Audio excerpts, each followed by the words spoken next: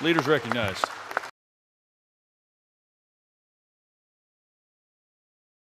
From the great Commonwealth of Massachusetts, Richie Neal, for yielding and for his tremendous leadership.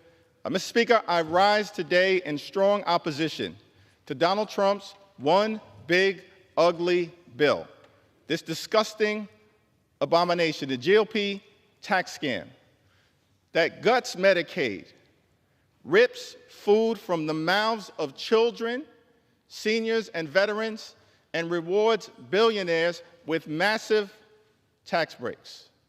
Every single Democrat stands in strong opposition to this bill because we're standing up for the American people.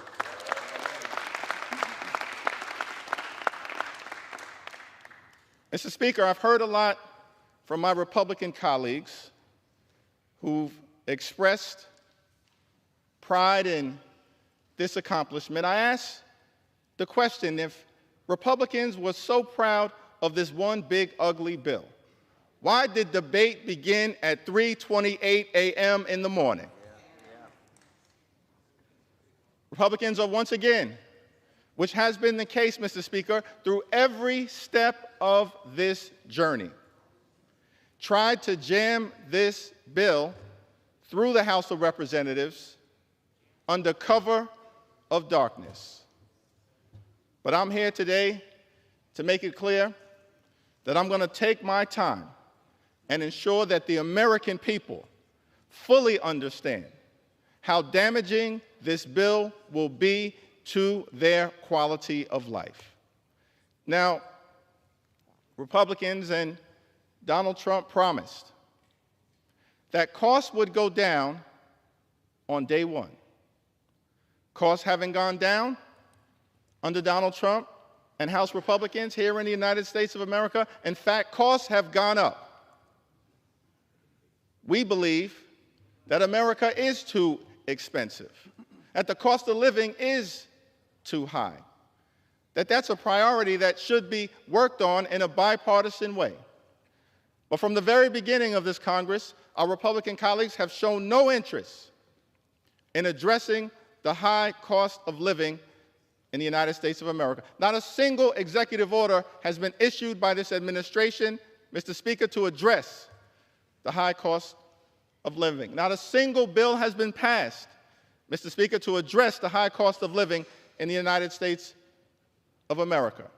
And this bill, this one big, ugly bill, this reckless Republican budget, this disgusting abomination, is not about improving the quality of life of the American people. It will hurt everyday Americans in several different ways.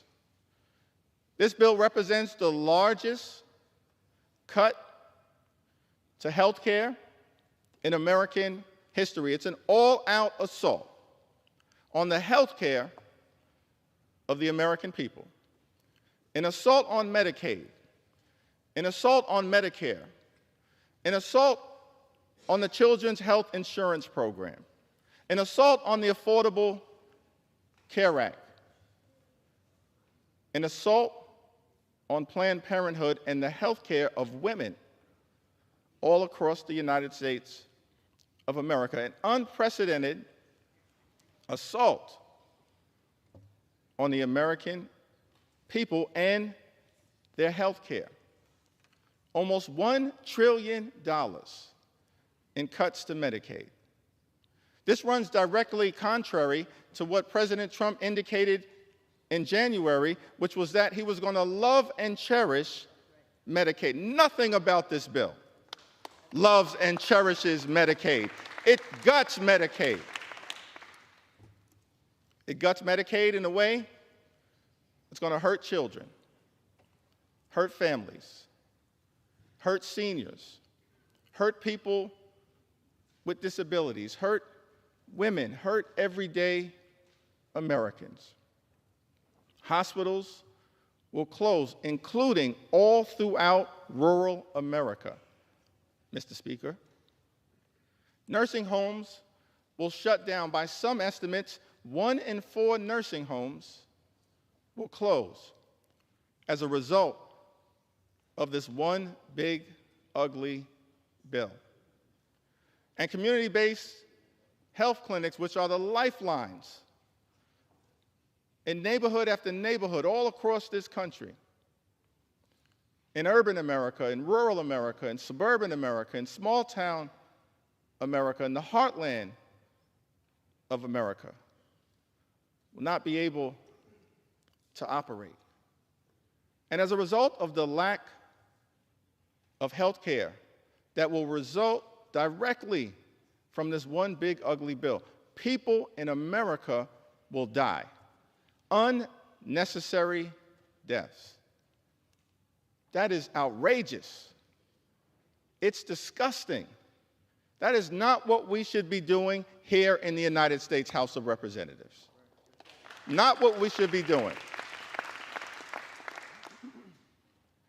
In addition to the cuts to Medicaid, this bill will result in the largest cut to Medicare in American history. By some estimates, more than $500 billion in cuts to Medicare as a result of the Republicans' one big, ugly bill. This bill will also result in a devastating blow to the Affordable Care Act. That's no surprise because since 2010, Republicans, Mr. Speaker, have been trying to gut and destroy the Affordable Care Act. And as a result of the damage that is done to the Affordable Care Act in this legislation, millions of Americans will lose their health care. The assault on health care in this one big ugly bill will result in more than 17 million Americans losing health care in the United States of America. Shame on the people who've decided to launch that kind of all-out assault on the health and the well-being of everyday Americans. That's not what we should be doing here in the United States House of Representatives. And because of the drastic cuts that are made to health care in this one big ugly bill, people with private insurance all across America are going to experience increases in their premiums, their copays, and their deductibles. Millions of Americans in every corner of this country, an all-out assault on health care. That's a very different vision, Mr. Speaker, that Republicans have working hard to take health care away from the American people than our vision, because we believe, as Democrats, that in the United States of America, health care should not simply be a privilege. Health care is a right that should be available to every single person in the United States of America.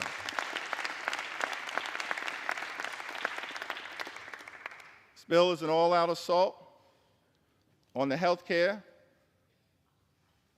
of the people of the United States of America, hard-working American taxpayers. These are the people we should be standing up to work hard to lift up. But instead, they're victims of this legislation. Hospitals will close. That impacts everybody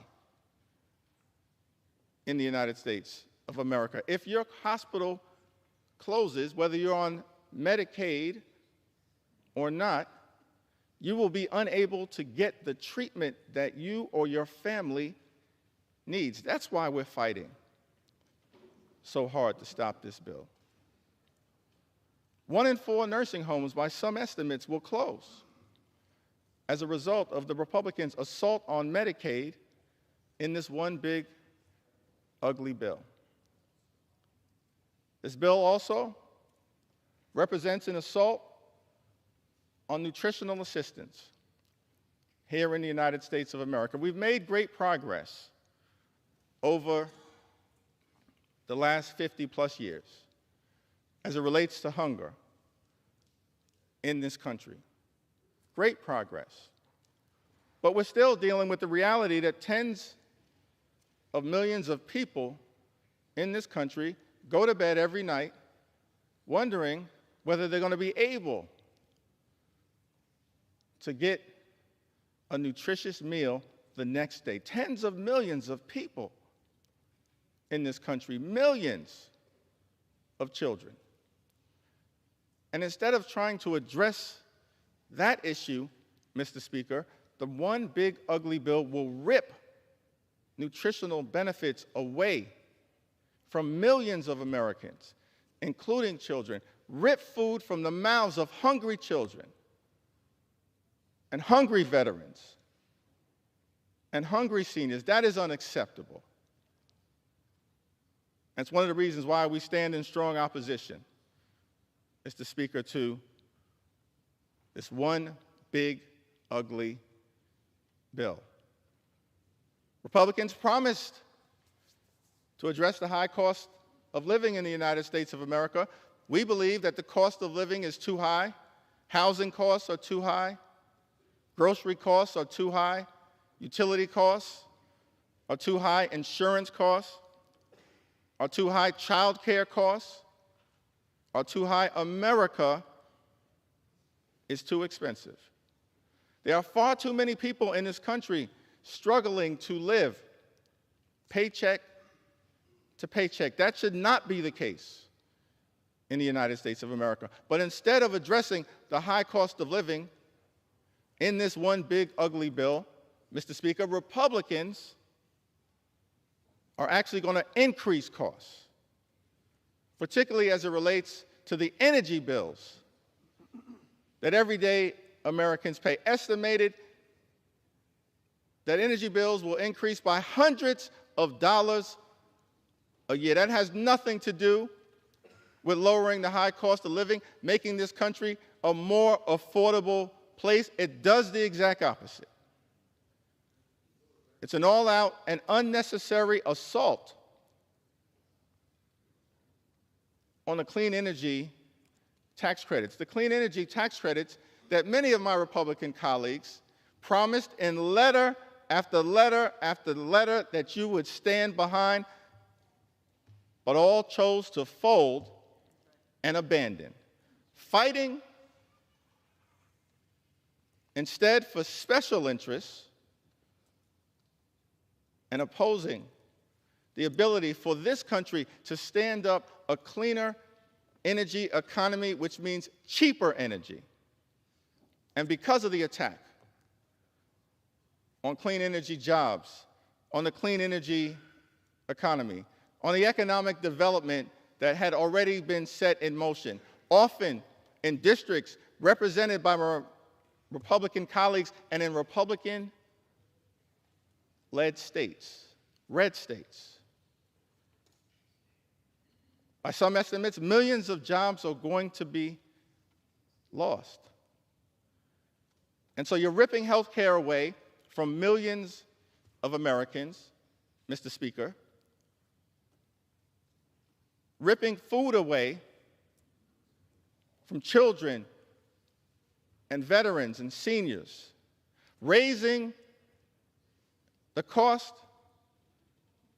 of utilities, of paying your energy bill by hundreds of dollars, stripping away millions of jobs all across America. And what is all of this being done for? To provide massive tax breaks to billionaires all across this country. We are better than that in the United States of America. When we take an oath, convene here, come to the United States Capitol, our job is to make life better for everyday Americans. But the genesis of this bill, the focus of this bill, the justification for all of the cuts that will hurt everyday Americans in this bill is to provide massive tax breaks for billionaires. It's extraordinary.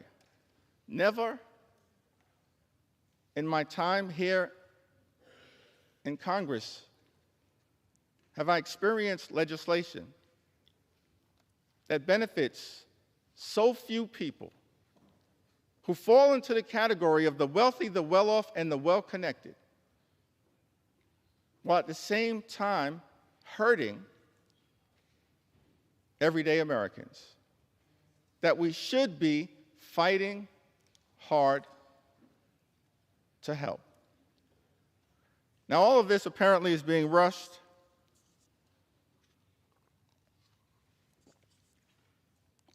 because the decision was made by President Trump that he would like to get a bill done by the 4th of July. What does the 4th of July have to do with this one big, ugly bill? What does celebrating American independence, the birth of this exceptional country, the journey that we've been on for 249 years, what does any of that have to do with this one big, ugly bill? I would suggest, Mr. Speaker, that if you actually look at the Declaration of Independence, what we find is that everything about this one big, ugly bill runs in direct contrast with what was set in motion by the framers and the founders of our great country.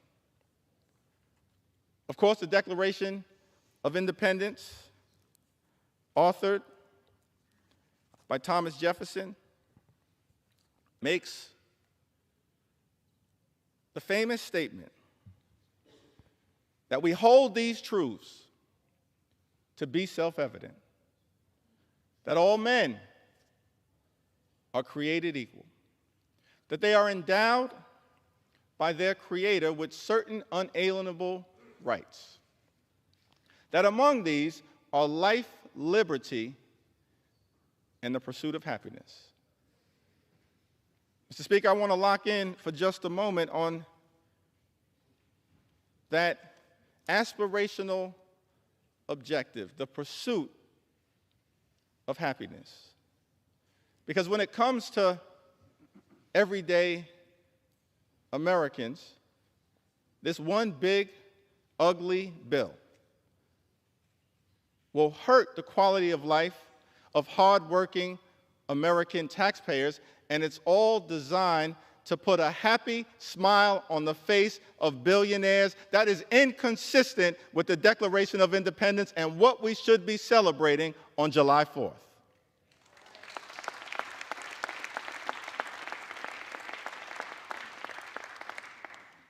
I think what Thomas Jefferson and the framers of this country, they set us out on a course of action, a journey, a march toward a more perfect union, in part anchored in the pursuit of happiness, which decade after decade, century after century, leaders who sat at 1600 Pennsylvania Avenue, leaders in this Congress on both sides of the aisle tried to bring about for the greatest number of Americans.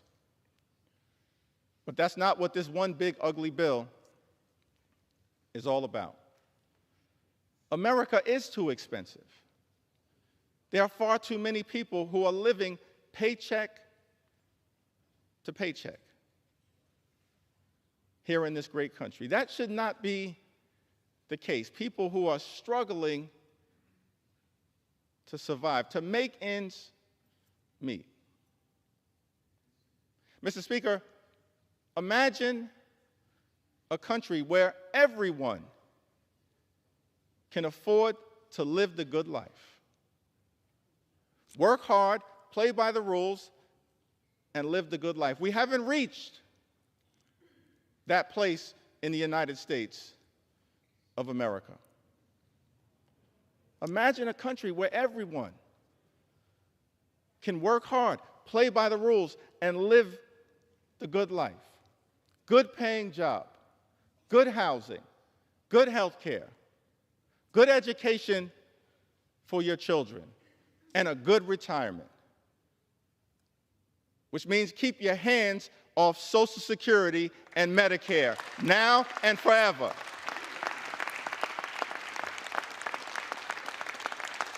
Now and forever. We want a country where every single American can afford to live the good life. Good paying job, good housing, good health care, good education for your children, and then a good retirement. And we know that in the United States of America, to unlock that quintessential American dream, living the good life, you have to work hard and play by the rules. But the challenge that so many Americans have right now in this country is that they're doing those two things. They're working hard and they're playing by the rules, but they're unable to experience the great American dream. They're unable to get to that third leg. They're unable to live the good life. And that's what we should be focusing on here in the United States Congress. Not gutting Medicaid, not ripping food out of the mouths of hungry children, not rewarding billionaires with massive tax breaks. How can you prepare to celebrate legislation that will undermine the quality of life of everyday Americans? It's not just a hypothetical. It's not just hyperbole. It's not just hype. It will happen. Everyday Americans will be hurt by the one big ugly bill. We're here on the floor of the House of Representatives debating legislation in the middle of the night with millions of Americans having gone to sleep anxious about what would happen. Here on the floor of the House of Representatives, understandably concerned that their voices have not been heard in this debate, that their pleas for compassion have been overlooked. Many of my colleagues, Mr. Speaker, on the other side of the aisle have chosen not to hold town hall meetings, not to hear from the voices of the people that you're privileged to represent.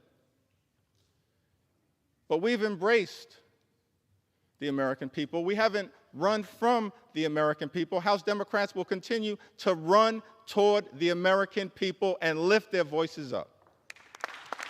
Lift their voices up. And so, Mr. Speaker, I'm going to take a little time to share some of the stories of the American people. Voices that might otherwise be excluded from this debate. But we're not going to let those voices be excluded. We will ensure that these voices are heard. We will continue to do everything we can to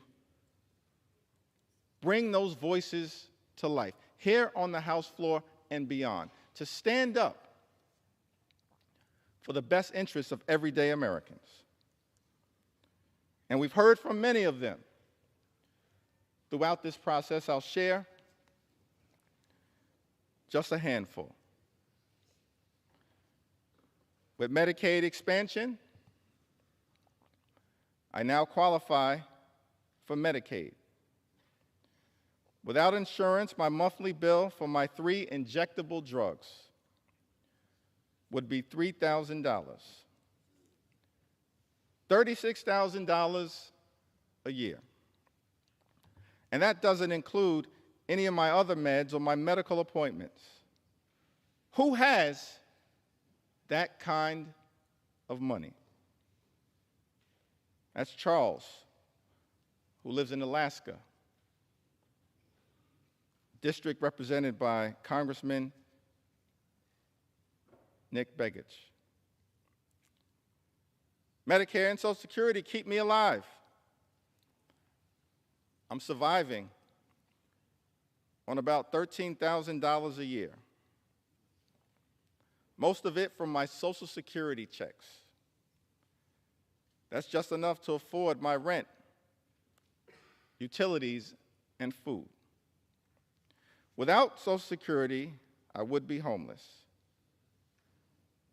And if Medicare did not pay for my medications, if I had to pay full price, I wouldn't be able to survive. There are so many other seniors who are in the same boat. Without these programs, seniors like me would die on the street.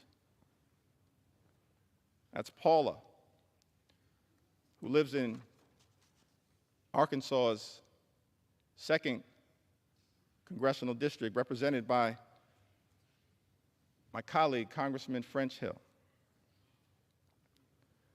My son is a 25-year-old young adult with profound nonverbal autism who needs 24/7 support.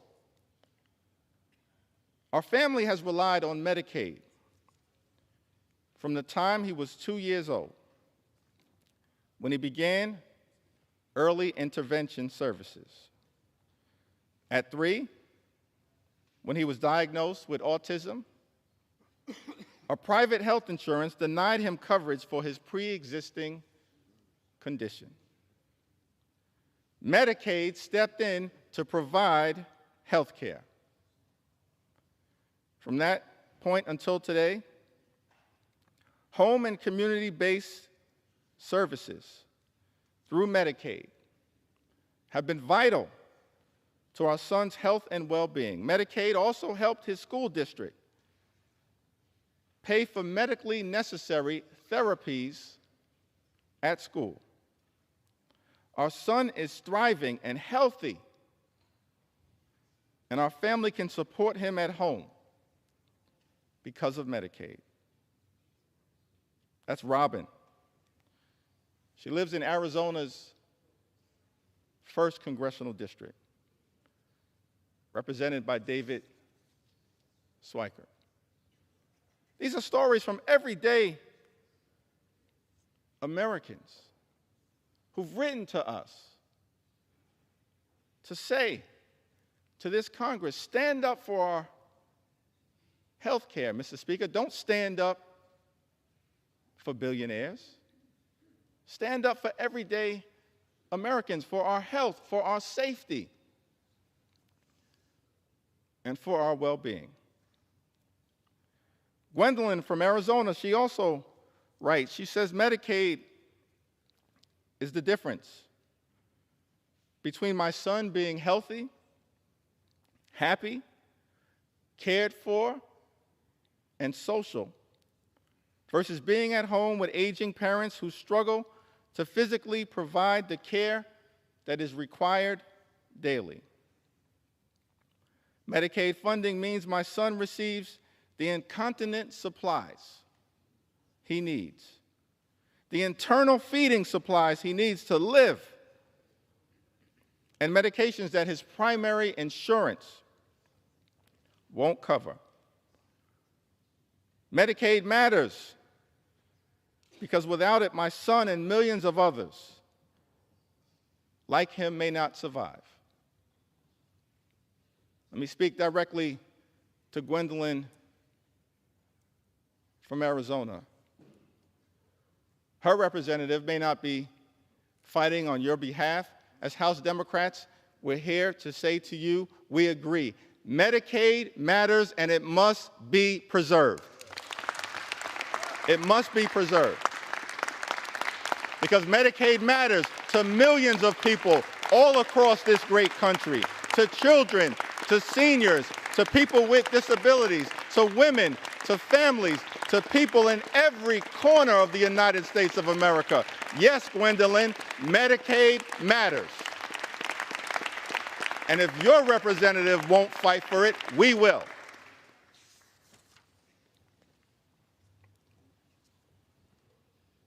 Brenda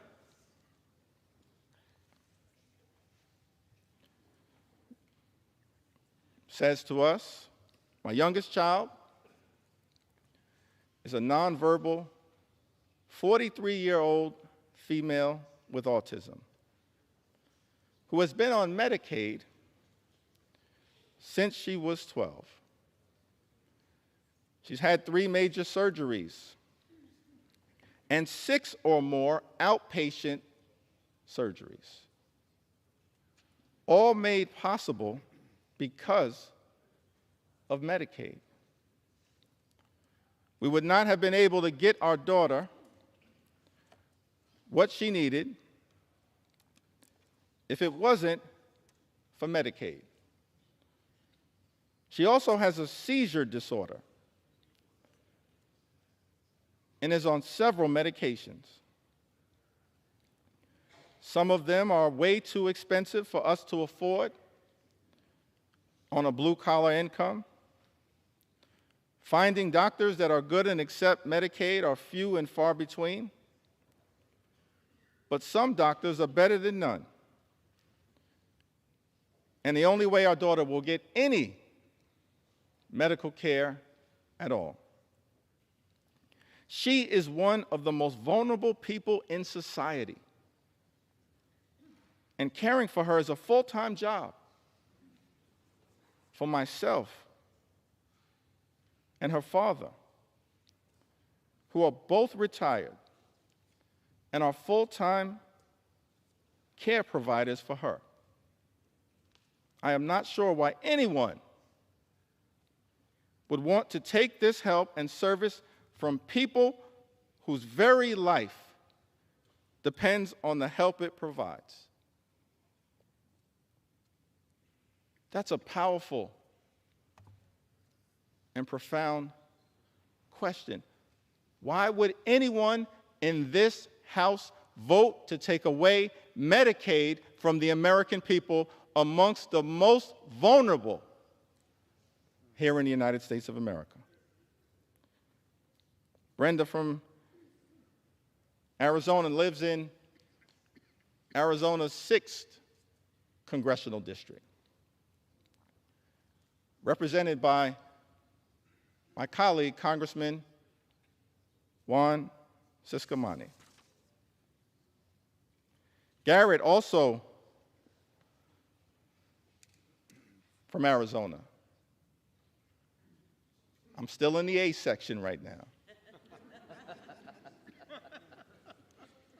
So strap in as we make sure we lift up the voices of everyday Americans all across this country. It's important that we take note. This isn't abstract, taking away health care from the American people. It's concrete, it's real. It has devastating implications. Garrett says, I was diagnosed with cerebral palsy at birth. Cerebral palsy at birth. Thanks to Medicaid, I was able to undergo multiple surgeries that significantly improve my ability to walk, transforming both my mobility and daily life. Relying on Medicaid, SNAP in the past, and SSI, I worry about what would happen to me and my friends if these programs were taken away. Without them, I wouldn't be able to keep up with doctor's appointments, medications, and transportation. Earlier today, my distinguished colleague from the great Commonwealth of Virginia read a passage of Scripture, one of my favorite passages of Scripture, Matthew 25 and 35 through 40. And later on this morning, as I continue my remarks, perhaps I'll have an opportunity to go a little deeper into the meaning of Matthew 25 and 35. What I can say is that all of us should be trying to lift up the least, the lost, the left behind, the poor, the sick,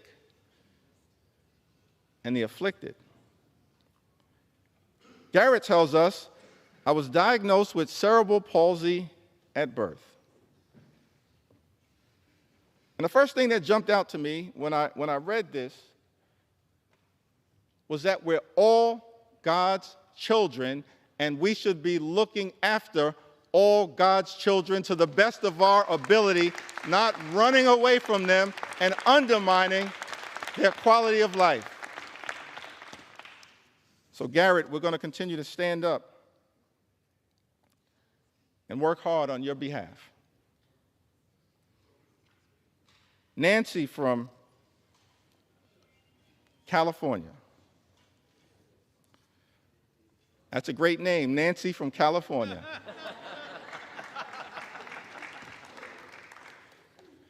Nancy from California writes, my two special health needs, former foster children, depend on Medicaid for a dizzying array of health services, ranging from over 20 pediatric medical specialists and palliative care to behavioral health and occupational therapies. They both have rare, incurable, disabling diseases that require IEPs to navigate school. She continues, but I want to pause right there.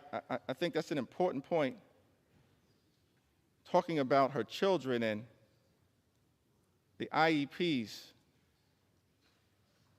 to navigate school. We should be looking out for children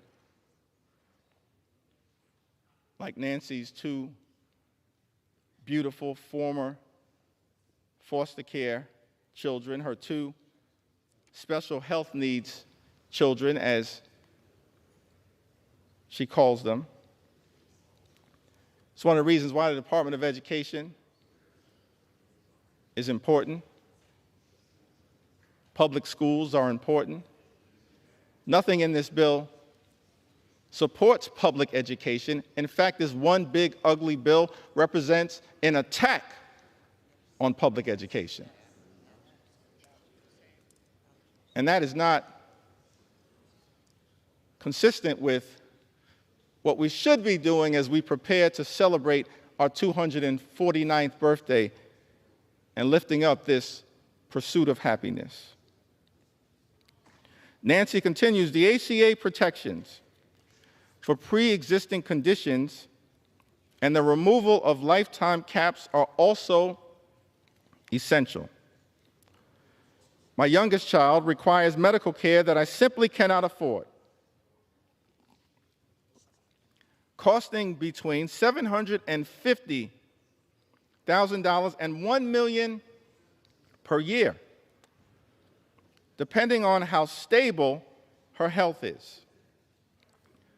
I work part-time, but the caregiver burden is too demanding for me to maintain a full-time job. As a single widowed mother, Medicaid has become a lifeline for keeping my kids as well as possible. Nancy lives in California's 1st congressional district, represented by my colleague, Congressman Doug LaMalfa. Laura lives in the Central Valley of California, an area of the country with the highest concentration of Medicaid recipients. The highest concentration of Medicaid recipients. I've been raising my 6 grandchildren for 15 years, and they are coming of age, but not many jobs are available. Also, my 16-year-old grandson depends on Medicaid and EBT to survive. He takes many medications a day.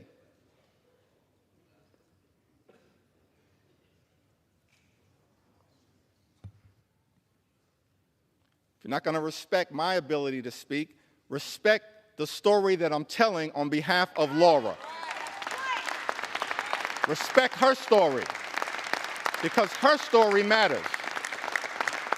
Her story matters, and the American people matter. We need order. He takes many medications a day. I'm too old to do anything but take care of him. I can't imagine choosing what medicines he gets or who gets to eat. Please reconsider for the people who need medication that is necessary for survival. Universal access to food and meds would lighten the worry that we carry. Not having to worry about food and medicines gives me more time to care for my 26-year-old grandson, who is quadriplegic due to a head-on collision last year. Please don't make him suffer anymore. He needs food supplements and many medications every day to survive. Laura lives in California's 22nd congressional district, a district that is represented by my colleague, Congressman David Valadao. Just happens to be the district that has the highest concentration of Medicaid recipients in this country. Laura, I don't know what your Congress member is going to do.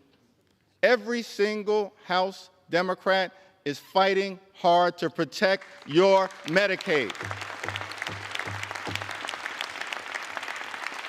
We value you, and we're working hard to defend you. Jackie is from the Orange County area of California. My son is 34 years old. He has Down syndrome and autism. and lives at home with his aging parents, Dad, 82, and Mom, 71. His biggest joys in life for him are his day program and eating out. How small are his desires? And you want to take that away from him. He requires much care. Bathing, shaving, washing hair, brushing teeth, dressing, etc. His aging parents can do the job required for this 100% of the time. He has great caregivers right now, and they have been with him for many years. Now you want to take that away from us? Please know that Medicaid, Medi-Cal, is what allows us to keep him in a safe and happy environment that he will not get anywhere else. And for a whole lot less money. Why should that change for him? Jackie asked. Please be respectful of families who have high-need family members who need these services. Thank you for allowing me to speak on behalf of my son and everyone who loves him. Jackie lives in California's 40th congressional district, a district represented by my colleague, Congresswoman Young Kim. Kayla writes to us from Colorado. At 26, I was diagnosed with brain cancer, a discovery I was only able to make because of Medicaid. Without it, I wouldn't have been able to get the treatment I need to survive. That diagnosis changed my life. And while I am grateful to be here, I can no longer work. Now I rely on disability benefits, food stamps, just to get by. These programs are the only reason I'm able to live. Without this support, I don't know how I would manage.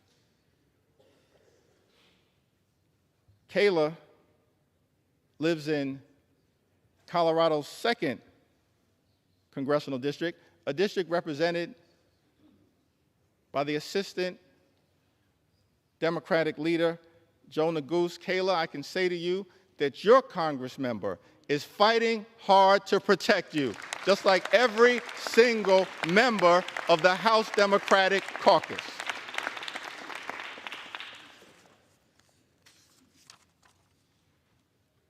Ashley writes to us from Colorado. She says, my life was saved by the Affordable Care Act. Because of this act, I was able to stay on my parents' health insurance when I couldn't get any coverage. At the time, I was dealing with a myriad of health issues and would eventually be diagnosed with multiple chronic illnesses. Because of the ACA, when my husband and I were married, I was able to be added to his insurance without being denied due to pre-existing conditions. Prior to the act being passed, I was denied coverage and care many times. If I was even approved for coverage, it cost me thousands per month in premiums. I was being penalized, Mr. Speaker,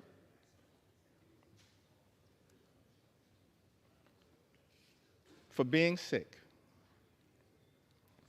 There were many times when I could not get coverage that I had to choose between which prescriptions I would get to have or whether I would get all my meds or the groceries we needed. You know, there are far too many people in the United States of America right now, before experiencing the devastating consequences of this one big, ugly bill, who have to choose between putting food on the table, clothing on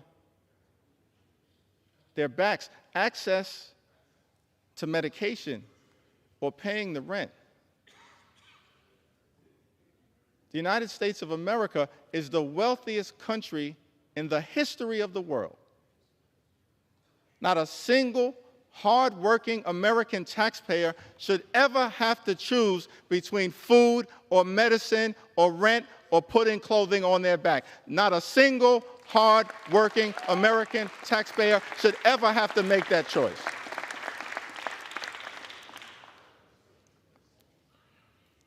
If people did not have to worry about health care being accessible, they would be able to be seen when necessary. And when people are able to see doctors when they are unwell, they can stay healthy for longer periods of time. When people can stay healthy, they don't miss work. When people don't miss work, they don't risk losing their jobs.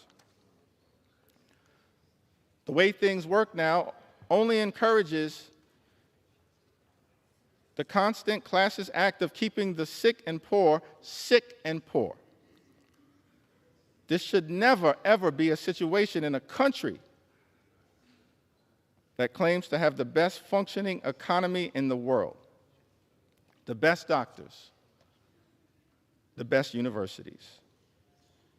Ashley lives in Colorado's 3rd congressional district.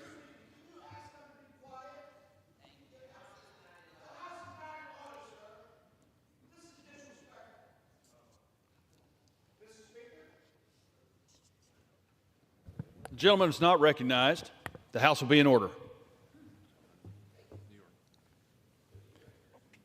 Ashley New York's recognized. Lives in Colorado's 3rd congressional district, represented by my colleague, Congressman Jeff Hurd. Ann also writes from Colorado. Through the Medicaid waiver, Scott, Ann's son, was placed in a group living situation that worked out for a while, but was eventually kicked out. After that, he moved back in with me, but ended up homeless once more, before finally being placed back on a Medicaid waiver program.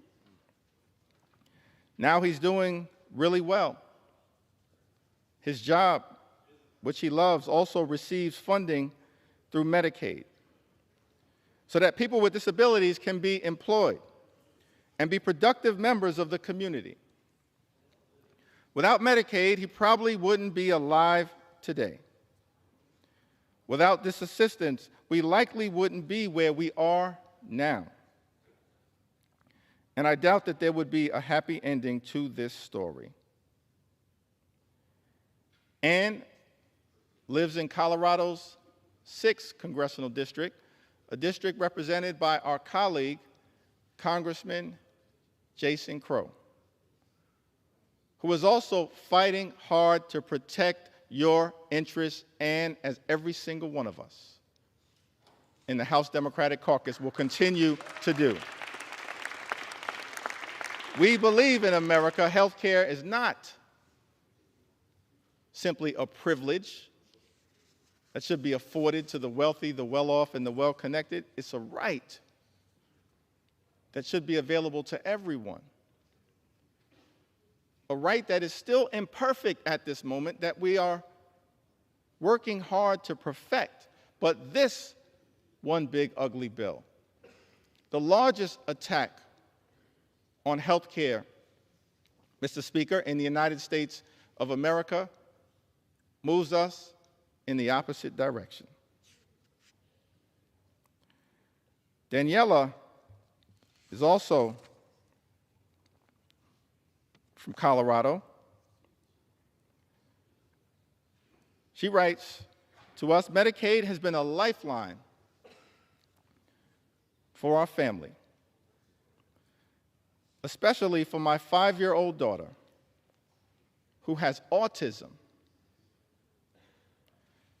That's the thing, Mr. Speaker. Medicaid is important for so many Americans all across this country, including people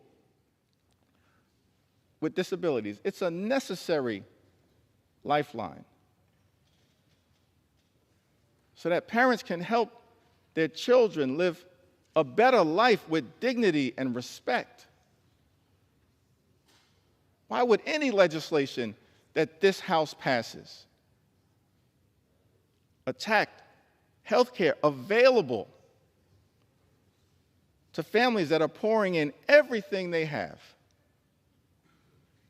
to help their child under difficult circumstances live the best possible life? It perplexes me, Mr. Speaker, that this bill would go after the health care of people like Daniela and her 5-year-old daughter.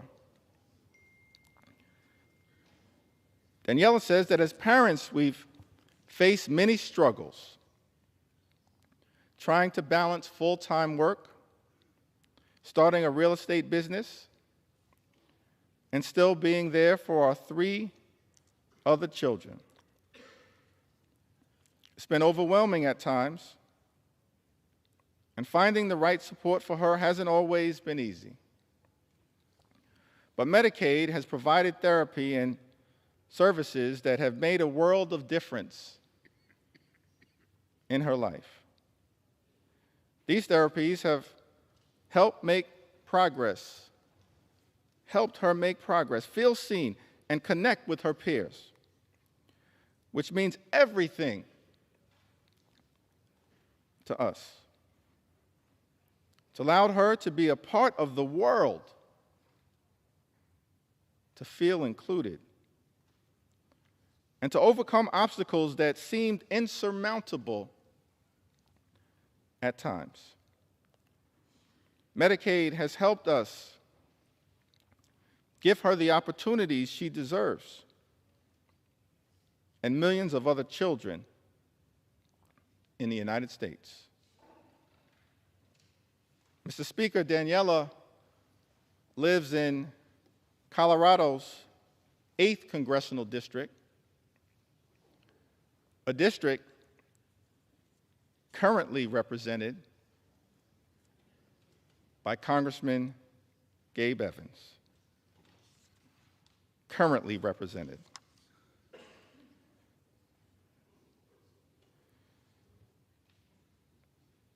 Mr. Speaker, we heard from Martha, who writes from Florida. I have an adult daughter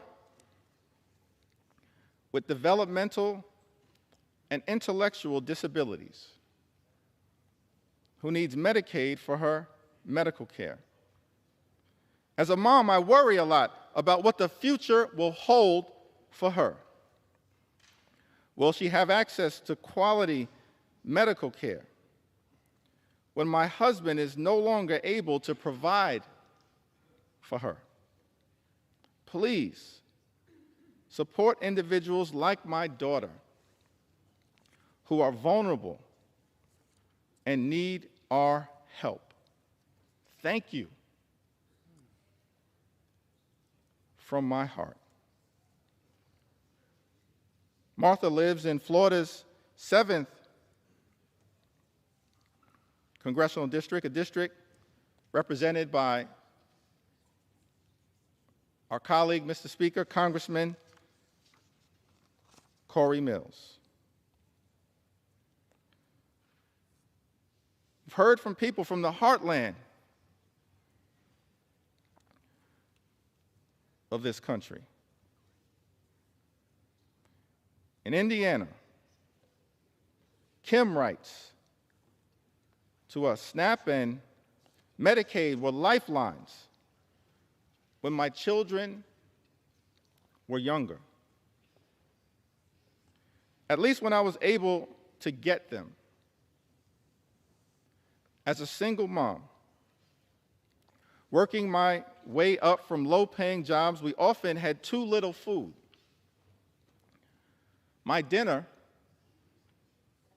was the combined uneaten food from my 4 kids' plates. Even then, keeping benefits was difficult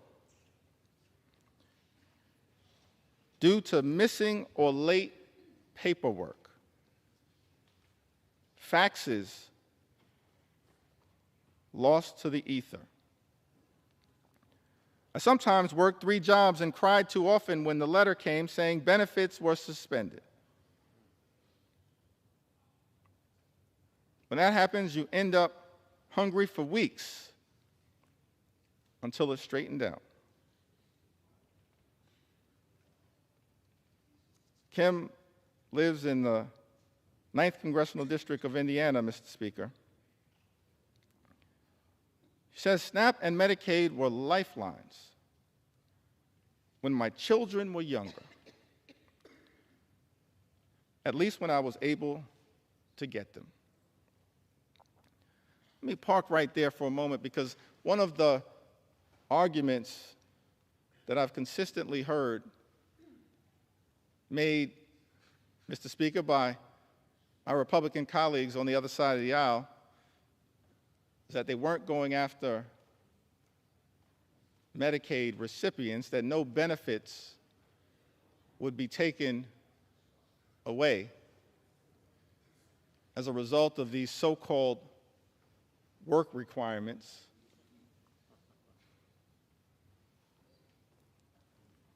Let's fact check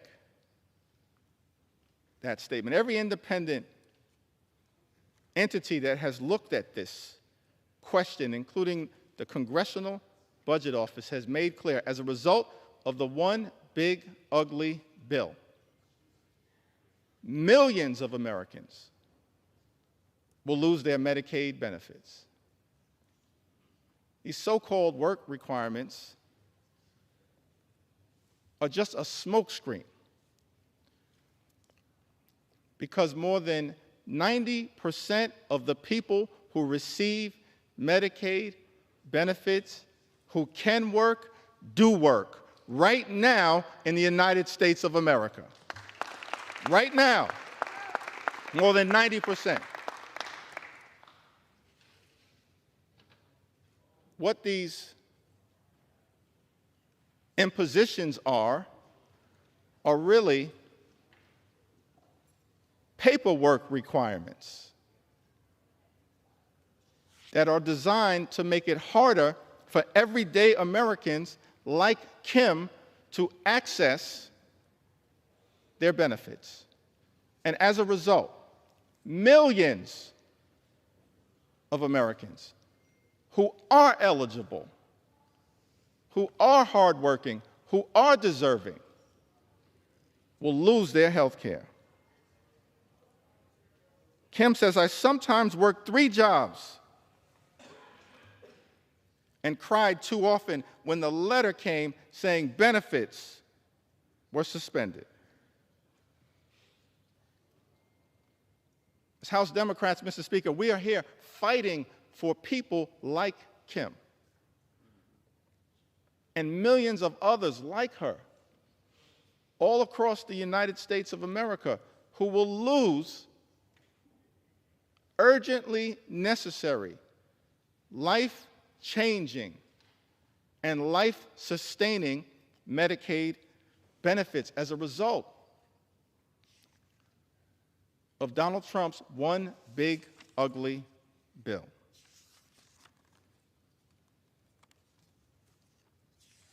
We hear from Maria, from Iowa, in the great heartland of this country. Maria writes to us in 2021,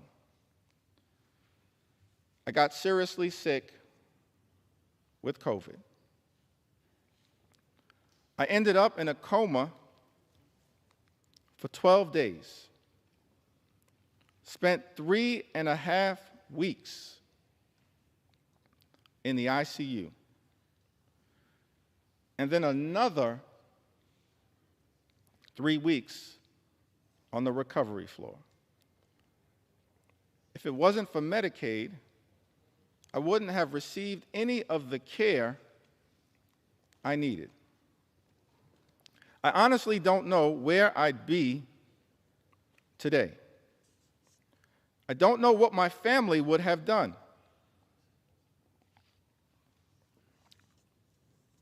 Without Medicaid, I wouldn't have made it. If I lost Medicaid,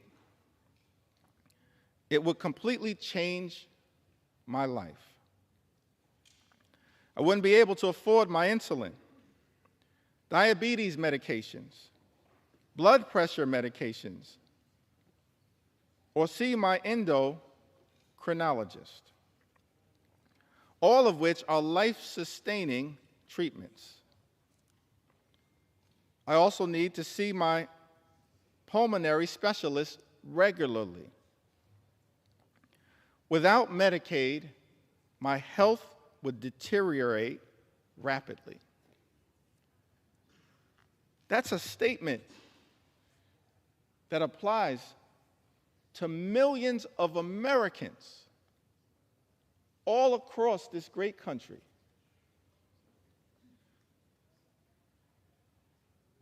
Who are at risk of losing their health care because this one big, ugly Republican bill has put a target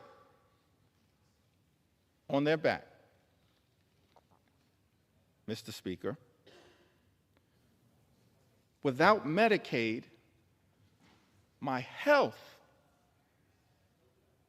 would deteriorate. Taking the time to share these stories because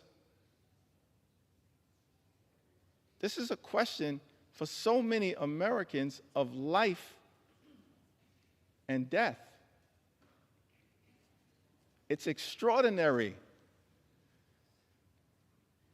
that on the House floor, in the middle of the night, the American people are forced to confront a bill that targets their health care and will result in their well-being deteriorating.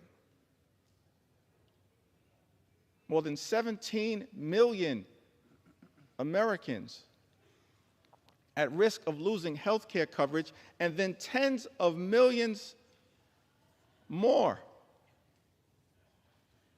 experiencing increased premiums, co-pays, and deductibles as a result of the attack on health care in this bill. Many of them will also lose coverage, lose their health care. These are Americans on private insurance, employer-provided insurance, but because of the health care attacks in this bill, their premiums, their co-pays, their deductibles will go up. Some will not be able to afford it, and they will lose their health care. That's what this bill represents. That's why I'm taking the time to share these stories and experiences and concerns and fears and anxieties of the American people. I wish, Mr. Speaker, that we had a lot more time to debate this bill. This is the type of bill that under normal circumstances, we'd have hours and hours of debate, where hundreds of members could participate on both sides of the aisle and share their thoughts, their perspectives, their ideas, their passionate support or passionate opposition. But this bill, which by some estimates is larger than the CARES Act and the American Rescue Plan and the Infrastructure Investment and Jobs Act and the CHIPS and Science Act combined in terms of its possible impact on the debt in this country, increasing the debt by more than $3 trillion, saddling our children and grandchildren with that level of extraordinary debt by people who claim to be fiscally responsible. The implications of this bill are enormous. And yet, each side of the Ways and Means Committee was given 15 minutes to discuss the implications of this bill. Each side of the Budget Committee was given 15 minutes to discuss the implications of this bill that will have devastating consequences for everyday Americans, while rewarding billionaires with massive tax breaks. It had been my hope, Mr. Speaker, that we'd be able to have a robust debate, passionate support or passionate opposition in connection with this bill, that hundreds of members on both sides of the aisle could participate in. Instead, we have a limited debate where the relevant committees of jurisdiction have been given 15 minutes each on a bill of such significant magnitude as it relates to the health, the safety, and the well-being of the American people. And because that debate was so limited, I feel the obligation, Mr. Speaker, to stand on this House floor and take my sweet time to tell the stories of the American people. And that's exactly what I intend to do. Take my sweet time on behalf of the American people, on behalf of their health care, on behalf of their Medicaid, on behalf of their nutritional assistance, on behalf of veterans, on behalf of farmers, on behalf of children, on behalf of seniors, on behalf of people with disabilities, on behalf of small businesses, on behalf of every single American. I'm on this House floor after 6 a.m., and I'm planning to take my sweet time.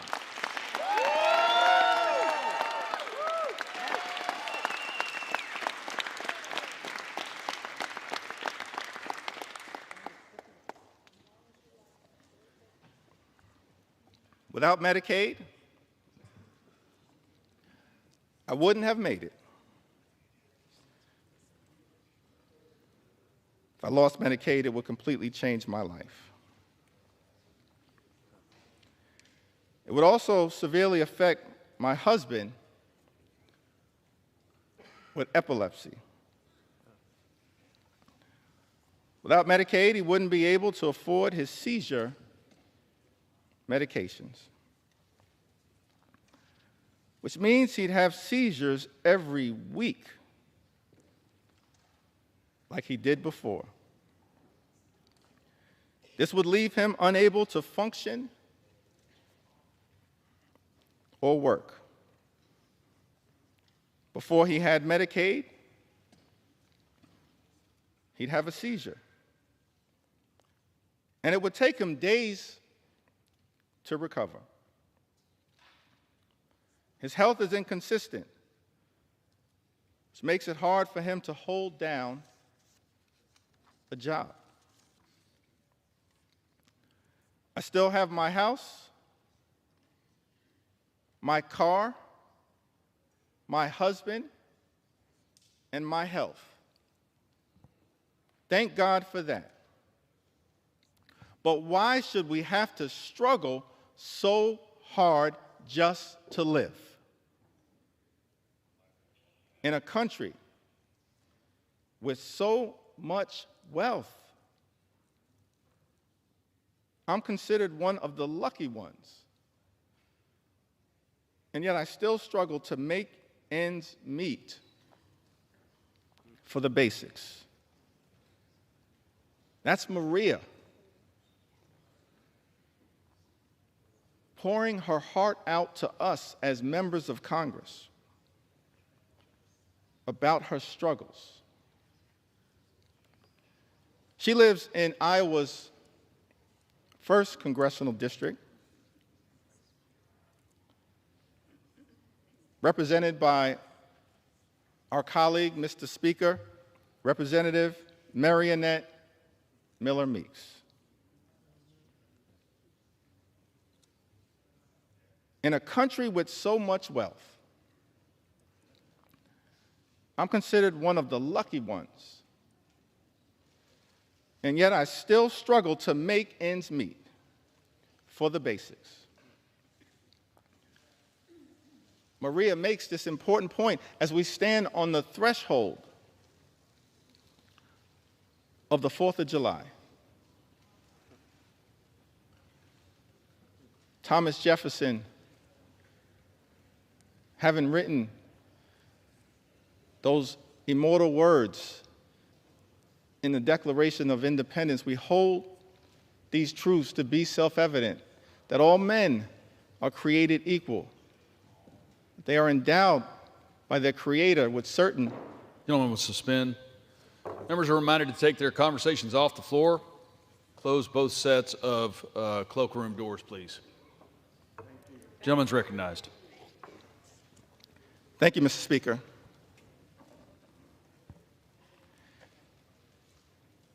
If I'm not going to get any love for the other side of the aisle, I would expect that at least Thomas Jefferson would.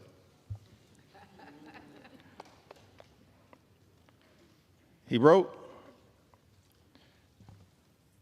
in the Declaration of Independence that among these are life, liberty, and the pursuit of happiness. What is the pursuit of happiness in the United States of America here in the year of our Lord, 2025? Imagine a country where every single American can afford to live the good life. Work hard, play by the rules, live the good life. That's the American dream. But our concern as Democrats is that in the wealthiest country in the history of the world, there are far too many people like Maria from Iowa, who are unable to achieve that American dream, unable, despite working hard and playing by the rules, to live the good life, good paying job, good housing, good health care, good education for your children, and a good retirement. That should not be too much to ask for here in the United States of America. But instead of working to bring that American dream to life for the greatest number of people all across the country, this one big, ugly bill, Mr. Speaker, that our Republican colleagues are trying to jam down the throats of the American people, will undermine their quality of life.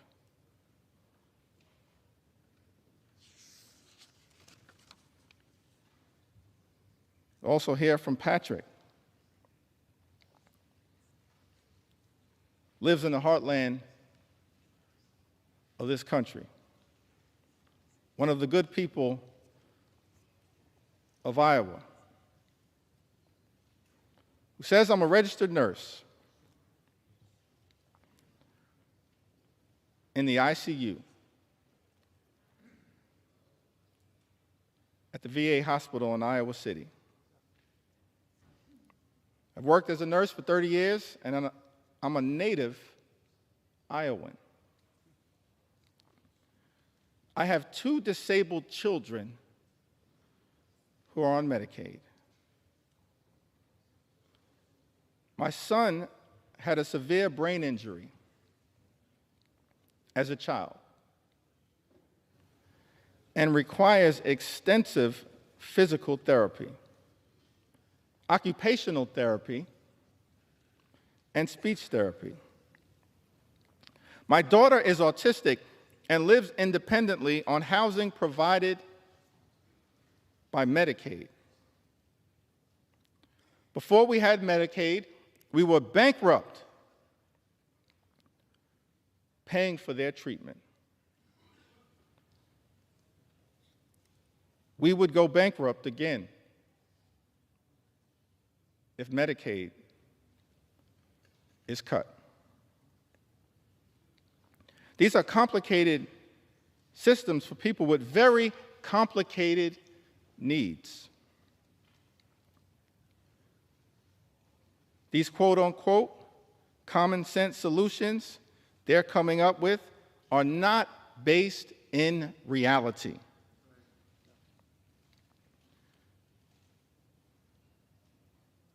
People have tried these work requirements in the past, but even disabled or able-bodied people, we all have barriers. From childcare, transportation, monetary limitations. It's a foolish idea to think that this won't have a negative impact. They're just trying to remove people from the program, and it's cruel. Patrick, you are correct. Thank you for your service as a registered nurse at the VA hospital. And thank you for all that you are doing to love and cherish your 2 disabled children who are on Medicaid. And you're exactly right. What is contemplated in this one big, ugly bill is wrong, it's dangerous, and it's cruel. And cruelty should not be either the objective or the outcome of legislation that we consider here in the United States House of Representatives. Mr. Speaker, cruelty should never be the objective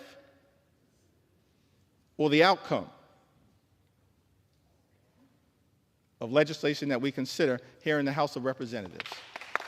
But it is cruel to take away Medicaid from the American people. And that is why, as House Democrats, we will continue to show up and speak up and stand up in defense of the health care of the American people. I'm thankful for all of my colleagues who are here, who throughout this process, a difficult process, have stood up over and over and over again on behalf of the health care of the American people. Thankful for my colleagues in leadership, Whip Catherine Clark and Chair Pete Aguilar, and all of the members of House Democratic leadership. Thankful for the leaders of every single committee who's been battling hard to push back against the cruelty that is in this one big, ugly bill. Thankful for the leadership of Richie Neal. Thankful for the leadership of Frank Pallone. Thankful for the leadership of Brendan Boyle.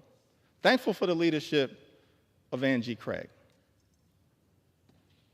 I'm thankful for the leadership, the principal leadership of every single member of the House Democratic Caucus. But above all else, I'm just thankful for the spirit, the heart, and soul of the American people who have risen up throughout this country to make it clear to all of us in this institution: keep your hands off our Medicaid. Keep your hands off our health care, our Medicaid, the Affordable Care Act. Keep your hands off our Medicaid. That's why, Mr. Speaker, I stand before you today to lift up stories on behalf of the American people. Don't have the great privilege and honor to stand on this House floor, as all of us, Democrats and Republicans alike, do, on behalf of the American people in this great institution, the House of Representatives. But to me, what we are doing with this one big, ugly bill, this assault on health care, on veterans, on nutritional assistance,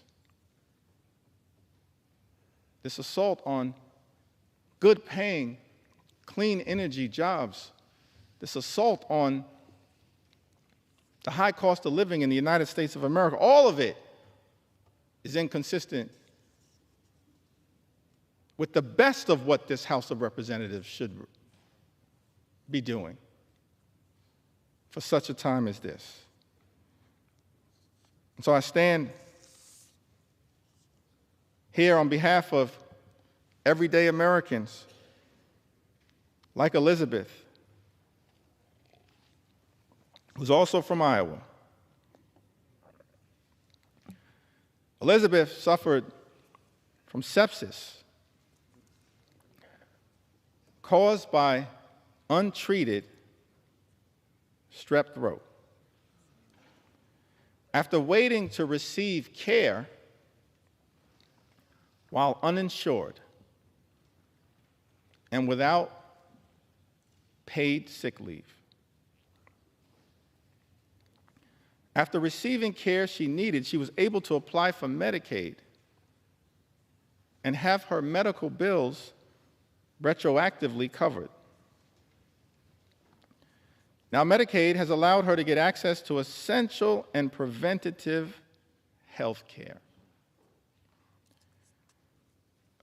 Mr. Speaker, Elizabeth lives in the congressional district represented by our colleague, Zach Nunn, Iowa's 3rd congressional district. Thank you, Elizabeth, for highlighting one of the concerns that all of us should have with this bill. When you launch an all-out assault on the health care of the American people, when you effectively end Medicaid as we know it, gut parts of the Affordable Care Act, what you essentially are doing by stripping health care away from the American people, putting people like Elizabeth back in the position that she had previously been in, where she has untreated medical conditions that won't get better on its own, it will likely get worse and lead to further medical complications. Why would we do that to the American people? That is wrong. We should be lifting people up in this country, not tearing them down. We should be lifting up everyday Americans, not tearing them down, and putting them at risk of their life, their quality of life, their health, their well-being, getting worse. We hear from Becky.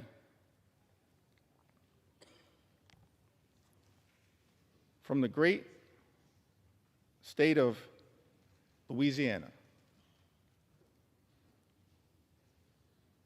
By the way, Louisiana is a state with some of the highest percentages of Medicaid recipients of any state in the Union. Any state in the Union. And Louisiana is a state at risk of suffering greatly as a result of the all-out assault on Medicaid that is part of Donald Trump's one big ugly bill. Becky tells us, I have had Medicaid for years, and without it, I wouldn't be able to afford to see my doctors or cover what Medicaid doesn't pay. As a senior citizen, I now have to go back to work just to keep a roof over my head, afford rising food and utility costs, and maintain my car. Meanwhile, the government keeps taking more and more out of my Social Security benefits. Money I already paid taxes on while working. Feels like the middle class no longer exists. You're either rich or poor. Politicians today have no real understanding of what it's like to struggle every single day. If they had to live like regular people, maybe things would improve for seniors like me. Becky lives in Louisiana's 3rd congressional district, a district represented by our colleague, Mr. Speaker, Representative Clay Higgins. Louisiana, state, of course, also represented by my good friend and colleague,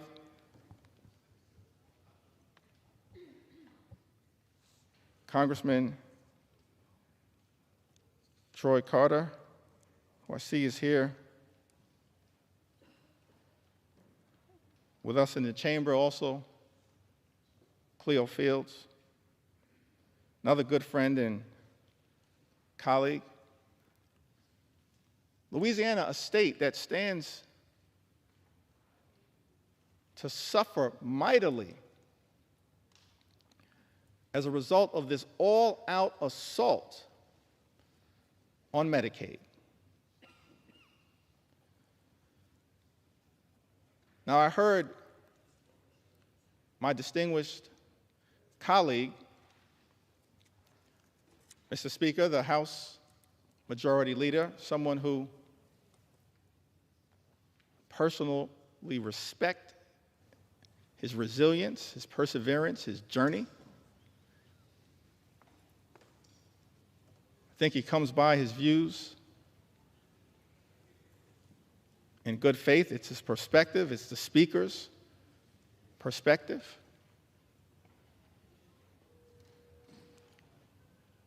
But many of our colleagues on the other side of the aisle have made the representation that as House Democrats, we're not telling the truth to the American people about the devastating impact that Donald Trump's one big ugly bill, a bill being rushed through this chamber, will have on the health and the well-being of people in Louisiana and all across the country. They've accused us of fear-mongering and making misrepresentations. And so I was surprised to learn, Mr. Speaker, that the Louisiana State Legislature recently voted. The Louisiana State Legislature that has a Republican supermajority. The Louisiana State Legislature recently voted to condemn the one big ugly bill because of the extraordinary attack on Medicaid that will adversely impact their constituents. We're telling the truth. This one big ugly bill will hurt everyday Americans in Louisiana and all across the country. Don't take our word for it. Take the word of the Louisiana State Legislature. Supermajority. Who done? So we're here on the House floor, taking our sweet time to tell the stories of the American people and the adverse impact that Trump's one big ugly bill, that my House Republican colleagues, Mr. Speaker, are trying to jam down the throats of the American people, causing great harm to those who we should be working hard to protect, love, and cherish, not adversely impact their ability to live and live life more abundantly.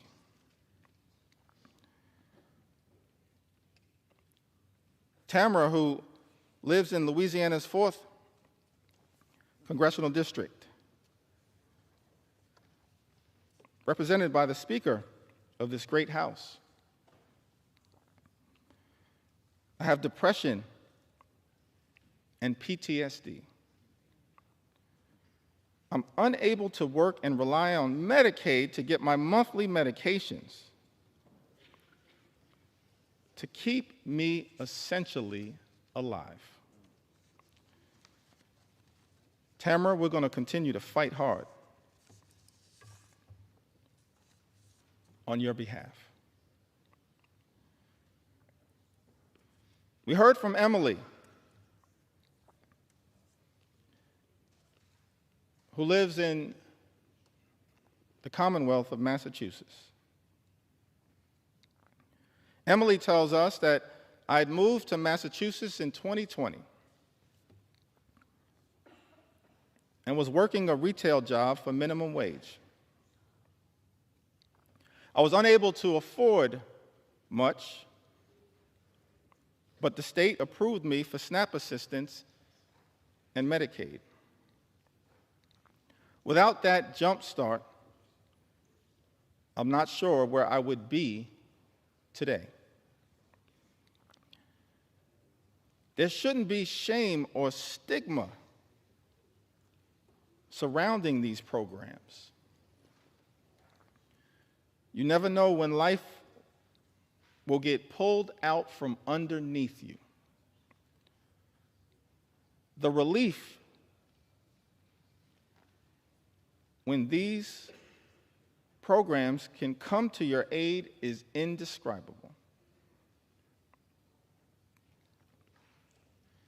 Emily lives in the 5th Congressional District of Massachusetts, a district that is represented by the House Democratic Whip, Catherine Clark, who's a strong champion on your behalf, Emily, powerfully, ethically, principally, fighting hard on your behalf. Casey lives in the 2nd Congressional District of Maine, a district represented by Congressman Jared Golden. Thankful for Congressman Golden's service. He served this nation with distinction overseas and has come back home to serve this nation in the United States Congress. Casey writes, as a single mom of 2 young children and non-profit professional in rural Maine, Casey and her children rely on Medicaid and SNAP to live their lives. The resources and stability provided by Medicaid and SNAP allowed Casey to leave her emotionally abusive husband and support her children. Casey's 7-year-old son has ADHD and is on the autism spectrum. Relies heavily on individualized support through Medicaid. If Medicaid goes away, Casey doesn't know how their family will stay afloat.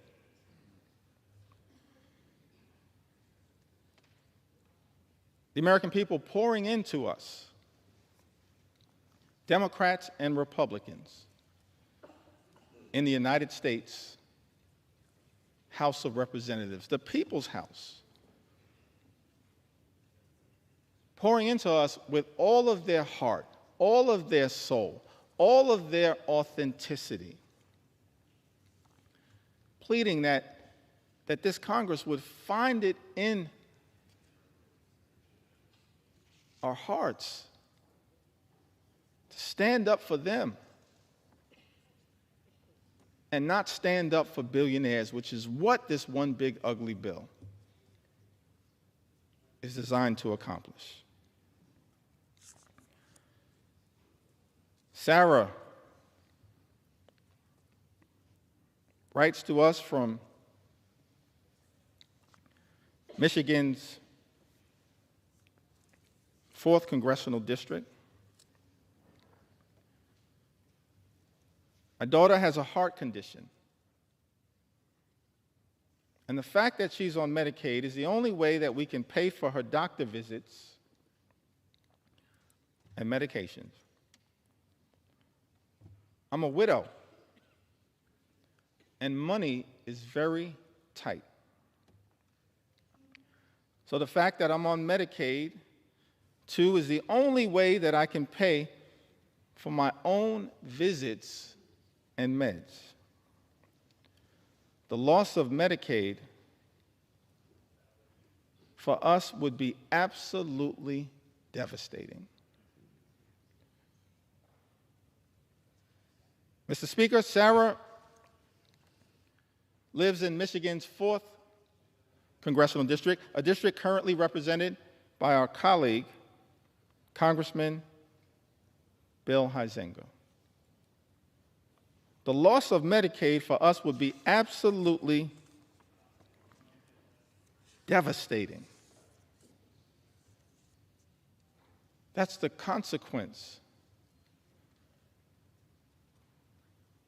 of the GOP tax scam, this disgusting abomination, this reckless Republican budget.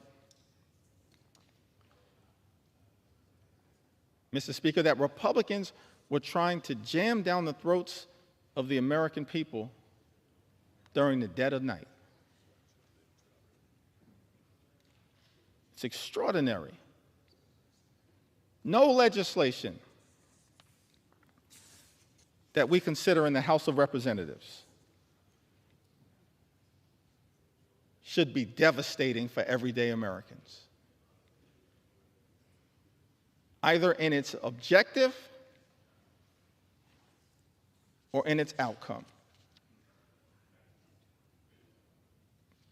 But as Democrats, we stand here in strong opposition to this one big, ugly bill because of the devastating consequences that will result to everyday Americans all across this great country. Lucy writes to us from the heartland, from the great state of Michigan as well. My brother is a developmentally disabled senior who lives in a group home. Until the age of 59, he was cared for by our mother. He cannot live on his own and has numerous health issues. He depends on Medicaid. Without Medicaid, his brothers and sisters could not support his medical care. We're hearing from families all across the country mothers and fathers, brothers and sisters, sons and daughters, husbands and wives, pleading with this Congress, pleading with House Republicans to stand up for their loved ones who are on Medicaid, who are at risk of having their health care run over and their lives ruined by the consequences of Donald Trump's one big, ugly bill. Lucy lives in Michigan's 7th Congressional District, a district currently represented, Mr. Speaker, by our colleague, Representative Tom Barrett. We've also heard from Sharon, who lives in Michigan. My daughter is a young woman who was born with cerebral palsy, mild cognitive impairments, and autism. She depends on Medicaid services for her health.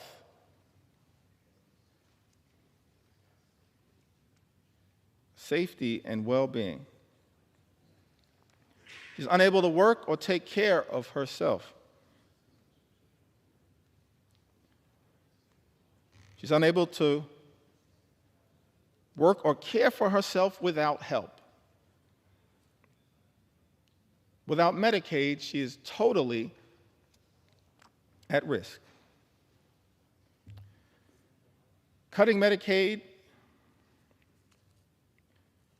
to give tax cuts to wealthy billionaires is not only cruel and unethical, Sharon writes, but it puts vulnerable people, including children, at risk of severe mental and physical health problems. Do the right thing and rescind the drastic cuts to Medicaid for vulnerable people with serious physical disabilities and people with serious and persistent mental health problems. Mr. Speaker, Sharon lives in the 10th Congressional District, represented by our colleague, Congressman John James. I don't know how the congressman from the great state of Michigan will vote at the end of the day as it relates to defending people like Sharon. But as Sharon writes, I know what I can say. She says, do the right thing and rescind the drastic cuts to Medicaid for vulnerable people with serious physical disabilities and people with serious and persistent mental health problems. Sharon, House Democrats will always do the right thing when it comes to your health, your safety, and your well-being, your Medicaid, and the love and care that you are working hard to provide to your daughter. We will always do the right thing. We're not perfect, no one is. But we will always strive to do the right thing on your behalf.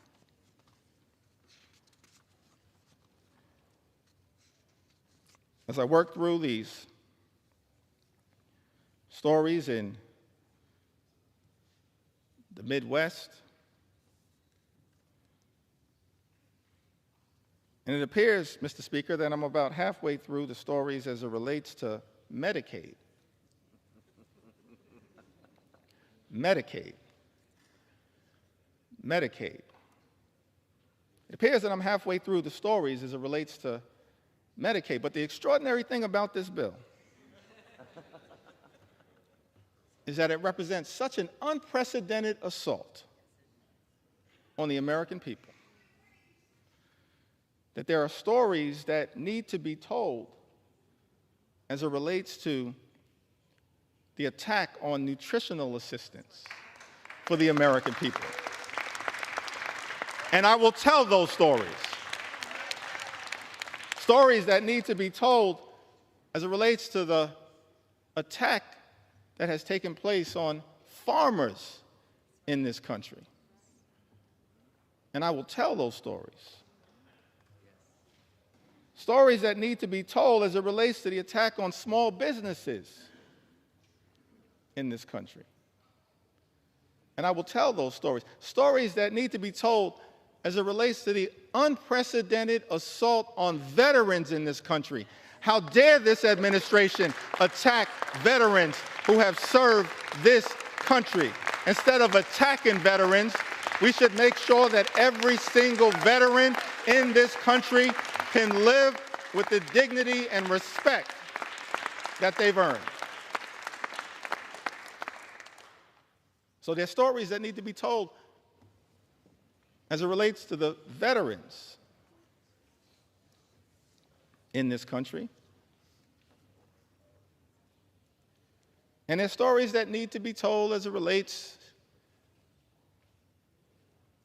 to law-abiding immigrant families. We have to secure our border. We believe that we have a broken immigration system that should be fixed in a comprehensive and bipartisan way.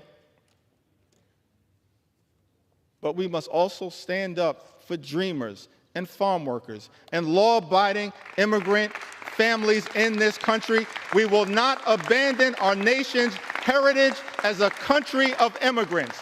Not today, not tomorrow, not ever. It's part of what American exceptionalism has been all about.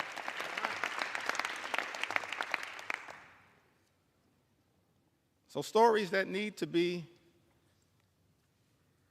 told. William writes to us from the great state of Minnesota. So thankful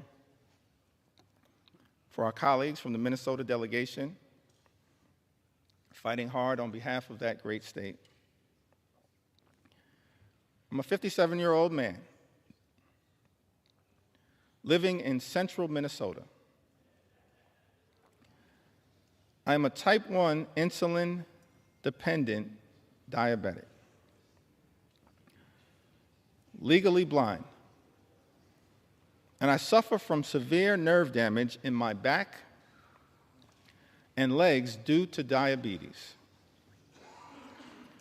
I rely on Social Security, Medicare, Medicaid, and SNAP benefits to support myself. Any reduction in these programs would severely impact my life and my ability to afford food,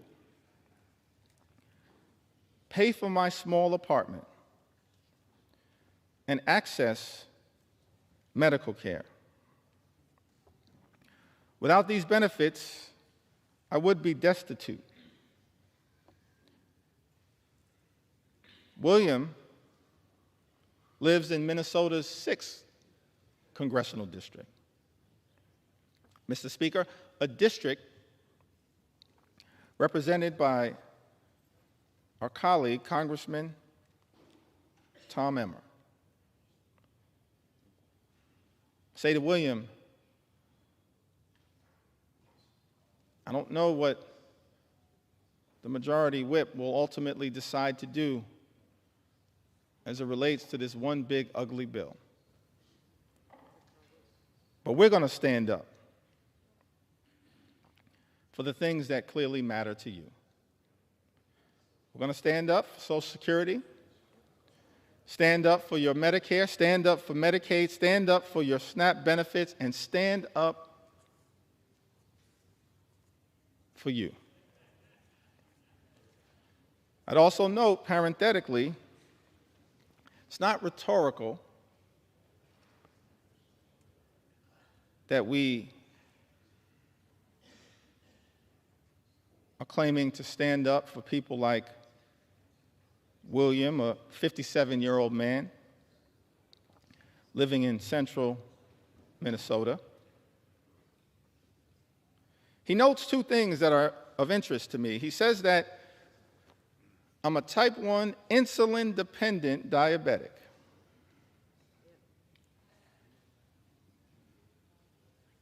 And then also says, I rely on Social Security, Medicare, Medicaid, and SNAP benefits to support myself. Which suggests to me that William actually may have been a beneficiary of some of the hard work that has taken place on this side of the aisle. His life is not perfect. There's still a lot of work that needs to be done.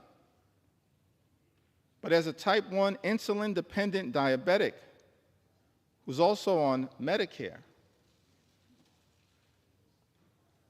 as a result of the Inflation Reduction Act, his insulin at this point always and forever will be no more than $35 per month. That's a down payment, William, on the type of work that we believe needs to be done, because we are committed to lowering your costs. Despite all the talk that comes from my colleagues on the other side of the aisle, Mr. Speaker, on day one, promising to lower the high cost of living. Costs would go down on day one. Costs haven't gone down. Mr. Speaker, in the United States of America, costs are going up. Life remains far too expensive. And as a result of some of the reckless policies coming out of the Trump administration, including the Trump tariffs, on again, off again, creating so much uncertainty, but certainly will result in thousands of dollars per year in additional costs on everyday Americans. We're committed to lowering the high cost of living. We're committed to making sure that every single person in this country can afford to live the good life. Good paying job, good housing, good health care, good education for their children, and a good retirement. We're committed to working hard to make sure that every single American like William can afford to live the good life. This one big ugly bill does the exact opposite. Does it make life more affordable, Mr. Speaker? It makes life more expensive. The gentleman suspend. House will be in order. As the caffeine kicks in, please take your conversations outside the chamber or in the cloakroom. Gentleman's recognized. Thank you, Mr. Speaker. Without Medicaid, Heather from the great state of Minnesota writes, without Medicaid, my 3 kids and I would have no insurance. I couldn't afford my epilepsy and schizophrenia medications. My kids wouldn't have access to health care, including ER visits, physicals, vaccinations, and dental cleanings. Heather lives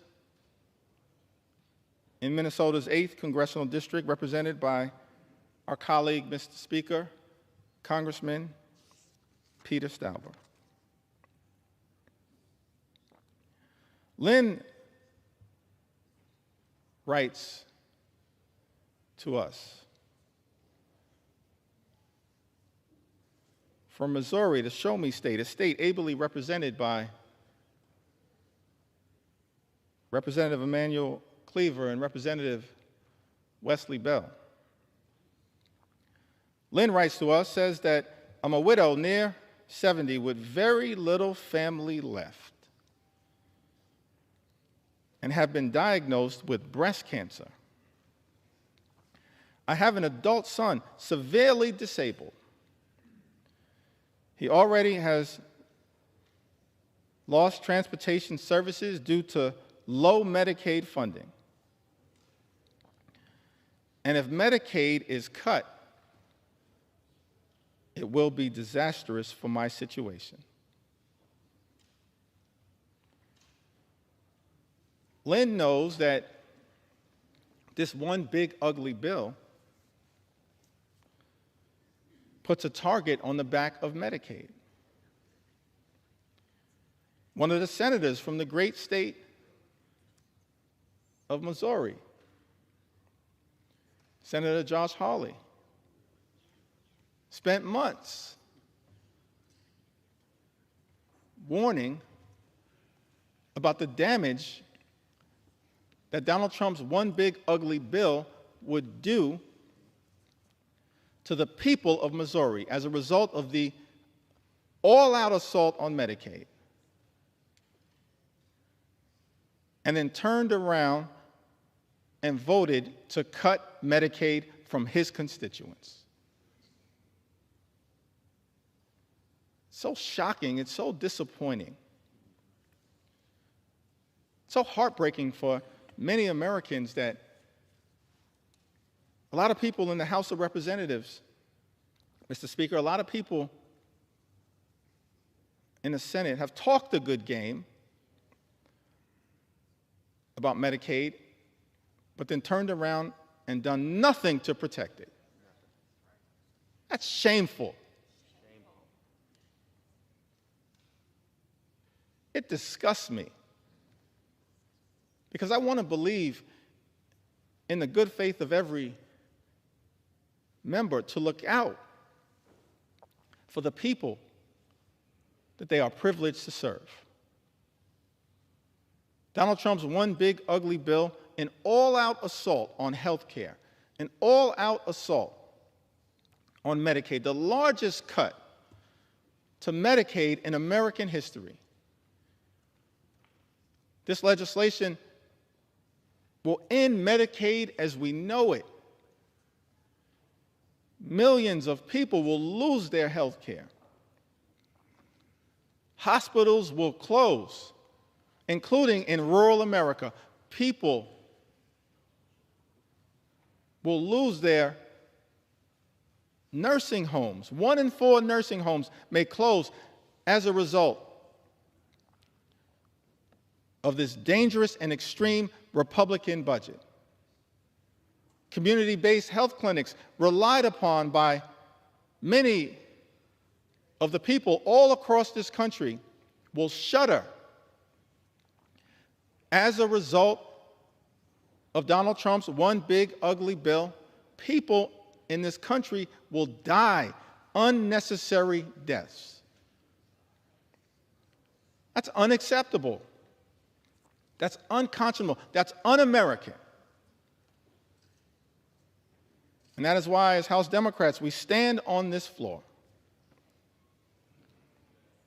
aggressively pushing back on the everyday Americans on their behalf, pushing back on their behalf, because they will be so absolutely devastated if this bill were to pass in the House of Representatives. Donald Trump's one big ugly bill hurts everyday Americans and rewards billionaires with massive tax breaks. Why is it that every time, Mr. Speaker, Republicans have the opportunity to govern in a partisan way, you immediately race. Republicans immediately race to legislation that provides massive tax breaks for the wealthy, the well-off, and the well-connected in this country. We've seen this happen all over time. During the presidency of Ronald Reagan, massive tax cuts for the wealthy, the well-off, and the well-connected, adding to our nation's debt and deficit. During the presidency of George W. Bush in 2001 and 2003, yet again, massive tax cuts for the wealthy, the well-off, and the well-connected. In fact, the Republican president at that time, in 2001, inherited a budget surplus from President Bill Clinton, and immediately turned around and took that budget surplus and turned it into a deficit, exploded the debt. Don't ever lecture us about fiscal responsibility. Not now, not ever. Mr. Speaker, Republicans are not the party of fiscal responsibility. You are the party of fiscal irresponsibility. Over and over and over again. And now with this bill, you've taken it to a whole nother level. Because in addition to exploding the debt by more than $3 trillion, and by some estimates, even more than that, saddling our children and our grandchildren with trillions of dollars in additional debt. Why? It appears to subsidize the lifestyles of the rich and shameless. That's extraordinary to me. But shouldn't be surprising, because it's exactly what we saw during the first 4 years of the Trump administration, where the signature legislative accomplishment was the 2017 GOP tax scam, where by some estimates, 83% of the benefits would go to the wealthiest 1% in this country. Saddling at the time our children and grandchildren with more than $2 trillion in additional debt. And yet, Mr. Speaker, many of our Republican colleagues want to lecture America about fiscal responsibility, and then have the nerve to come to the House floor and try to jam a bill down the throats of the American people with a debate that began at 3:28 a.m. in the morning that would saddle them with more than $3 trillion in additional debt to provide massive tax breaks to billionaires in this country, and then pay for some of it by going after working class Americans, everyday Americans, hardworking American taxpayers, middle class Americans, children and veterans and seniors and people with disabilities. Mr. Speaker, Trump's one big ugly bill is obscene in that regard. Seems to me that all of us have a responsibility as leaders to try to make life better for the American people. That's what leaders have done, particularly those who have served in the White House, when it comes to actually lifting up the people who we are entrusted to represent. That's what great leaders do. Leaders like FDR, President Johnson, President Obama, and so many others. That's what the track record says. American people in this country, they deserve real leadership. What we've seen from complete Republican rule in Washington, D.C., Mr. Speaker, it's not leadership that lifts up the American people. It's leadership that is tearing them down and tearing us apart. The first 6 months of this administration have been characterized by chaos, cruelty, and corruption. That's not real leadership. We know what real leadership looks like in the United States of America. Real leadership shows courage. Real leadership shows compassion. Real leadership shows commitment. Working with Congress as a separate and co-equal branch of government, not to bend the knee to some extreme agenda,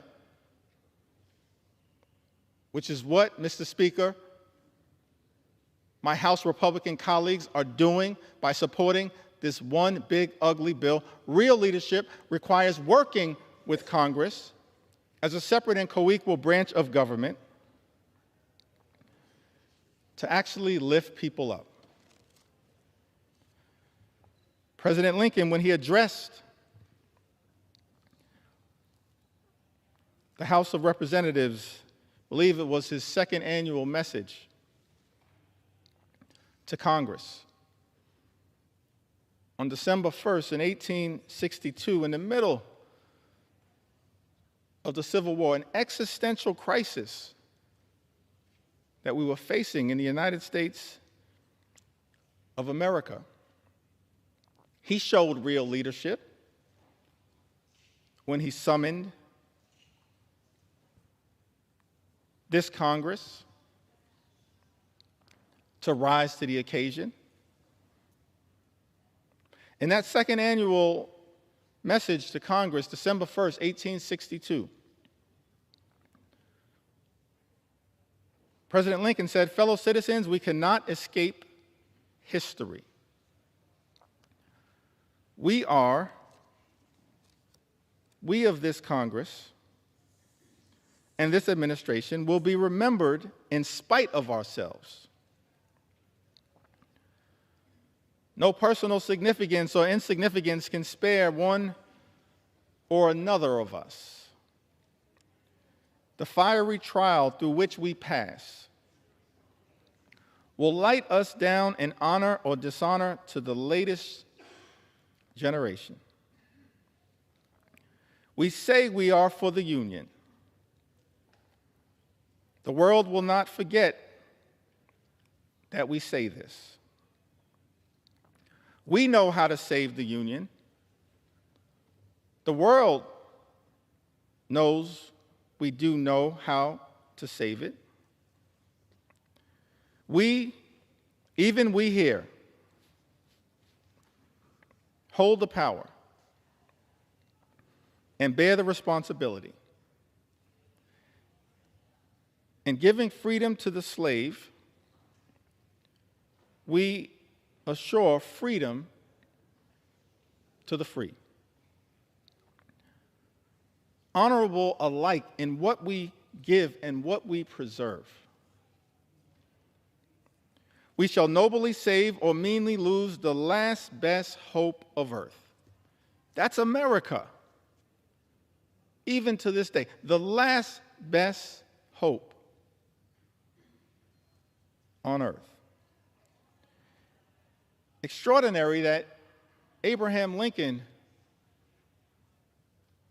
in America's infancy,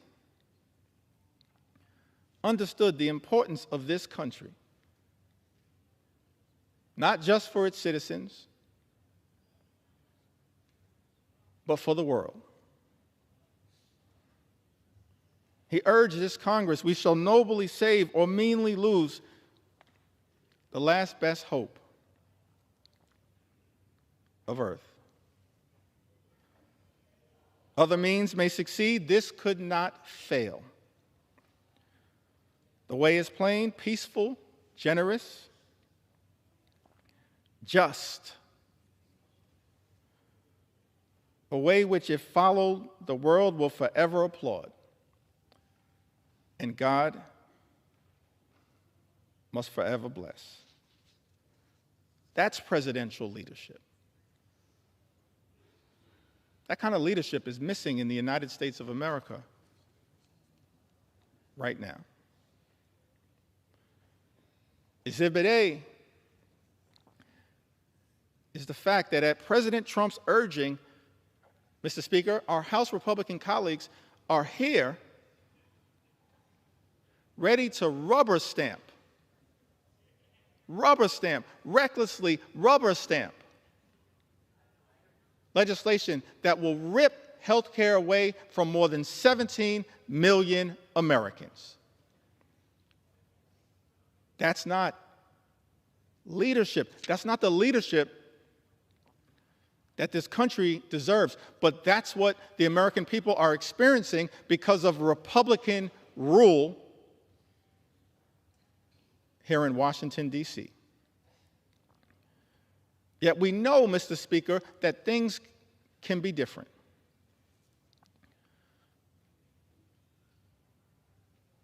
At the very beginning of the preamble of the United States Constitution, those words are written, "We, the people," in order to form a more perfect union. I like that. We, the people, in order to form a more perfect union. That's a recognition of the aspirational objective that all of us should have as part of our sacred charge to make life better for the American people, while also acknowledging that at its birth and even to this day, America is not a perfect country. But the gift that we've been given is that sacred charge to strive for a more perfect union, to look out for every single American as best we can. Now, we've seen that kind of leadership across the years, across the decades, across the centuries, particularly as it relates to the social safety net. It's a social safety net that's under extreme assault right now. Donald Trump's one big, ugly bill represents an unprecedented assault on America's social safety net, an unprecedented assault on hardworking American taxpayers. It's the exact opposite of the type of leadership that we've seen in this country that is designed to march us toward a more perfect union. It's one of the reasons why we can't forget American history. We need to learn from and lift up American history. All types of history, and I'll address that issue later, but let me also parenthetically pause and make it clear, Black history is American history. We will never let anyone erase it. We need to learn from it, not erase it. And we will never let that happen. Our history teaches us that what leadership actually does is set us on a course toward a more perfect union. And leaders have recognized that part of doing that is to make sure we are there for everyday Americans who would otherwise find themselves in an incredibly vulnerable situation. President Franklin D. Roosevelt, reflecting upon Social Security, which he championed, uttered these words: long before the economic blight of the Depression descended on the nation, millions of our people were living in wastelands of want and fear. Men and women too old and infirm to work either depended on those who had but little to share, or spent their remaining years within the walls of a poorhouse. Fatherless children early learned the meaning of being a burden to relatives or to the community. Men and women still strong, still young, but discarded as gainful workers, were drained of self-confidence and self-respect.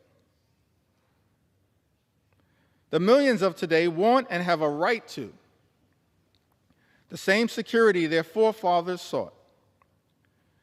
The assurance that with the health and the willingness to work, they will find a place for themselves in the social and economic system of the time. Because it has become increasingly difficult for individuals to build their own security single-handed, government must now step in and help them lay the foundation stones. Just as government in the past has helped lay the foundation of business and industry. We must face the fact that in this country we have a rich man's security and a poor man's security, and that the government owes equal obligations to both. National security is not a half and half manner, it's all or none. President Roosevelt further went on to say that the Social Security Act offers to all our citizens a workable and working method of meeting urgent present needs and of forestalling future need. It utilizes the familiar machinery of our federal state government to promote the common welfare and the economic stability of the nation.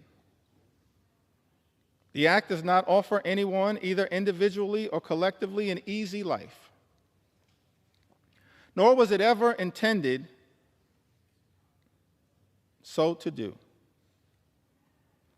None of the sums of money paid out to individuals in assistance or in insurance will spell anything approaching abundance. But they will furnish that minimum necessity to keep a foothold. And that is the kind of protection Americans want.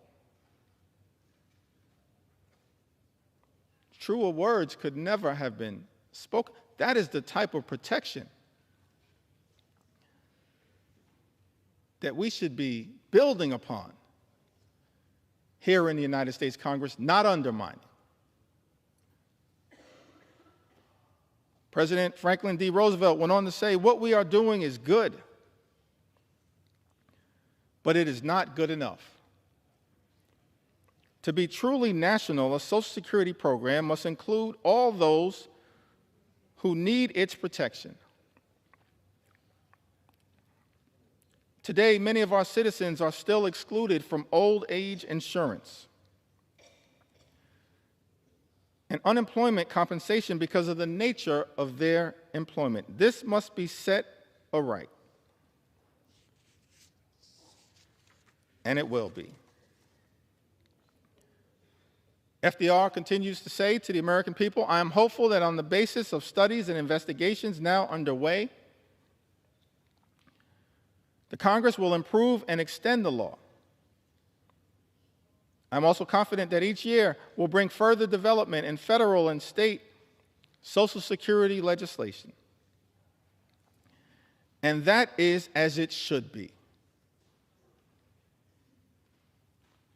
One word of warning, however: in our efforts to provide security for all of the American people, let us not allow ourselves to be misled by those who advocate shortcuts to utopia of fantastic financial schemes.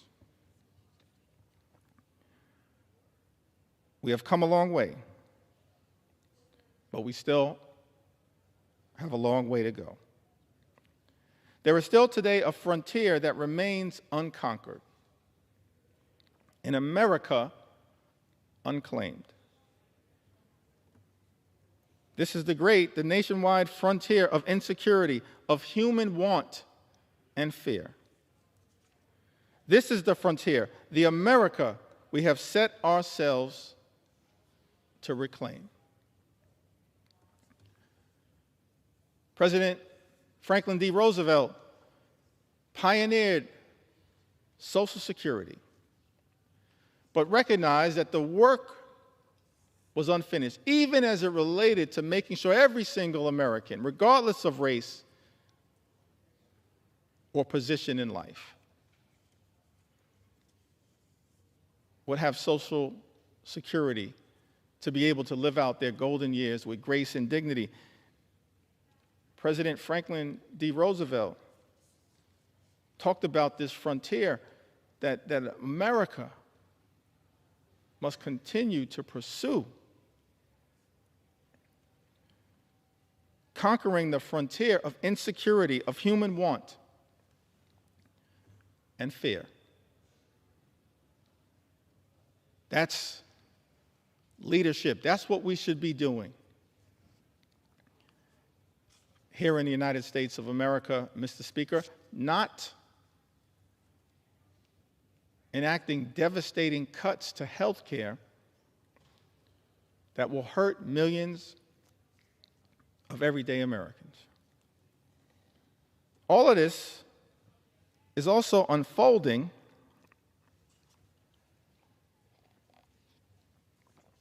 in an environment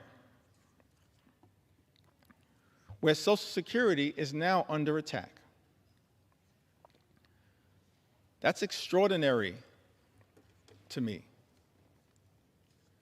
Social Security is a sacred promise,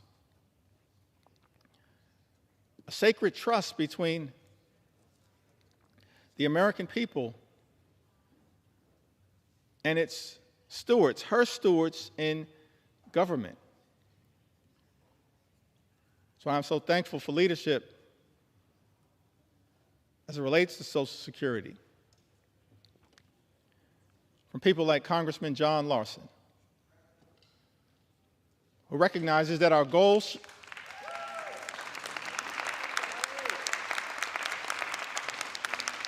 recognizes that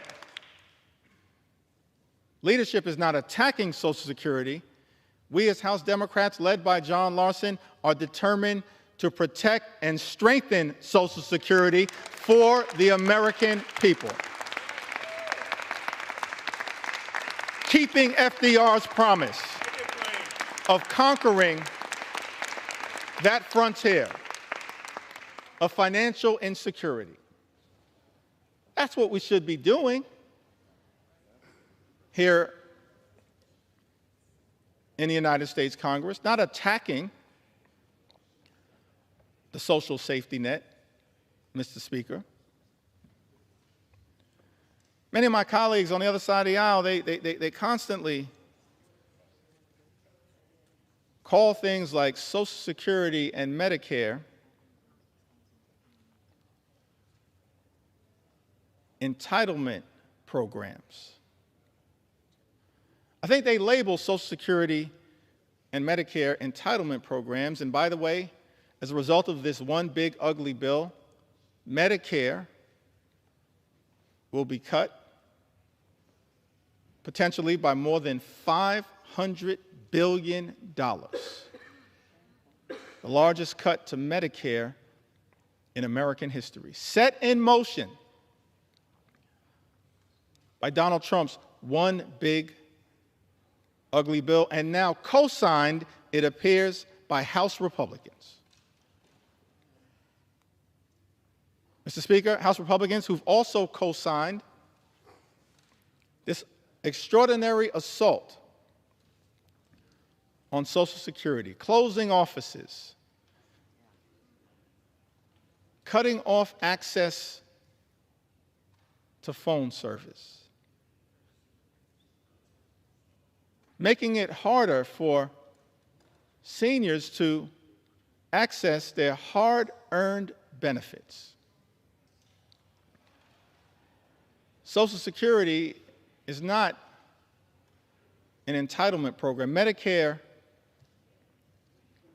is not an entitlement program, Mr. Speaker. I learned this very early on in life. When I was 15 years old, I secured my first job. I was a messenger traveling from office to office in Midtown Manhattan, delivering mail, delivering packages. I was just a sophomore at Midwood High School in Brooklyn, my first job, earning minimum wage, $3.35 an hour. Thankful for that money, having been raised by my mom and dad in a working class neighborhood in central Brooklyn, $3.35 an hour, coming of age in the middle of the crack cocaine epidemic in central Brooklyn. And I couldn't wait to get my first check. And I was told that because I was working part-time and I was a high school student, that the money that I made would not be taxed. And so as I was anticipating that first check, I multiplied the amount that I was making, $3.35 per hour, by the number of hours that I expected to work during that pay period. I calculated the total, and Mr. Speaker, that money was already spent. I couldn't wait to go to Albee Square Mall in Brooklyn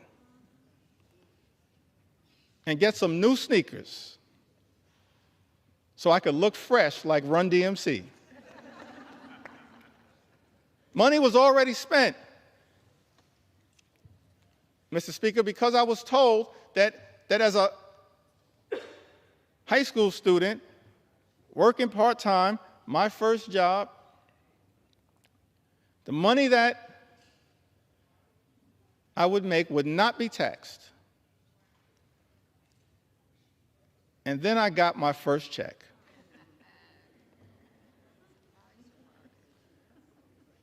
And I had two questions, Mr. Speaker.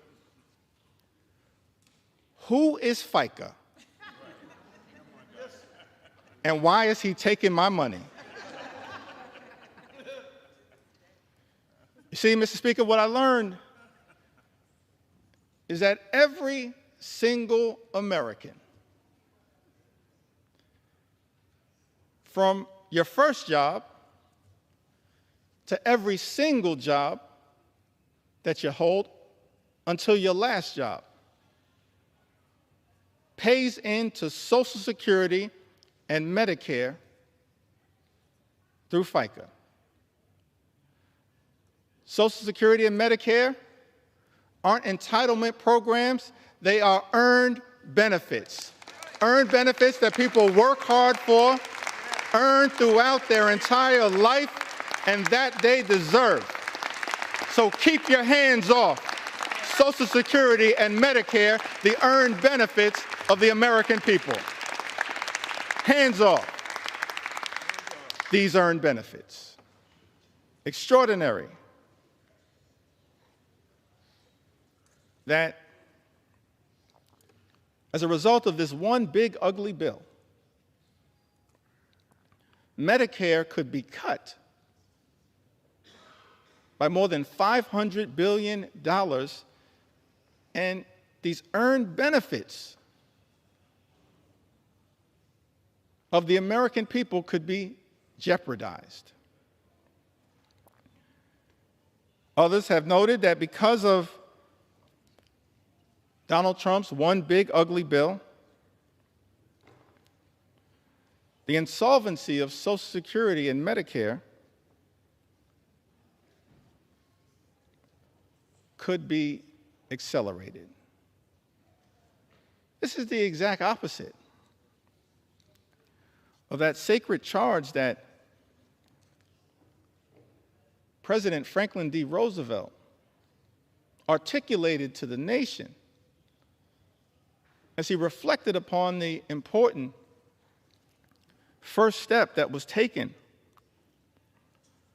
with the establishment of Social Security. He's not the only one. This is a great country, an exceptional country. So many examples of what leadership actually looks like. Leadership that we are not seeing right now from the majority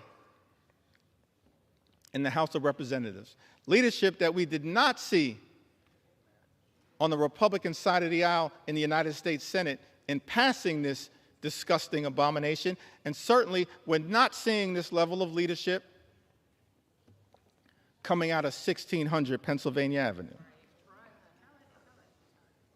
But I'm thankful that we have examples of leadership echoing throughout our history that we can reflect upon and be inspired by as we navigate our way through these challenging times. President Truman, from the great state of Missouri, Emanuel Cleaver's state, the good Reverend Dr. Emanuel Cleaver, my friend and my mentor, President Truman, shortly after ending World War II, we're so thankful for the sacrifice and the bravery and the courage of the greatest generation. A few months after, he unexpectedly became president, replaced the great FDR.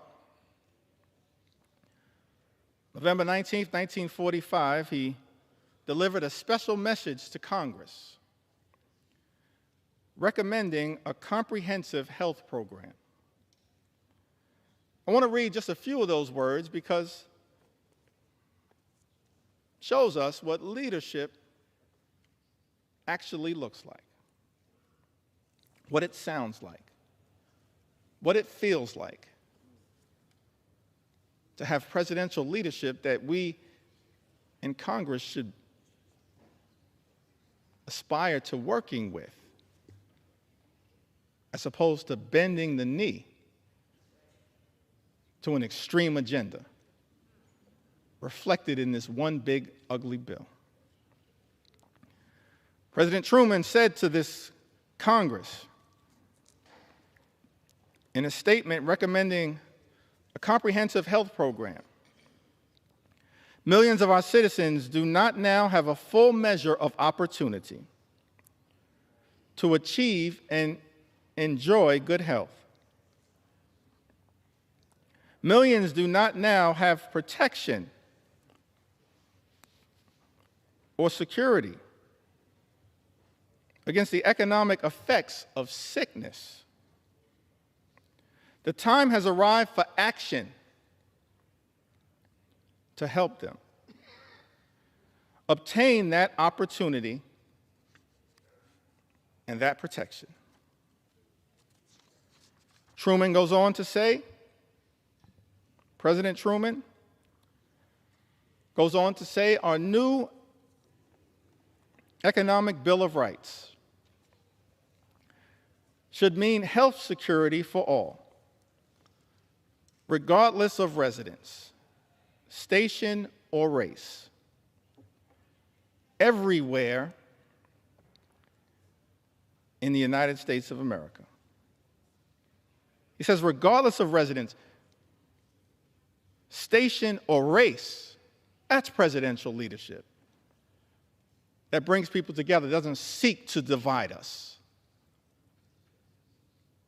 which is what unfortunately is happening in the United States of America right now.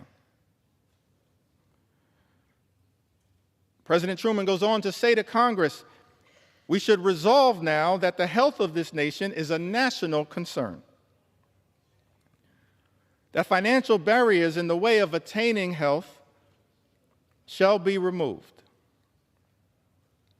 that the health of all its citizens deserves the help of all the nation.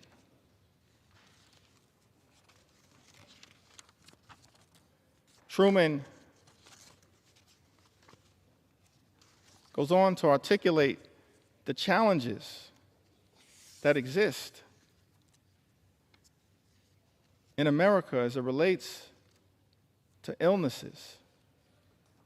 He articulates several of them. Talks about the deficiencies in health care that existed across America. And the fact that in the aftermath of World War II, it was clear that so many people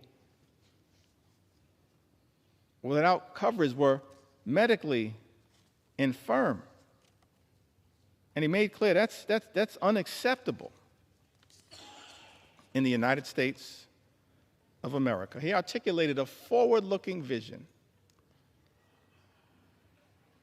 for universal health care, aspirational vision, a vision designed to lift the American people up,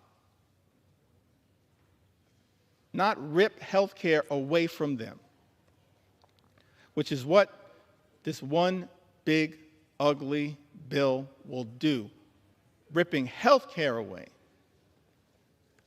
for more than 17 million Americans. That's shameful.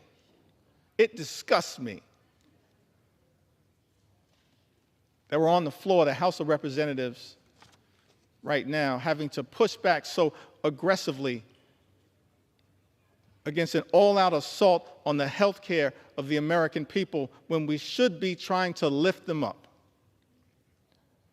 in a manner consistent, Mr. Speaker, with what President Truman once charged this Congress with doing. And of course, he wasn't the only one. We're thankful for other leaders who worked with this Congress in prior years to actually advance the health, safety, and well-being of the American people. President Lyndon Baines Johnson, in connection with the Great Society, inspired in part by his own experiences growing up in the hill country of Texas, seeing rural poverty and the devastating impacts of it. Something that he was inspired to address, as opposed to this one big, ugly Republican bill that will result in rural hospitals closing in the United States of America. That's not the type of leadership that this country needs, that rural America needs. Thankful that we have examples of the type of leadership that hopefully, Mr. Speaker, we can aspire to achieving in this country. President Lyndon Baines Johnson, in connection with the signing of Medicare and Medicaid, spoke to the American people. He said, "Because the need for this action is plain, and it is so clear indeed that we marvel not simply at the passage of this bill, but what we marvel at is that it took so many years to pass it. And I am so glad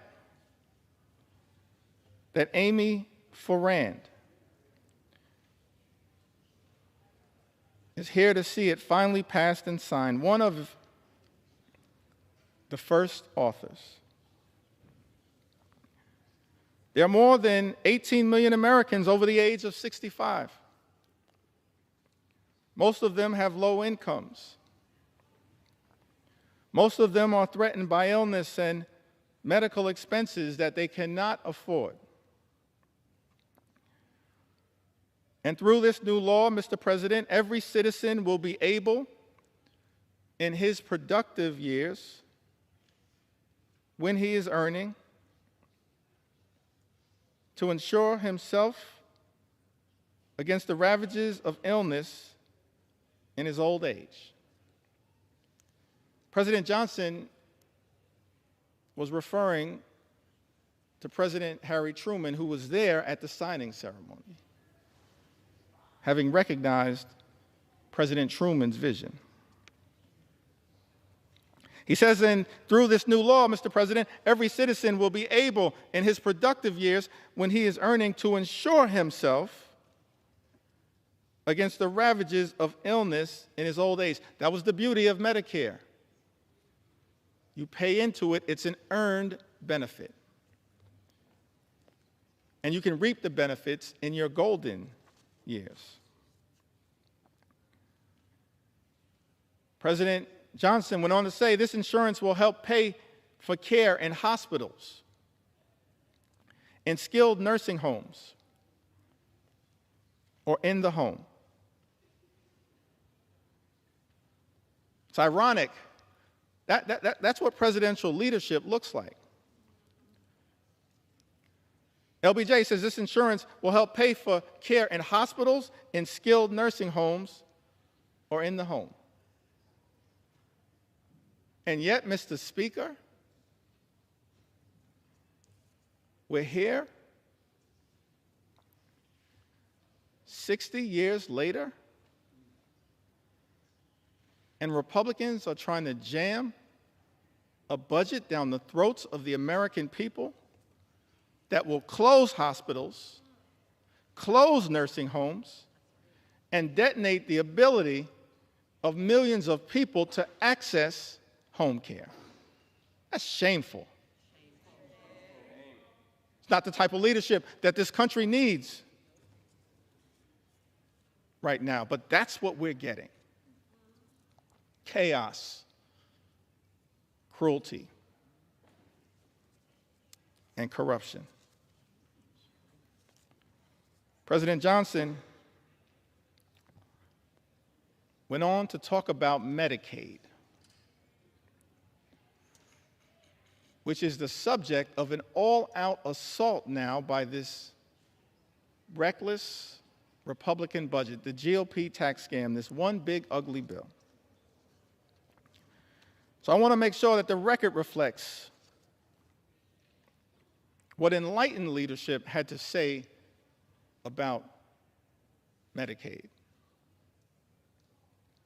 The benefits under the law are as varied and broad as the marvelous modern medicine itself. If it has a few defects, such as the method of payment of certain specialists, then I'm confident those can be quickly remedied, and I hope they will be. No longer will older Americans be denied the healing miracle of modern medicine. No longer will illness crush and destroy the savings that they have so carefully put away over a lifetime so that they may enjoy dignity in their later years. No longer will young families see their own incomes and their own hopes eaten away. No longer will this nation refuse the hand of justice to those who have given a lifetime of service and wisdom and labor to the progress of this progressive country. Medicare and Medicaid benefit older Americans right now. People who have given a lifetime of service and wisdom and labor to the progress of this progressive country, as LBJ spoke to. And this bill, Mr. President, again, a nod to President Harry Truman, is even broader than that. It will increase Social Security benefits for all of our older Americans. It will improve a wide range of health and medical services for Americans of all ages. And then President Lyndon Baines Johnson leans in on the importance of Medicaid with a greater degree of precision. He says, but there is another tradition that we share today. Calls upon us never to be indifferent toward despair, commands us never to turn away from helplessness. It directs us never to ignore or to spurn those who suffer untended in a land that is bursting with abundance. And this is not just our tradition, or even the tradition of the nation. It is as old as the day it was first commanded. Thou shalt open thine hand wide unto thy brother, to thy poor, to thy needy in thy land. Is that what we're doing here today in the United States Congress? Opening our hands of grace and compassion and responsibility to our fellow Americans, our fellow citizens? No, that's not what Donald Trump's one big ugly bill is all about. It's an assault on everyday Americans to reward billionaires with massive tax breaks. That's extraordinary. President Clinton, in the 1990s, talked about the Children's Health Insurance Program. Program designed to make sure that children in this country would have access to the medical care they needed to live a life of dignity and respect. And it's extraordinary to me, Mr. Speaker, that in Donald Trump's one big ugly bill, the eligibility for the Children's Health Insurance Program will also be diminished as part of an all-out assault on the health care of the American people.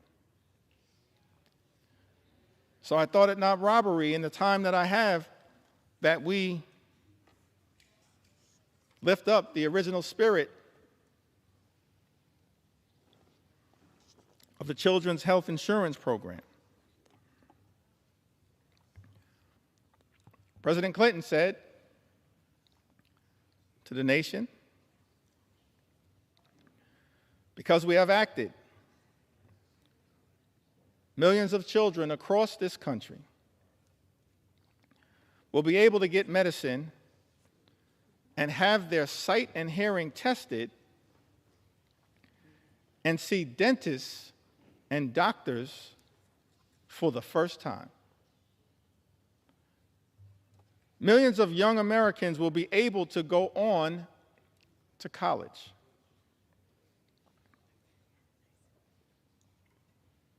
Millions of Americans not so young will be able to go back to school to get the education and training they need to succeed in life. Millions of families will have more to spend on their own children's needs and upbringing. This budget is an investment in their future and in America's. You see, budgets are moral documents. And in our view, Mr. Speaker, budgets should be designed to lift people up. This reckless Republican budget that we are debating right now on the floor of the House of Representatives tears people down. This reckless Republican budget is an immoral document, and everybody should vote no against it because of how it attacks children and seniors and everyday Americans and people with disabilities. This reckless Republican budget is an immoral document. And that is why I stand here on the floor of the House of Representatives with my colleagues in the House Democratic Caucus to stand up and push back against it with everything we have on behalf of the American people. In the spirit of John Lewis, show up, stand up, and speak up for what we know is right. It's an immoral document that we're debating right now on the House of Representatives. This budget also represents an attack on the Affordable Care Act. For some reason, Republicans have been obsessed, Mr. Speaker, with attacking the Affordable Care Act. Gave it a nickname, Obamacare. But the great Jim Clyburn flipped the script and said, yes, it's Obamacare because President Barack Obama cares about the American people, just like we do as House Democrats. That's not what is being reflected right now on the other side of the aisle. We care about the American people. We care about their health. We care about their safety. We care about their well-being. And so I'm proud to stand here on the floor saying, yeah, we're going to continue to defend Obamacare until the very end, no matter what it takes. So President Obama spoke to this Congress as well. He talked about presidential leadership. We've seen it year after year, decade after decade, century after century. President Lincoln, President Roosevelt, President Truman, President Johnson, President Clinton, President Obama lifting up the American people. On the health care issue. So I think it's important that these words as well continue to echo out throughout America. President Obama said that There's still tremendous hardship all across the country. But there is a sense that we are making progress because of you. But even before this crisis, he, of course, speaks about the Great Recession. Even before this crisis, each and every one of us knew that there were millions of Americans across America, millions of people across America who are living their own quiet crises. Maybe because they had a child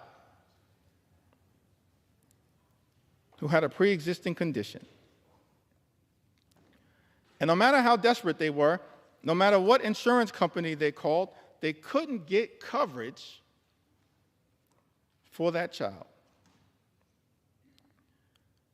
Maybe it was somebody who had been forced into early retirement, in their 50s, not yet eligible for Medicare. And they couldn't find a job. And they couldn't find health insurance, despite the fact that they had some sort of chronic condition that had to be tended to. And now we're on the threshold of doing something about it, he said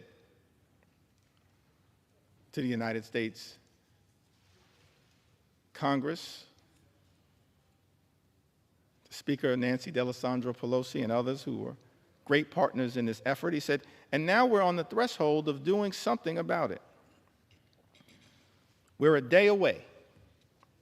This is aspirational leadership. After a year of debate, after every argument has been made by just about everybody, we're 24 hours away.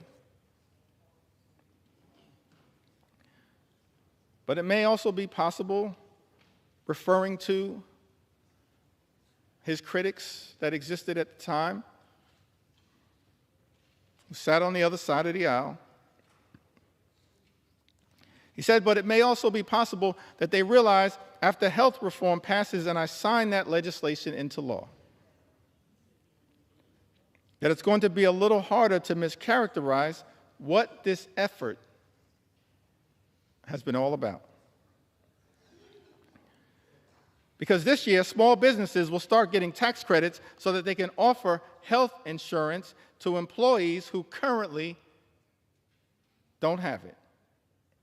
Because this year, those same parents who are worried about getting coverage for their children with pre-existing conditions now are assured that insurance companies have to give them coverage this year.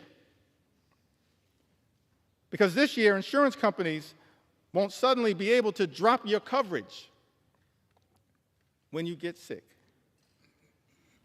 or impose lifetime limits or restrictive limits on the coverage that you have. President Obama went on to say, maybe they know that this year, for the first time, young people will be able to stay on their parents' health insurance until they're 26 years old. The Affordable Care Act was a tremendous step in the right direction. It's aspirational leadership.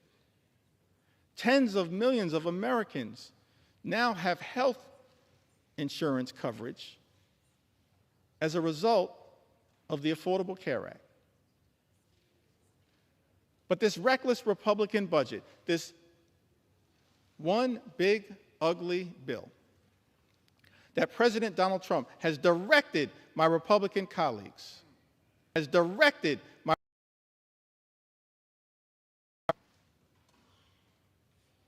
sign off on,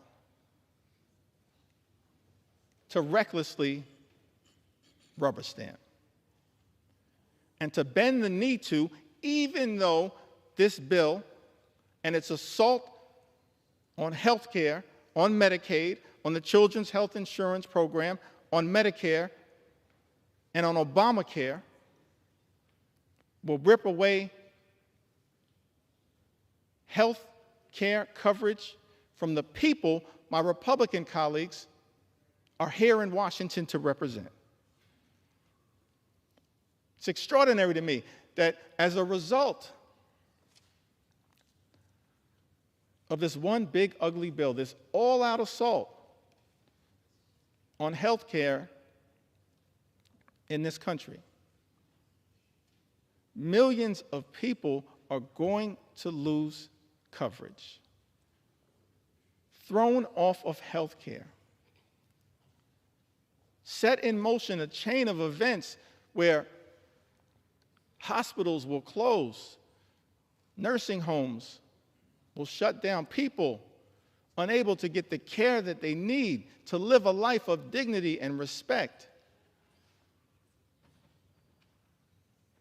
And that as a result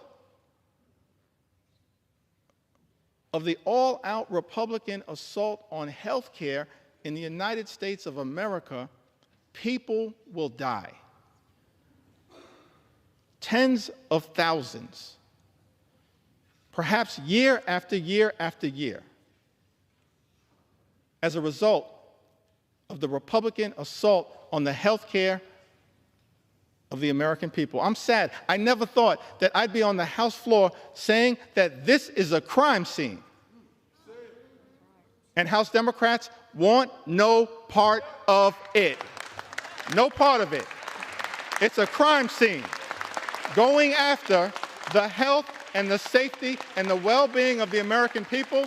And Mr. Speaker, we want no part of it, which is why we're fighting so hard to stop it. Serving in the United States Congress on this glorious floor, having to be part of a crime scene. Shameful. All-out assault on the American people. President Biden worked hard with many of the people in this Congress who still serve to try to build upon this great legacy, this journey that we've been on, set in motion in modern American presidential history by FDR, inspired by the great vision of President Truman, enhanced in years that were cut short far too early by President Kennedy, and then powered in such an extraordinary way by President Lyndon Baines Johnson. Built upon aspirationally by President Jimmy Carter. And then advanced the Children's Health Insurance Program by President Bill Clinton. Furthered in such an extraordinary way by President Barack Obama. And then built upon and enhanced by President Biden. None of us are perfect, but that's part of our march toward a more perfect union. That's part of the charge that we have as public servants, given that sacred charge in the preamble of the United States Constitution. We the people, in order to form a more perfect union, leadership that tries to perfect the American journey. President Biden spoke to this in August of 2022, talked about the challenges pushing back against special interests that are often the forces trying to stop progress on behalf of the American people. This one big, ugly bill is filled with giveaways to special interests. Here in Washington, D.C., I'm disgusted by that. It's not what lawmaking should be about. President Biden, reflecting upon the challenges of making progress on behalf of the American people, says in August of 2022, and yet we've not wavered. We've not flinched. We've not given in. Instead, we're delivering results for the American people. We didn't tear down. We built up. We didn't look back. We looked forward. This law that I'm about to sign finally delivers on a promise that Washington has made for decades to the American people. Guess what? We're giving Medicare the power to negotiate. The power to negotiate lower prices on behalf of the American people. This means seniors, President Biden goes on to say, are going to pay less for their prescription drugs, while we're changing circumstances for people on Medicare by putting a cap of a maximum of $2,000 per year on their prescription drug costs, no matter what the reason for those prescriptions are. That means if you're on Medicare, you'll never have to pay more than $2,000 a year. No matter how many prescriptions you have, whether it's for cancer or any other disease, no more than $2,000 a year. I don't care who in this town is trying to take credit for something accomplished by others. President Joseph Robinette Biden did that. He did that. He did that as part of our effort to lower costs on behalf of the American people. None of us are perfect. There's still work to do. But the 46th President of the United States of America did that. Inflation Reduction Act, he went on to say, locks in lower health care premiums for millions of families who get their coverage under the Affordable Care Act. Last year, a family of four saved on average $2,400 through the American Rescue Plan that I signed into law that Congress voted in place. President Biden's talking about the continuation of our march toward a more perfect union, the work that we in this Congress, many of us who had the privilege to serve over the last few years, did to try to expand and strengthen the Affordable Care Act, Obamacare, by enhancing the premium tax credits available so that millions of additional Americans would actually have the ability to get access to health care. And in this one big, ugly bill, Republicans are setting in motion the explosion of those tax credits that are designed to provide affordable health care coverage to the American people.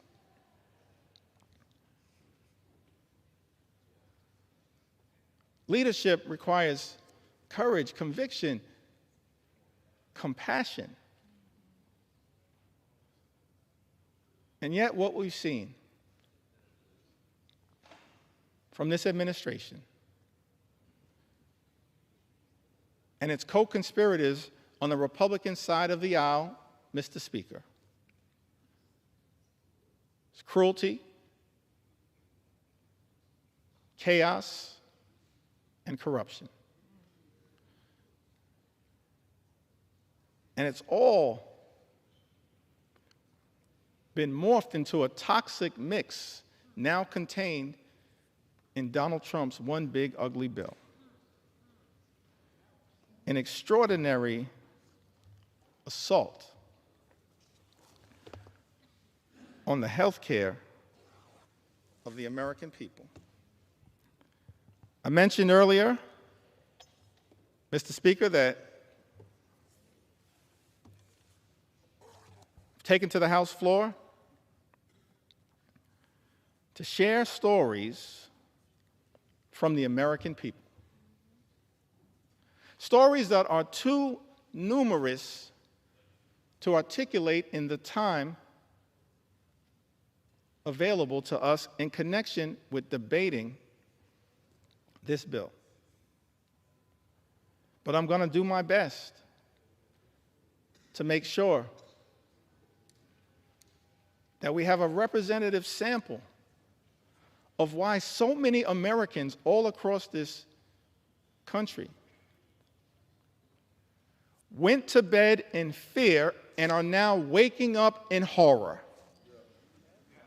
because Republicans are trying to jam this one big ugly bill down the throats of the American people. An assault on health care, an assault on nutritional assistance, an assault on children, an assault on veterans, an assault on farmers, an assault on everyday Americans. Crystal, who's also from the great state of Alaska, said that after my husband passed away suddenly, I was unprepared to pay all the bills as a part-time stay-at-home mom. And working part-time while my young girls were in school. I applied for SNAP benefits.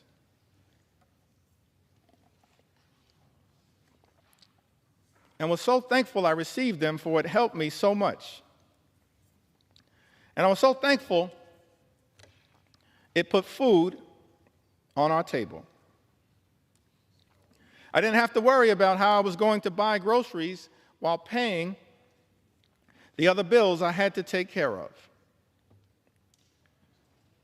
The SNAP program has helped me many times, and through those times, I was struggling financially. And so I'm so thankful it was there when I needed it most. I am no longer on the program, but it was one of the biggest blessings in my life. During those hard years after my loss, thank you to the government for helping me.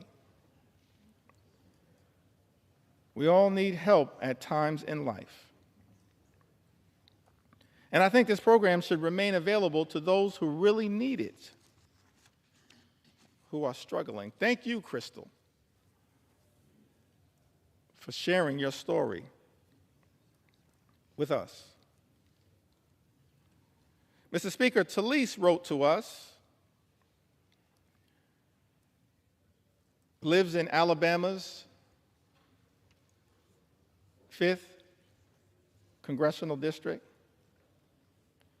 a district currently represented by Dale Strong. So thankful for the representation of my good friends Terry Sewell and Shamari Figures in the great state of Alabama. Talise writes to us, I'm a single mom doing everything with my one income. My ex-husband refuses to pay child support or split the cost of anything related to my daughter. If it wasn't for SNAP, we'd probably have very little in terms of food because I am always running on E. I'm so beyond grateful for the assistance. Curtis writes to us, Mr. Speaker, from the great state of Arizona, in my disabled senior status, I would be in a dire nutritional status, if not mostly for the SNAP nutritional assistance, a godsend. For so many Americans, that is what SNAP has been, a godsend in a time of need. And now the nutritional assistance benefits will be ripped away from millions of Americans in Donald Trump's one big ugly bill, a bill that Republicans are prepared to recklessly rubber stamp.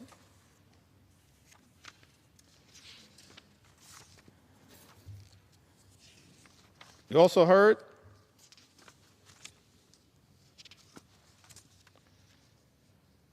from Diana, great state of California. Diana writes, SNAP has helped my family tremendously during this difficult time. We really appreciate all the help. My husband was diagnosed with cancer, and we have a little one at home.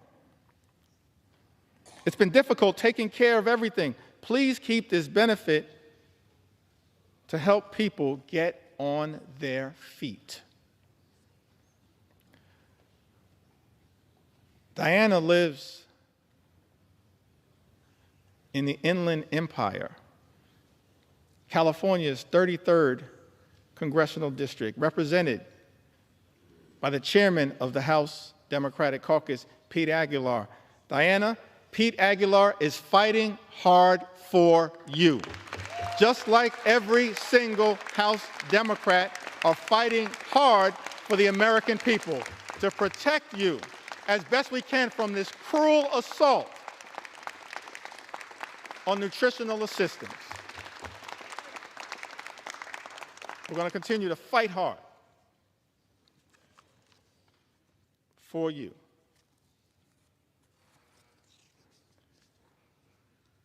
In Ohio, Julie writes to us, I'm so thankful for Amelia Sykes, Marcy Kaptur. Marcy Kaptur is the original gangster of the Ohio delegation. The longest serving woman in the history of the United States Congress, fighting hard on behalf of the people she incredibly represents. Along with Amelia and Shontel Brown and Greg Landsman, and of course,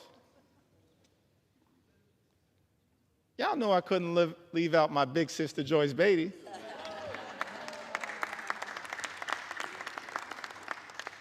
I wanted to mention Joyce because this is part of the resilience of what we've seen from House Democrats from Brittany Pedersen, distinguished gentlelady from the great state of Colorado, who gave birth to a beautiful baby boy, Sam, at the beginning of this year. But because House Republicans, Mr. Speaker, have refused to allow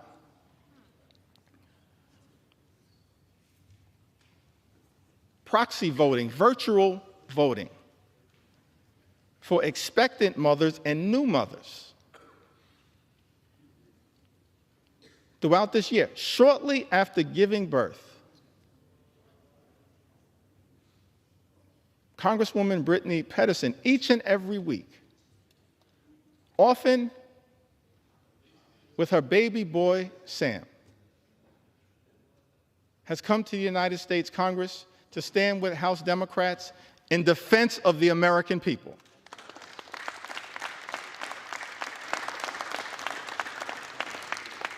And she did it in connection with that first vote that set this whole disgusting abomination into motion in February. That same day,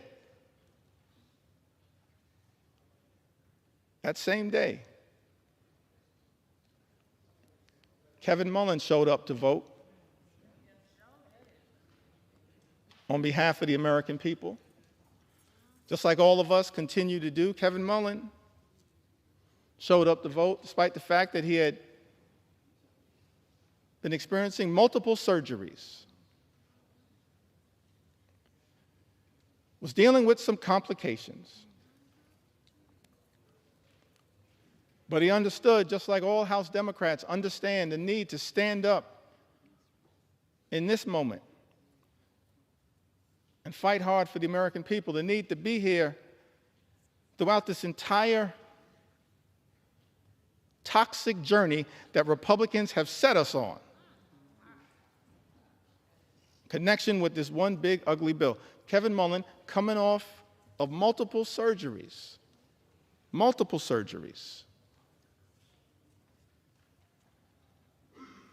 rolled out of his hospital bed, got on a plane from Northern California, took his wife with him so that she could change his IV on the plane across the country to be here and stand with his sisters and brothers in the House Democratic Caucus family to push back against this one big ugly bill. I was so thankful, so appreciative to see the great Joyce Beatty, who's been battling some issues, working her way through them, putting off surgeries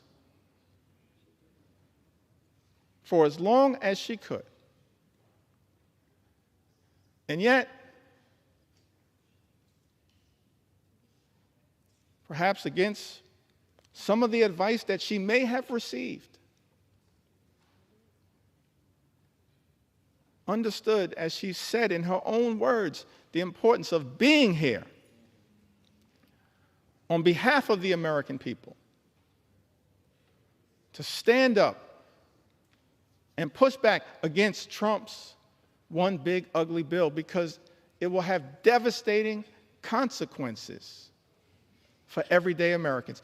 Thank you, Joyce Beatty, for your courage, your strength, and your resilience on behalf of the people that you represent in the great state of Ohio and people all across the country. That's what we do as House Democrats, and you're leading by example. And I could tell stories about every single one of us who in this moment recognizes that we have to keep rising to the occasion because of the extraordinary assault that has been launched against the American people. by Donald Trump and complete Republican control here in Washington. Let's understand who is doing you in. People on the other side of the aisle. It's not too late. All we need are 4 Republicans to join us to show John McCain levels of courage. Not on the battlefield, as he did in such an extraordinary way.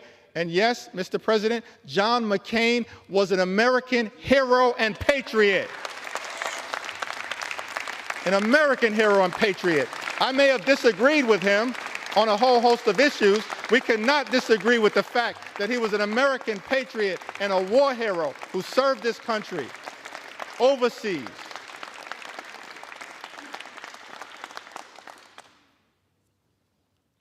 And then he came back home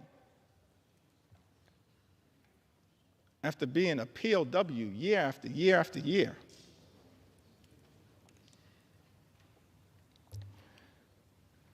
And got elected to the United States House of Representatives. Did I get that right, y'all? To the United States House of Representatives. Just making sure y'all are paying attention. All good things start in the United States House of Representatives, as far as we're concerned. And then he went over to the Senate. And then in one of his final acts of courage, he pushed back against the effort to rip away health care from millions of Americans. We need is 4 Republicans to show John McCain levels of courage when it comes to protecting the health, the safety, and the well-being of the American people, protecting the nutritional assistance of the American people. I think earlier today, I may have neglected to mention the leadership of Jim McGovern, who's done an extraordinary job leading the charge on the Rules Committee as we've pushed back against this all-out assault on the American people. Hour after hour after hour after hour, Jim McGovern, the members of the Rules Committee, and so many members of the House Democratic Caucus pushing amendment after amendment, debating hard against this one big ugly bill on behalf of the American people. Jim McGovern, of course, longtime champion for combating hunger in the United States of America.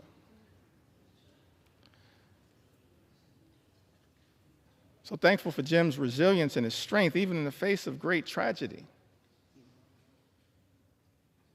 Continues to battle hard on behalf of the American people. Julie writes, SNAP has been an amazing help to my family. Very grateful to receive it. I'm a single mom of twin 13-year-old girls. I've been on my own with my girls since they were 1 and have never received child support. I do work. People who receive Medicaid work. People who receive SNAP work. So some people in this town need to stop lying to the American people.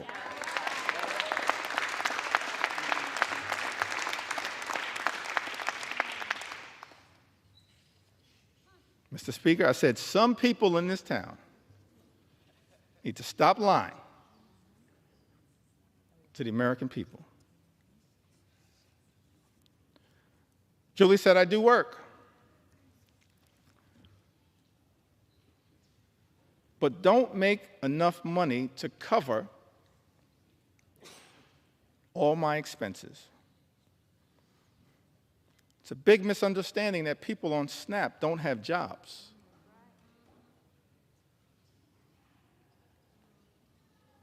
My children would eat very poorly if I didn't have SNAP. I would have to rely on church food pantries, and they could only offer the bare minimum. The food banks don't give basics like milk and bread.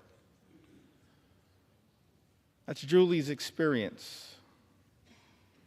Mr. Speaker, she lives in Ohio's 14th Congressional District, represented by our colleague, Congressman David Joyce. We heard from Mark from the Commonwealth of Pennsylvania. Mark says, I've collected Medicaid and SNAP benefits for over a decade now. I may well have found myself in a worse place if not for these programs. Giving freely and charitably is the way of Jesus.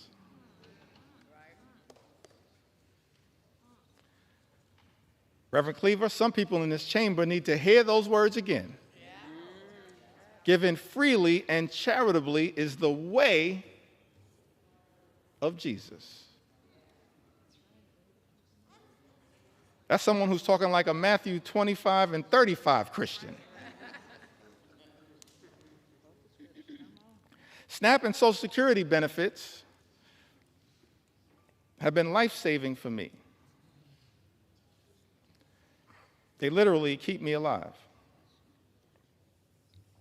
I suffer from severe depression,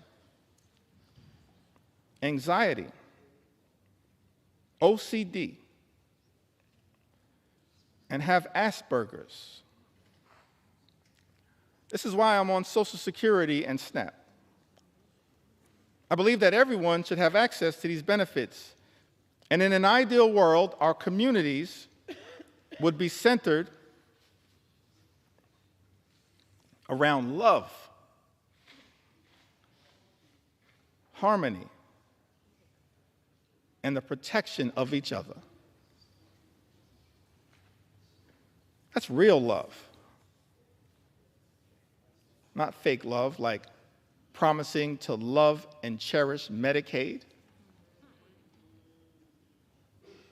and then turning around and presiding over the largest cut to Medicaid in American history, which is what Donald Trump's one big ugly bill represents. Mark says, I believe that everyone should have access to these benefits. And in an ideal world, our communities would be centered around love, harmony, and the protection of each other. That's the kind of leadership that this country needs and deserves right now, but that's the kind of leadership it's not getting from 1600 Pennsylvania Avenue. Mr. Speaker, Mark lives in Pennsylvania's 1st Congressional District. I believe that district is represented by our colleague, Congressman Brian Fitzpatrick. I want to ask the question, what happened earlier today?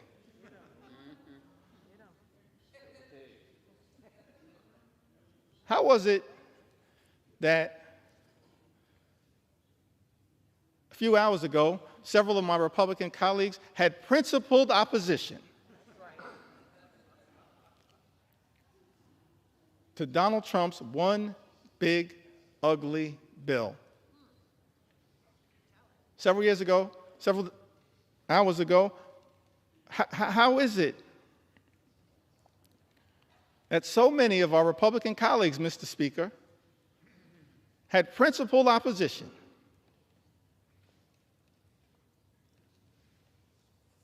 to Donald Trump's one big ugly bill, either because of the devastating assault on Medicaid, health care, supplemental nutritional assistance, assault on veterans, assault on clean energy jobs, assault on the cost of living, which is represented in this bill, or because of the assault on the fiscal irresponsibility of a bill that will explode the deficit, increase the debt by trillions of dollars, send us on a death spiral potentially as it relates to our economy. How is it, Mr. Speaker, that so many of our colleagues on the other side of the aisle had principled opposition just a few hours ago and now seem prepared to fold on the floor of the House of Representatives? Don't you have some responsibility, Mr. Speaker, to say to the American people what happened? What deals were cut? What occurred in the back room? It will all come out one way or the other, Mr. Speaker. Incredible to me that this Congress is on the verge of ripping food out of the mouths of children, veterans, and seniors as a result of this one big ugly bill in order to reward billionaires with massive tax breaks and exploding the debt in the process. I mentioned earlier in my remarks that as House Democrats, we envision a different country than the one that is being ravaged by such extremism right now. Imagine a country where every single American can afford to live the good life. Good paying job, good housing, good health care, good education for your children, and a good retirement. Work hard, play by the rules, live the good life. That's the America that we should be working hard right now to bring about for every single American. But we know there are far too many Americans in this country struggling to live paycheck to paycheck.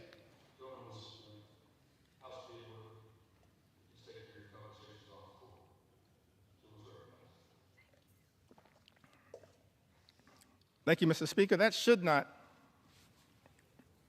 be the case in this great country.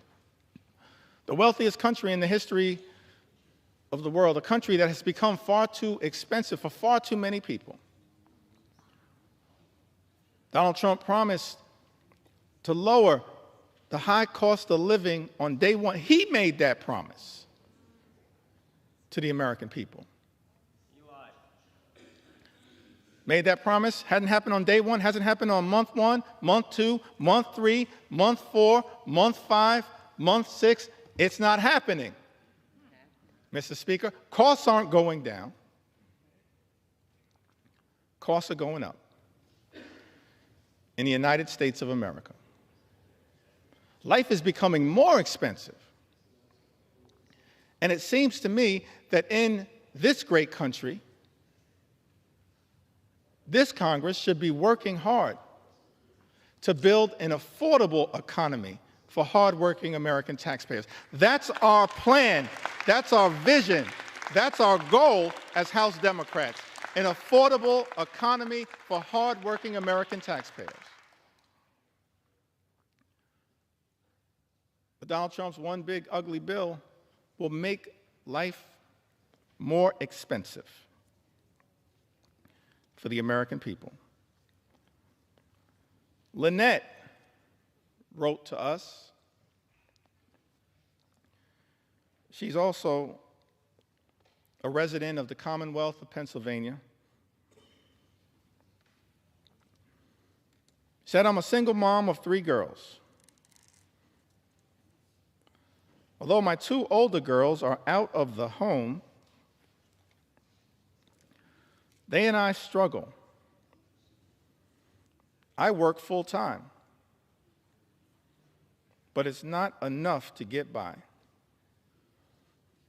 Without the help of SNAP and Section 8,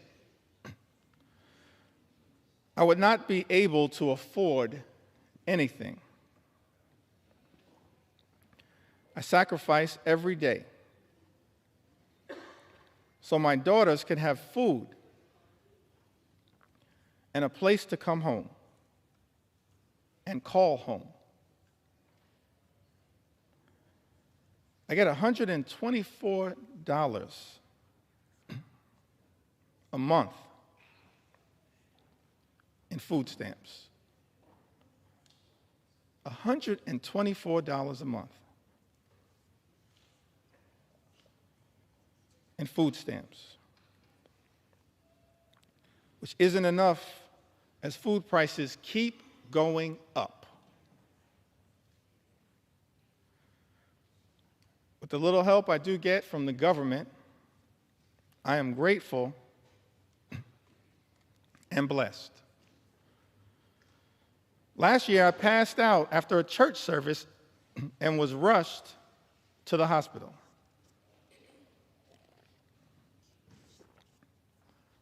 I didn't have any insurance at this time, but I was treated. However, I could not pay back the services that I received, and I still need treatments. I have been choosing to pay for rent and food, but I have these bills and other appointments that I need to go to but don't have the extra money, and I don't qualify for Medicare, don't make enough to get insurance on the marketplace for insurance. Lynette, without the help of SNAP and Section 8, I would not be able to afford anything. Mr. Speaker, Lynette resides in Pennsylvania's 7th Congressional District, a district represented by our colleague, Congressman Ryan McKenzie. Wendy writes to us from the Commonwealth of Virginia.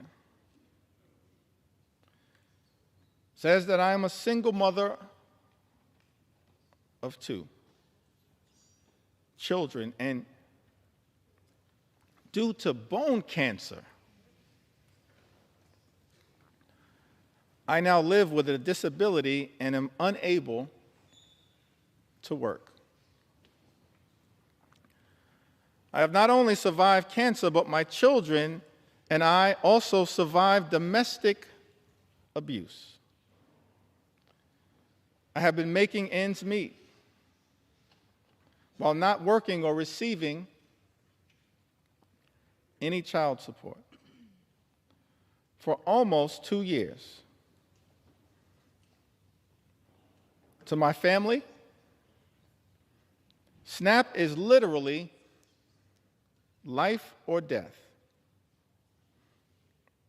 And while I hope that one day my circumstances will improve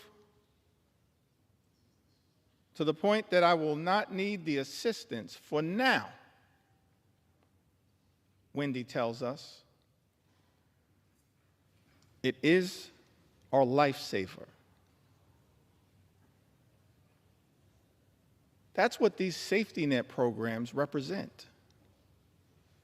Lifesavers for Americans in need. And instead of protecting these life-saving programs, these life-sustaining programs, what we see from this one big ugly bill is that nutritional assistance for the American people will be decimated. And as a result, millions of Americans, our fellow Americans, are at risk of going hungry. That is not right in the United States of America. It's not right. And that is why we're fighting hard for people like Wendy, who, Mr. Speaker, lives in Virginia's 5th Congressional District, a district represented by Congressman John McGuire. Jamie, from the great state of Wisconsin, the heartland, part of the heartland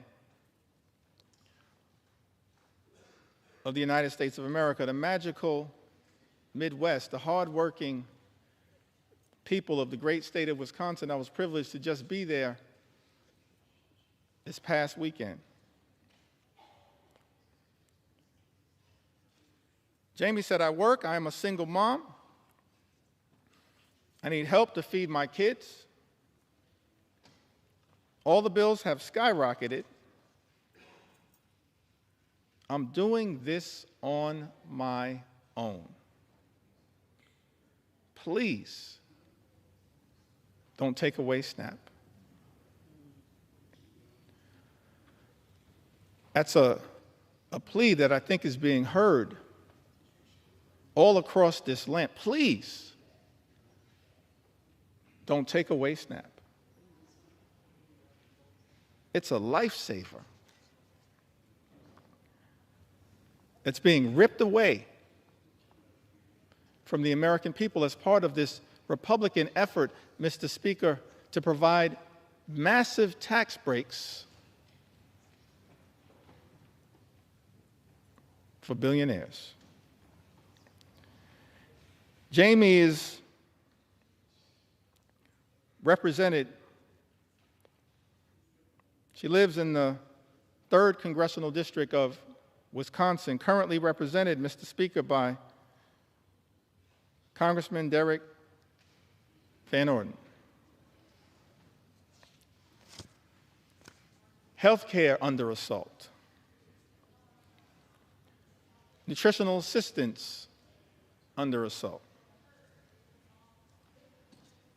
Farmers in this country have also been under assault. One of the reasons why so many Americans are cynical about our politics of the moment is that there are people who run for office, they say one thing and then they do the exact opposite. And many of the policies that we've seen come out of the Trump administration are inconsistent with the rhetorical promises that were made on the campaign trail. Donald Trump and House Republicans promising to look out for people in farm country, and then supporting policies that do the exact opposite. April is from Iowa. Says that 4th-generation farmer on land her family has worked for almost 125 years in north-central Iowa. And then says, if there's all this uncertainty out there, how can we plan? We need a path forward. It's like changing a tire while we're still driving down the road. That's what our farmers are being asked to do, change a tire while they're still driving down the road because of the uncertainty that has been unleashed by an administration far too focused on chaos, cruelty, and corruption. Those are my words. April goes on to say, we're kind of holding our breath for this fall. That's when it will hurt the most farmers. We need trade with Mexico and Canada too. That's why I think the reciprocal tariffs are going to hurt us more.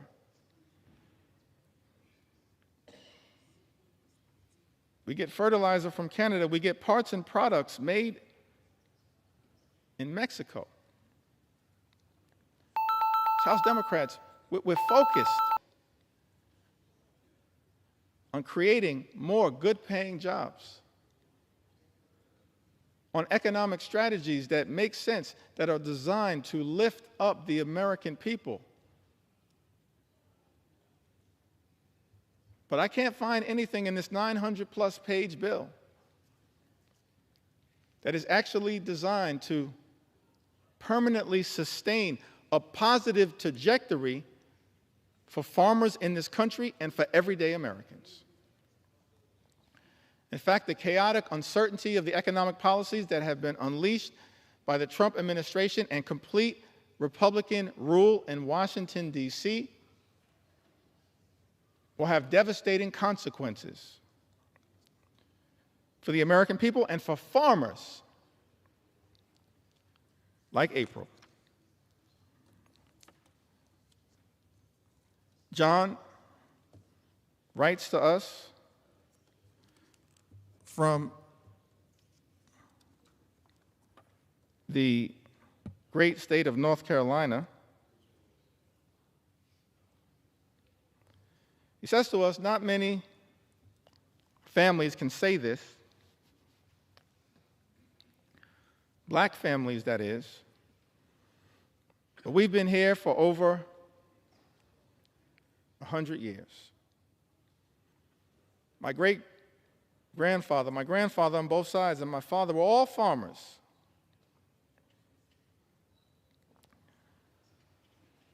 Honestly, I cannot understand it. I have not heard anybody from that administration that could tell me anything that makes any sense of what he's causing. John further writes, you cannot take a chainsaw and do surgery.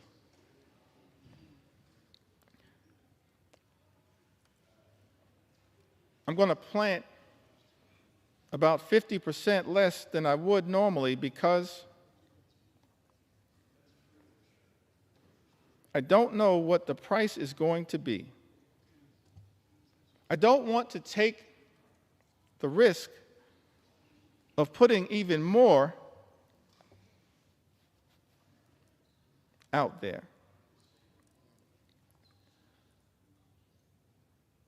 What we've seen from the Trump administration,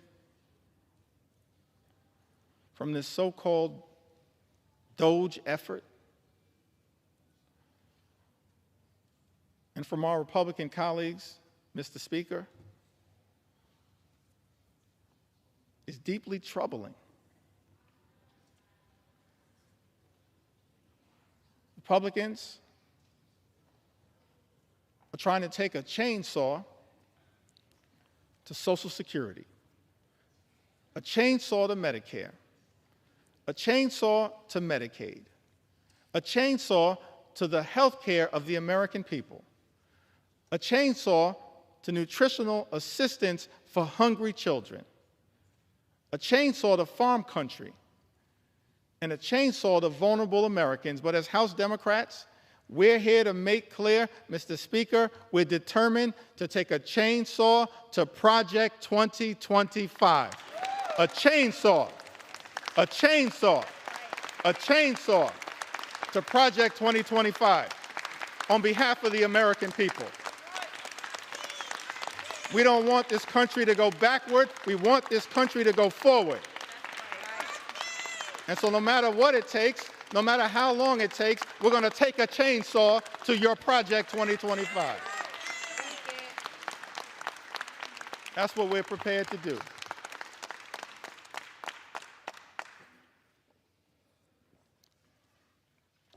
Thank you, John, from North Carolina. One last farmer whose voice I want to elevate at this moment. And then I'd like to have a discussion about, anchored around some of the things that our Republican colleagues, Mr. Speaker, have said during this entire process. Correspondence that has been written by Republicans as it relates to this one big ugly bill. Correspondence that I'm struggling to understand now, because it appears that almost every single House Republican is prepared to recklessly rubber stamp Donald Trump's extreme agenda and sign off on this one big ugly bill. So I'm going to go through some of the correspondence momentarily that maybe at some point our Republican colleagues can help us figure out. But I want to enter into the record one last story from a farmer. Can we respect the farmers in the United States of America? Can we respect them?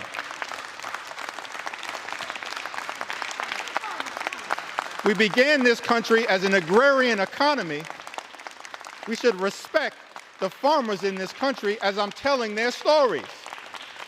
On the eve of our 249th birthday, can we respect the farmers in this country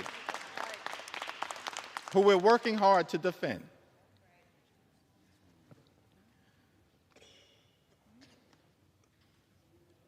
Susie is from Missouri. In a district, Mr. Speaker, represented by Ways and Means Chairman, our colleague, Jason Smith. She writes to us, she says that Susie and her husband, they moved back to her family farm over 2 decades ago, where they raised their children, including a son with complex medical needs who relies on Medicaid for essential therapies and care. Over the years, Susie has seen firsthand how Medicaid has been a lifeline for families like hers, especially in rural communities. A proud mother and daughter of hardworking Missourians, Susie apparently has voted for both Democrats and Republicans, and her husband is a registered Republican.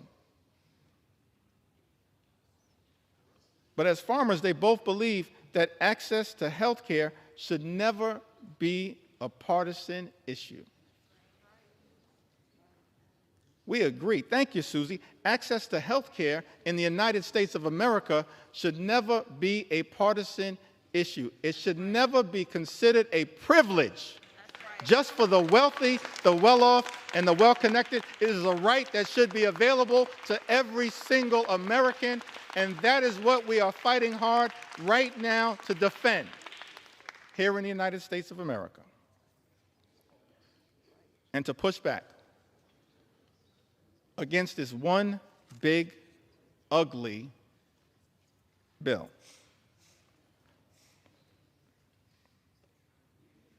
As I mentioned earlier, in the time that I have remaining, I certainly want to share the story of some of our veterans. Share a few stories of some of our small business owners who will also be under assault as part of this one big ugly bill. And share the stories of hardworking and law-abiding immigrant families who also will be targeted by this one big ugly bill. But I did want to take a little time at this moment to enter into the record some of the statements that have been made, Mr. Speaker, by our Republican colleagues.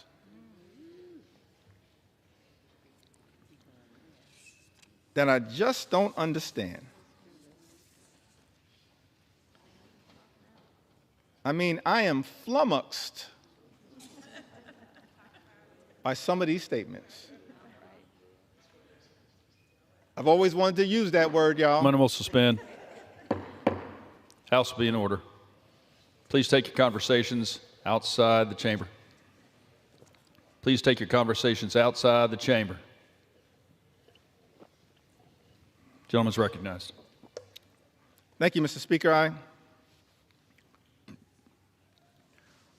hoping to seek some clarification at some point after I'm able to yield the floor.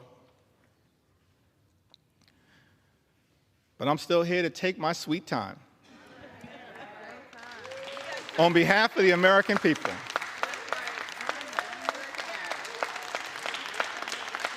Because it was totally unacceptable that you would try to jam this bill, Mr. Speaker, down the throats of the American people with 15 minutes allocated for a debate that would hurt everyday Americans, allocated to the committees of jurisdiction. 15 minutes.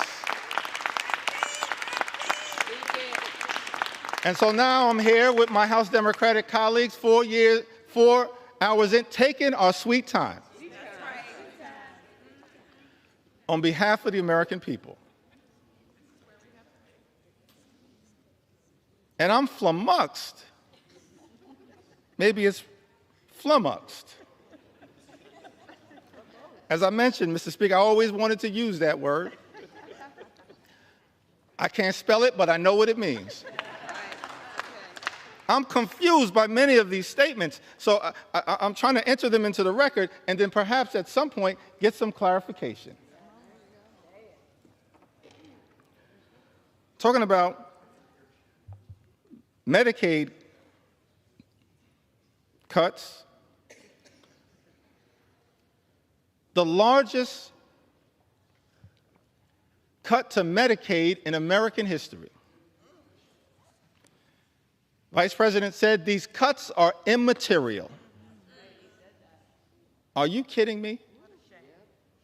Immaterial? I'm perplexed, I'm astonished, I'm confused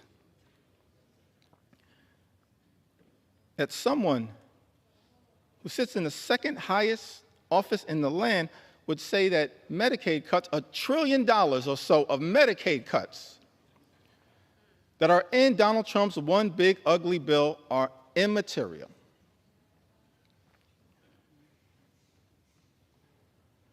I'm confused, Mr. Speaker,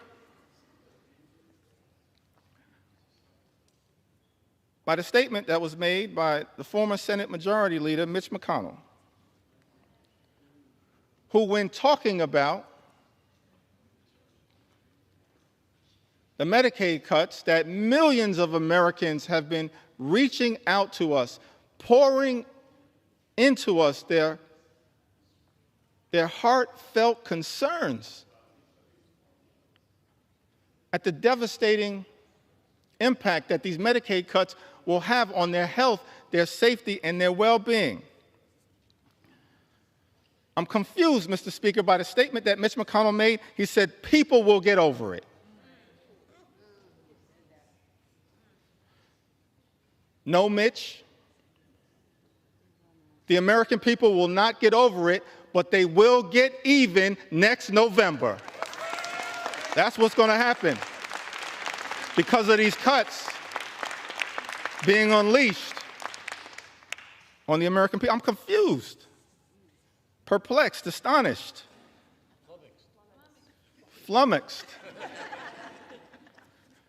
by some of these statements. This one is a beauty. In the great state of Iowa, Senator Joni Ernst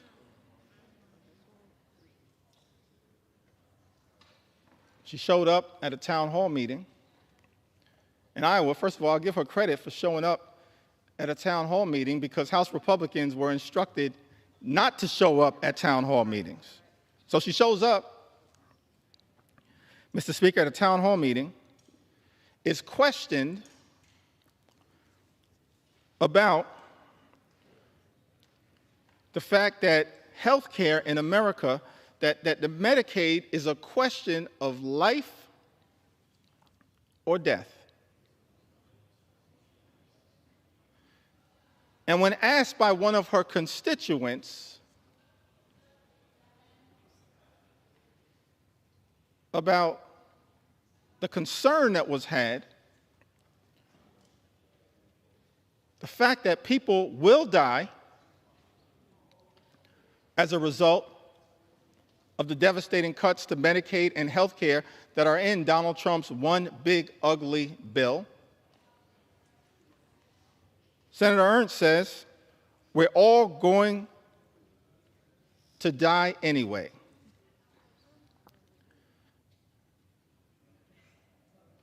Yes, Joni,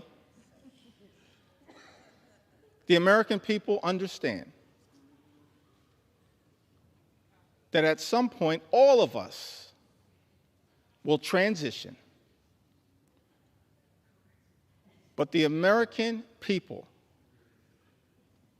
do not deserve to die as a result of the Republican cruelty that is in this legislation. Do not deserve to die as a result of the cruelty that is embedded, Mr. Speaker, in this legislation.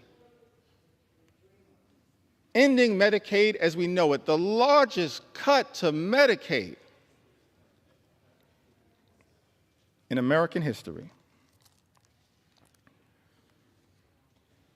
And as a result of this all-out assault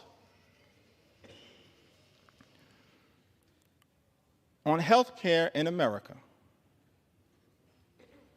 and Mr. Speaker, there are 220 Republicans who I serve with in this Congress, and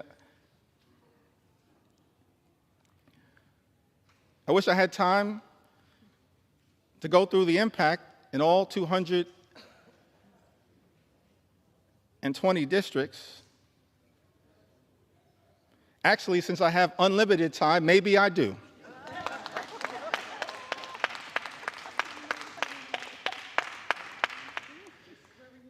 But, Mr. Speaker, I figured that, I'll start in my home state of New York.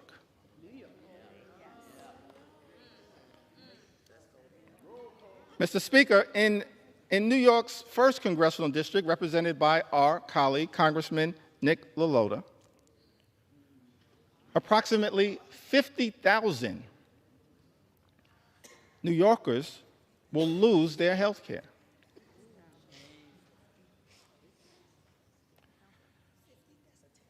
In New York's 24th Congressional District, Mr. Speaker, represented by our colleague, Congresswoman Claudia Tenney, over 30,000 New Yorkers will lose their health care.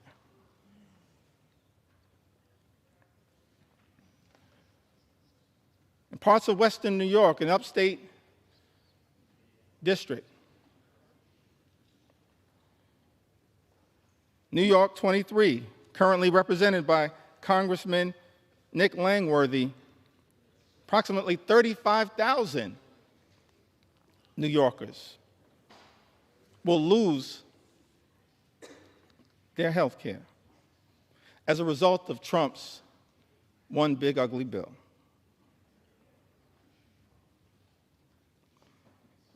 In New York 17, currently represented by Congressman Mike Lawler, more than 30,000 New Yorkers will lose their health care. In New York 21, the North Country,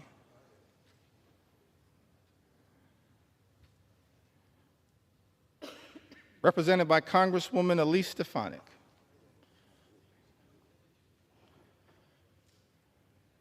welcome back to Congress. I'm sorry it did not work out for you. That's a lesson that should be learned by all those who pledge fealty to the wannabe king. That's right. But I digress.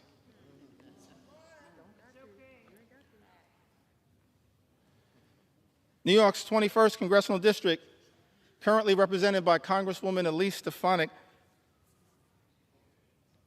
approximately 44,000 New Yorkers will lose their health care.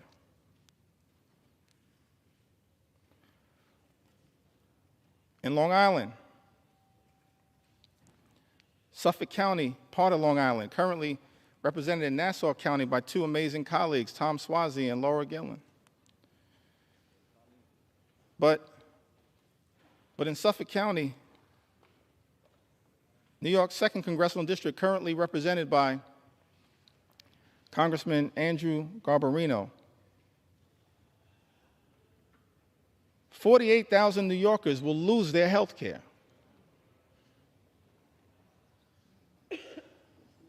In Suffolk County, in New York's 2nd Congressional District, as a result of Trump's one big ugly bill. And in the 11th Congressional District, a district that includes all of Staten Island, a district, Mr. Speaker, currently represented by Congresswoman Nicole Malliotakis, more than 50,000 New Yorkers will lose their health care as a result of Donald Trump's one big ugly bill on Staten Island and in New York's 11th Congressional District. I don't think the Wu-Tang Clan would approve of that.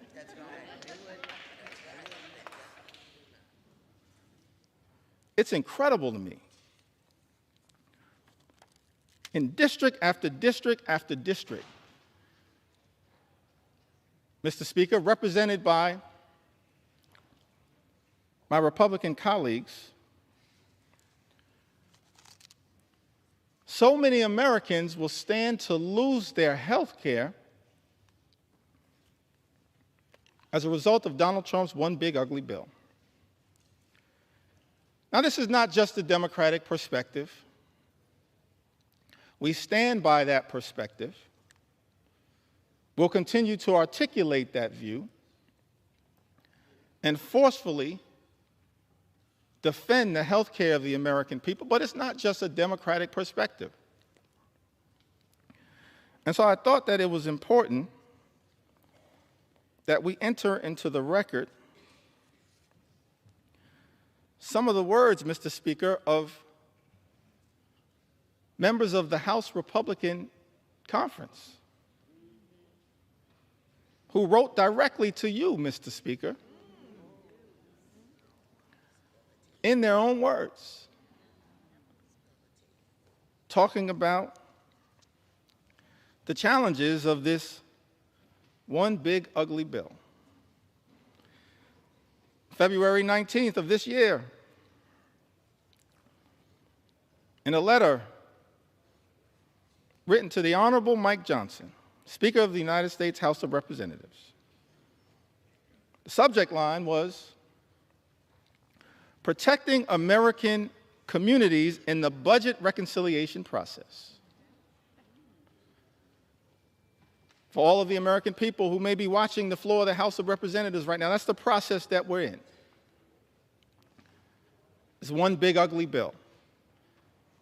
Mr. Speaker, Republicans chose to go down this road because Republicans are uninterested in actually trying to find bipartisan solutions to solving problems on behalf of the American people. And so we're in this budget reconciliation process that can avoid the filibuster in the United States Senate. And Republicans, Mr. Speaker, have been uninterested in trying to actually find bipartisan common ground. We're the party of common sense. Let's be clear about that. I'm going to be spending some time on the road talking about what common sense really is all about.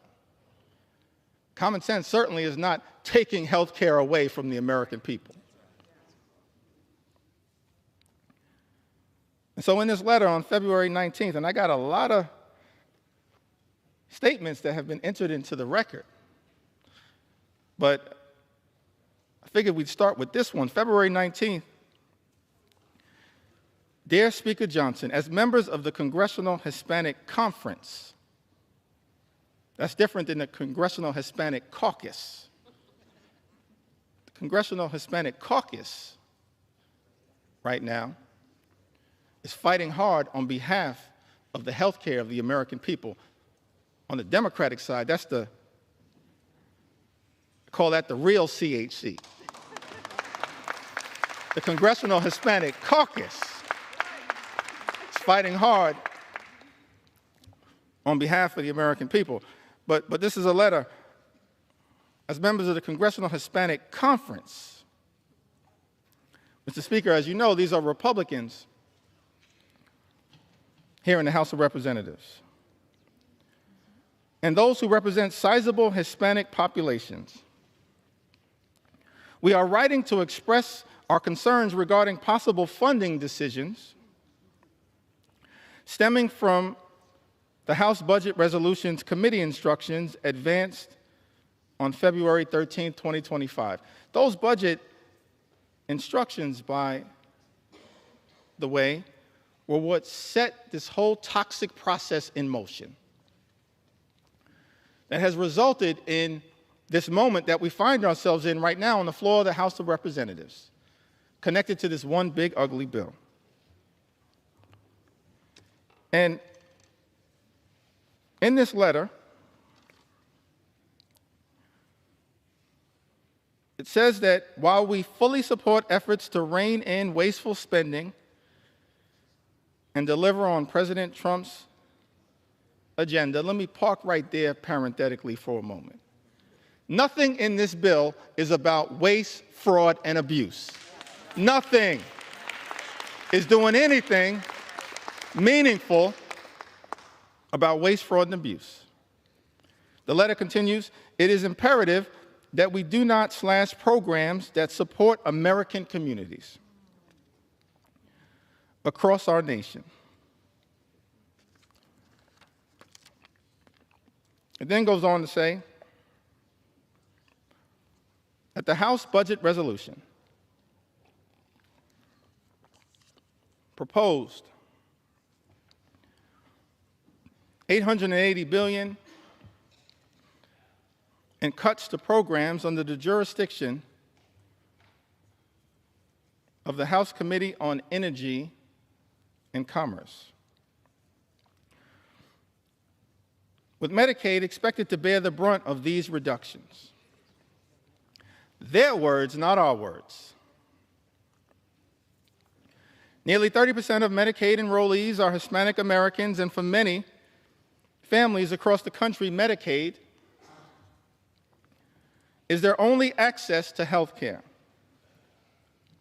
Slashing Medicaid would have serious consequences, particularly in rural and predominantly Hispanic communities, where hospitals and nursing homes are already struggling to keep their doors open.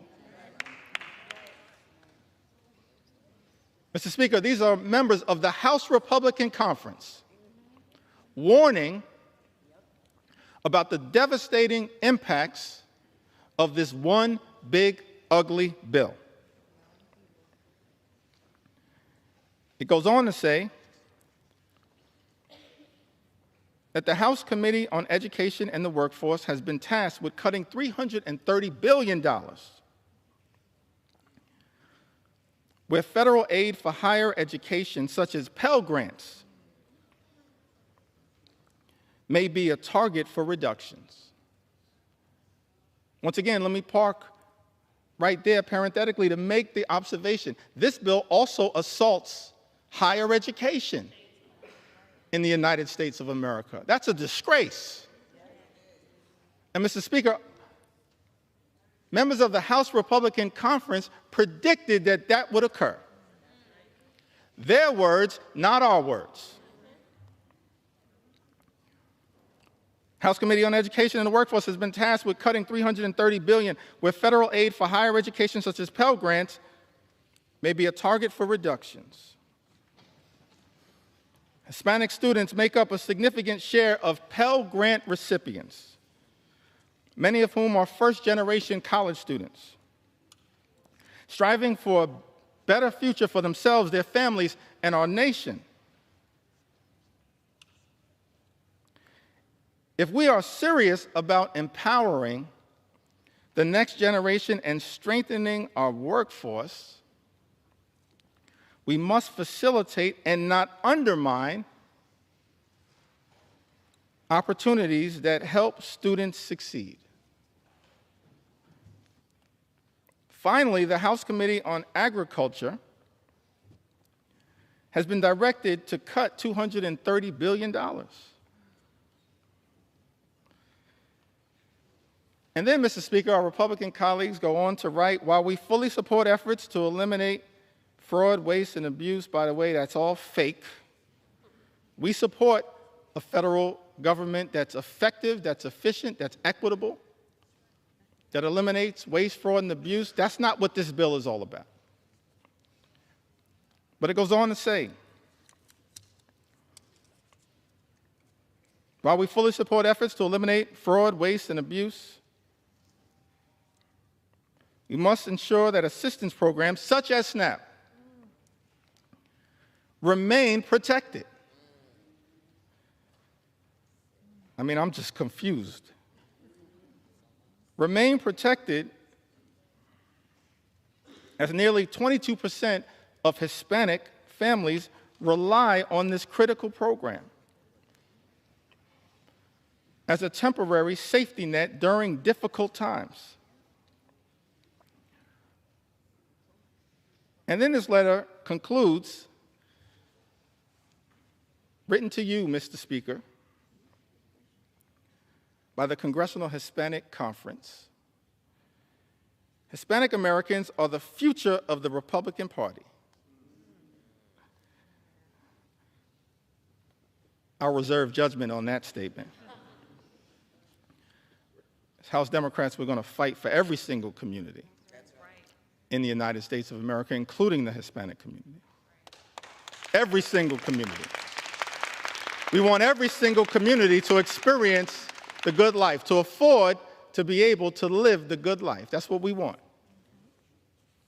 For every single community, good paying job, good housing, good health care, good education for your children, and a good retirement. That's what we want for every community. But the Congressional Hispanic Conference, they write, in closing to you, Mr. Speaker, that these Hispanic Americans are closely watching to see if we will govern in a way that honors their values and delivers results.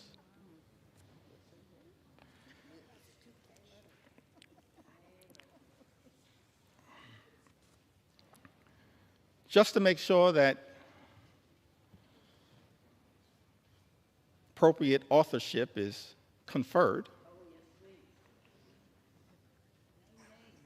I'm going to enter the names of the signatories to this extraordinary letter. Mr. Speaker, Tony Gonzalez, Nicole Maliatakis, Monica de la Cruz, David Valadeo, who represents more Medicaid recipients than any other member of Congress, Juan Ciscomani, Rob Bresnahan, what a beauty, James Moylan, Kimberlyn King Hines. They all signed this letter. And the question that many Americans have to ask right now is that after signing a letter indicating your commitment, Mr. Speaker, to protecting Medicaid and SNAP and access to affordable higher education through Pell Grants, how is it possible that, Mr. Speaker, some of our Republican colleagues will turn around and devastate Medicaid, devastate supplemental nutritional assistance, and devastate the ability of Hispanic communities to achieve the type of upward mobility, in part through higher education, that is talked about in this letter? That letter was written in February. And then we go to March. Can I talk about it?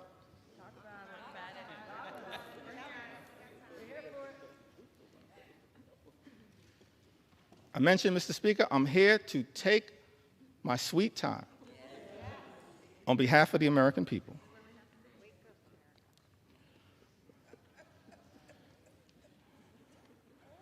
And so on March 9th, there's a letter that's written to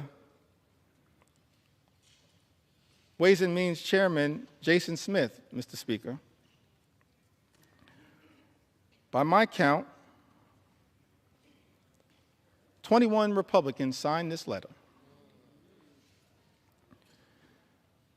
And it's about the importance of the clean energy economy in the United States of America. I would assume, based on this letter, that all of the signatories to this particular piece of correspondence are now horrified by the attack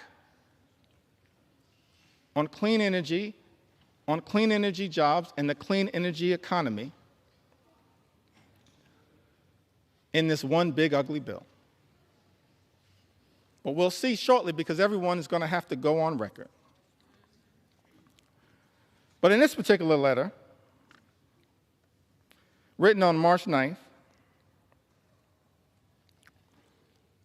Mr. Speaker, 21 members of the House Republican Conference write to Chairman Jason Smith. Countless American companies are utilizing sector-wide energy tax credits, many of which have enjoyed broad support in Congress to make major investments in domestic energy production and infrastructure for traditional and renewable energy sources alike. Both our constituencies and the energy industry alike remain concerned about disruptive changes to our nation's energy tax structure. With all this in mind, the letter continues toward the end. We request that any proposed changes to the tax code be conducted in a targeted and pragmatic fashion that promotes conference priorities without undoing current and future private sector investments, which will continue to increase domestic manufacturing, promote energy innovation, and keep utility costs down.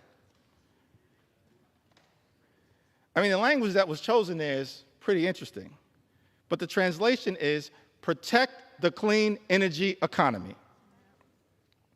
That's what this letter was all about. Written by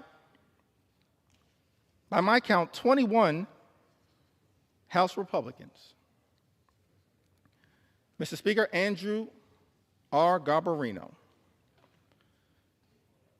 Jennifer Kiggins, Juan Ciscomani, Gabe Evans, David Valadeo. What a prolific writer.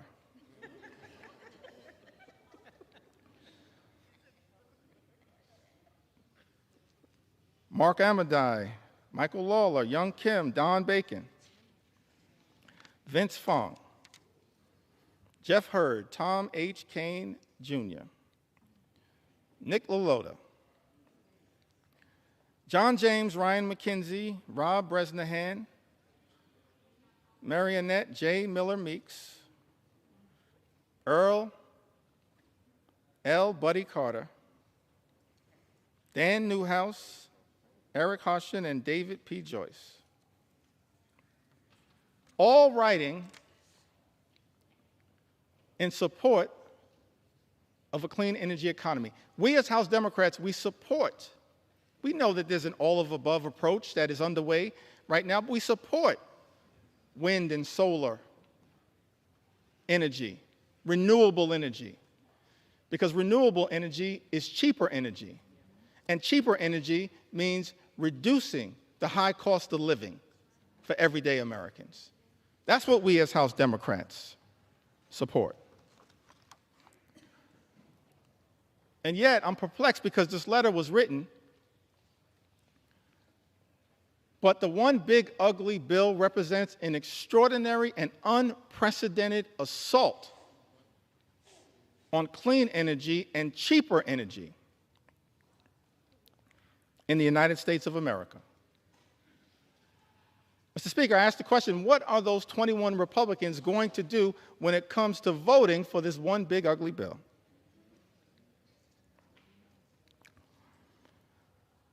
And then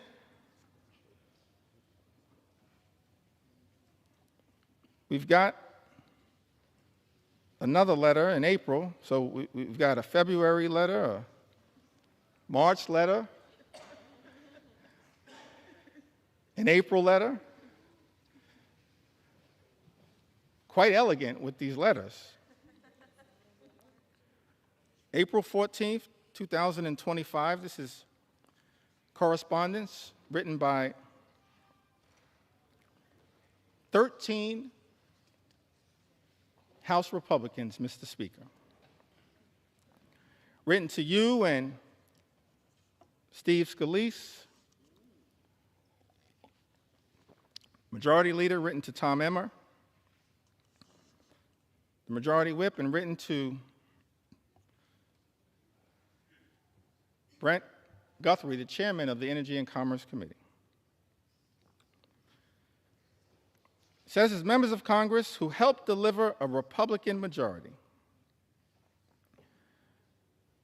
many of us representing districts with high rates of constituents who depend on Medicaid, we would like to reiterate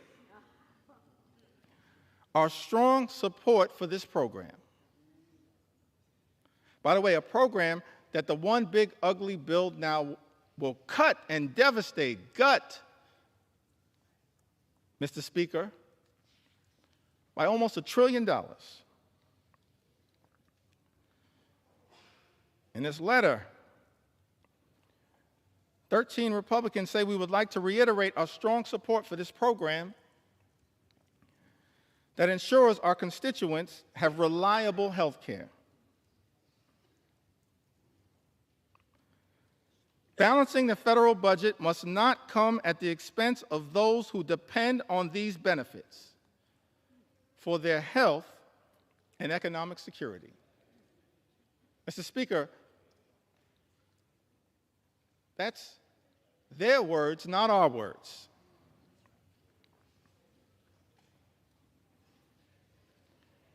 And then this bill makes an extraordinary declaration. And I think it's important for us to understand who led this bill. David Valadao. These are just facts, Mr. Speaker. Publicly issued letters. David Valadao, Don Bacon, Jeff Van Drew, Rob Bresnahan, Juan Ciscomani, Jen Kiggins, Young Kim, the usual suspects. Robert J. Whitman, Nicole Maliatakis, Nick LaLota, Andrew R. Garbarino, Jeff Hurd, and Michael V. Lawler. By my count, 13 members. And in some of the relevant portions of this letter, it says to strengthen Medicaid, we urge you to prioritize care for our nation's most vulnerable populations. Our constituents are asking for changes to the healthcare system that will strengthen the healthcare workforce, offer low-income, working-class families expanded opportunities to save for medical expenses, support rural and underserved communities, and help new mothers.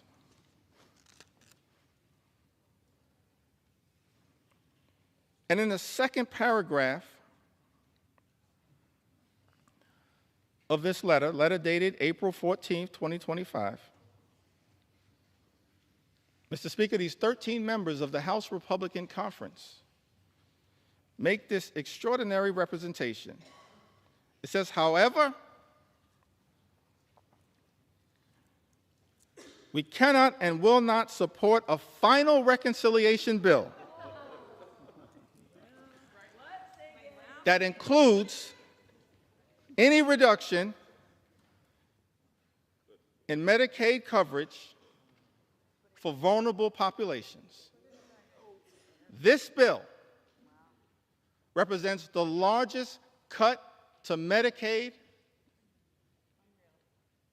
in American history. It will devastate vulnerable populations all across America. And so the reality is, all 212 House Democrats are going to stand up and protect the health care of the American people. We're going to protect the Medicaid of the American people against this assault on vulnerable communities. And I'm looking forward to all 13 of you joining us to protect the health care of the American people that you represent. That's the promise, Mr. Speaker, that your Republican colleagues made in this April letter. What's changed? We're looking forward to all 13 Republicans in this letter joining us to protect the Medicaid of the American people.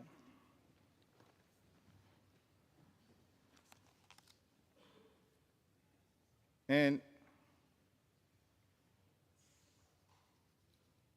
you know, this SALT issue is also an interesting one.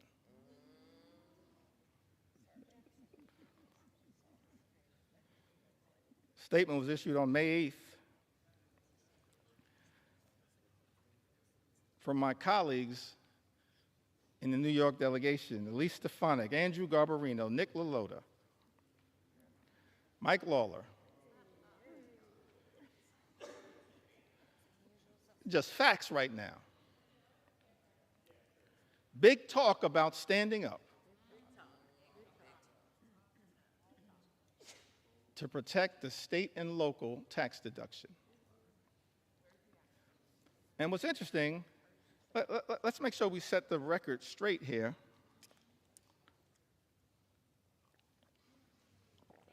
as to what happened to the state and local tax deduction, which impacts millions of hardworking American taxpayers all across the country, including in the districts represented by the individuals that I just named. The state and local tax deduction was decimated, Mr. Speaker, by Donald Trump, House Republicans, and Senate Republicans in 2017 in connection with the GOP tax scam that callously and unnecessarily imposed a $10,000 cap, wiping away thousands of dollars a year for hardworking American taxpayers. Republicans did that. Mr. Speaker, let's set the record straight. And so, Mr. Speaker, there are people in this chamber claiming to be saviors. Saving what? From the devastation that Republicans have wrought by decimating the state and local tax deduction? And you know what's interesting about this is that people who are against this claim that the state and local tax deduction is subsidizing states in certain places to the detriment of others. But every single state that suffered from the Republican effort, Mr. Speaker, under Donald Trump's presidency in 2017 to decimate the state and local tax deduction, every single state is a donor state, sends more money to the federal government than we ever get back in return. A donor state. Some people in this town running around misrepresenting the facts. We're okay to be a donor state, but don't lie to the American people about the reality of the state and local tax deduction. And then you have this extraordinary statement on May 8th, big talk, no action.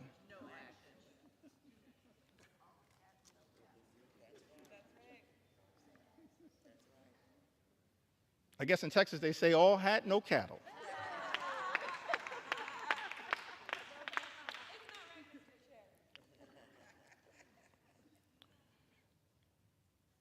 And so that brings us to this letter that was written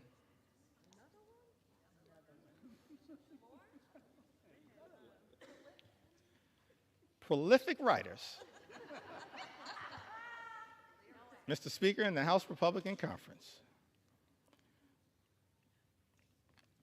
on June 6th. I'm really confused by this combination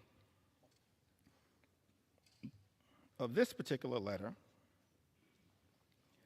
followed by an interesting statement that was made after the Senate passed Donald Trump's One Big Ugly Bill by Lisa Murkowski. And maybe somebody, Mr. Speaker, can help me reconcile these statements. Because all of us in the House and in the Senate were independently elected to stand up on behalf of our constituents in the chambers that we serve in. I'm going to get back to that point momentarily. So in the House, we passed this One Big Ugly Bill initially in late May, a devastated Medicaid, devastated nutritional assistance, devastated the clean energy economy that actually is benefiting red state after red state after red state in the United States of America. And so,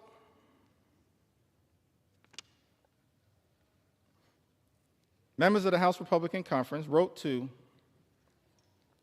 Majority Leader Thune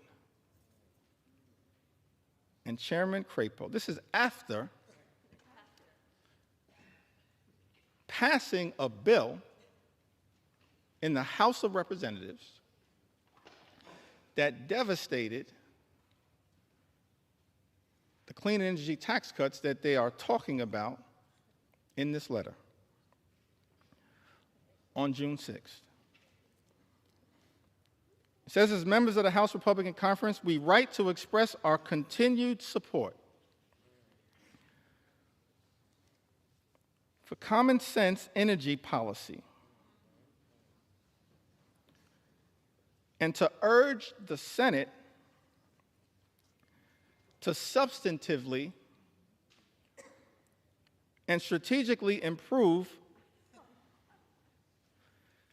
clean energy tax credit provisions included in the House-passed reconciliation bill.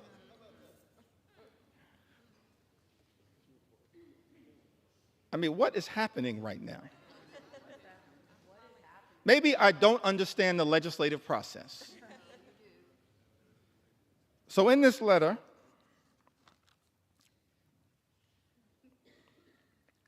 it goes on to say, in relationship to a bill that every single signatory signed and voted for. Our position has always been that the energy tax code should be modernized in a way that promotes fiscal responsibility and business certainty. Fully realizing that balance requires improvements to the House-passed version of H.R. 1. We believe that the Senate now has a critical opportunity to restore common sense and deliver a truly pro-energy growth final bill that protects taxpayers while also unleashing the potential of U.S. energy producers, manufacturers, and workers. In other words, every single one of these signatories,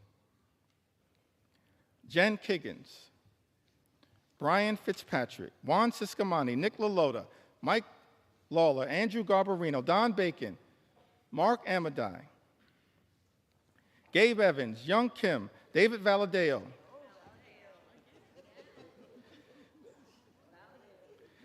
Rob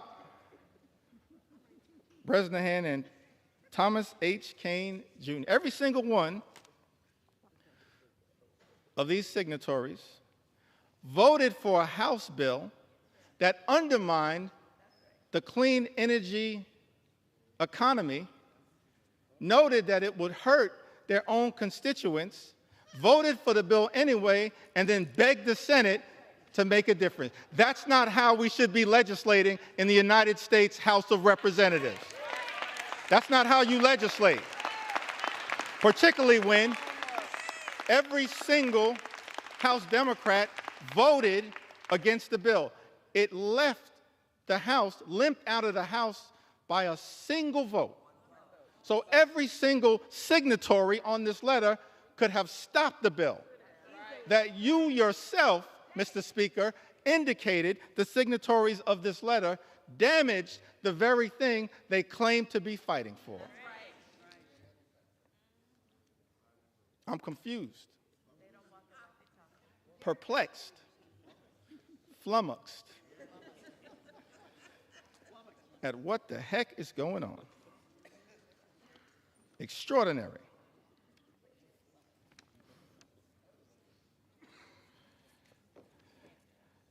I'm just overwhelmed by the amount of correspondence. I had to just pick out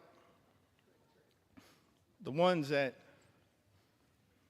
were most extraordinary to make sure that they were entered into the record. The most recent one on the subject of Medicaid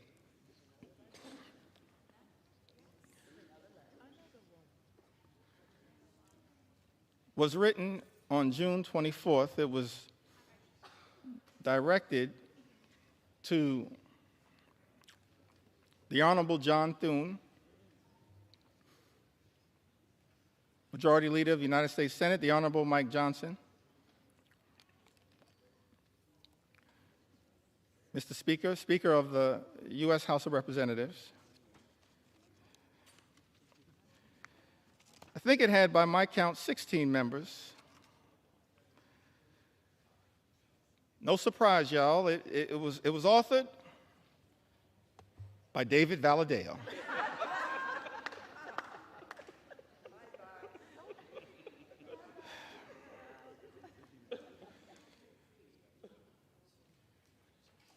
These letters can make up a book, Mr. Speaker.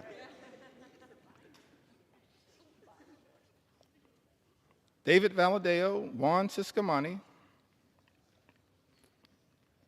Rob Bresnahan. Mr. Speaker, these are just facts.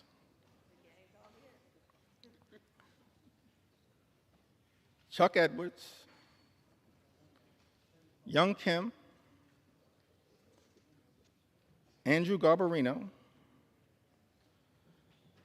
Mike Lawler, Jen Kiggins, the gang is all here again.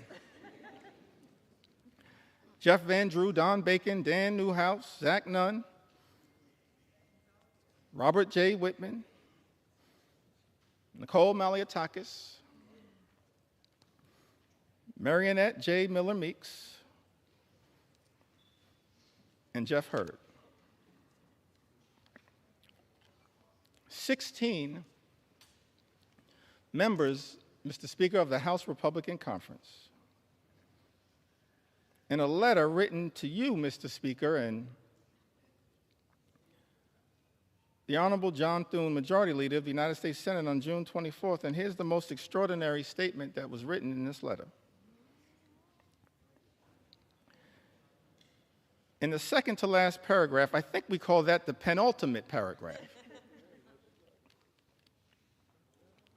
In the second to last paragraph, it says, protecting Medicaid is essential for the vulnerable constituents we were elected to represent. Therefore, we cannot support a final bill that threatens access to coverage or jeopardizes the stability of our hospitals and providers. Mr. Speaker, 16 members of the House Republican Conference, who just a few days ago made clear on the record that they will not support devastating cuts to Medicaid. 16 members. All we need, Mr. Speaker, are 4 Republicans from this group to join us, and we can stop these devastating cuts to Medicaid. Join us. Join us. Join us. We welcome you with open arms into the warm embrace of members of Congress who are here to protect the health care of the American people. Just 4 y'all, we welcome you with open arms into the warm embrace of members of Congress determined to protect the health care of the American people. All we need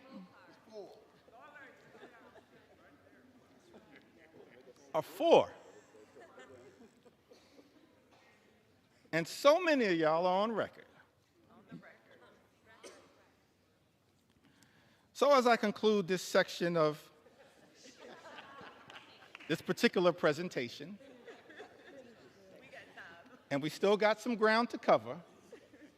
Cover it. We're going to continue as House Democrats to take our sweet time on behalf of the American people, because the issues are too significant to ever walk away from. I just want to turn to a statement that was issued by Senator Lisa Murkowski. I want to give some love to the other side of the Capitol.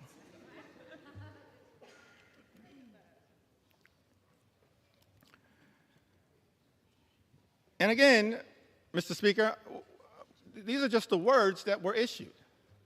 I'm not even trying to characterize the words.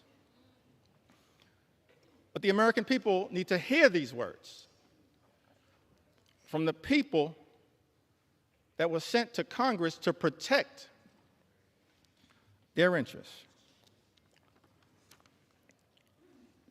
Senator Lisa Murkowski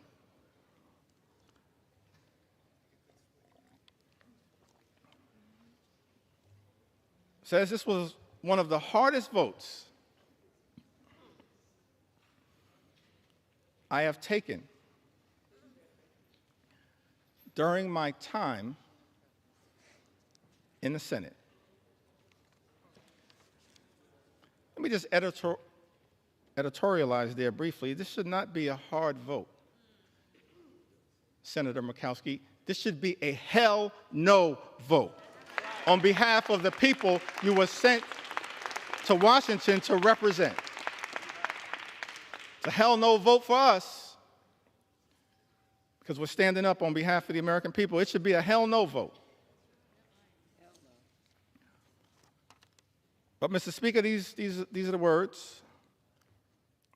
Senator Murkowski says this was one of the hardest votes I have taken during my time in the Senate.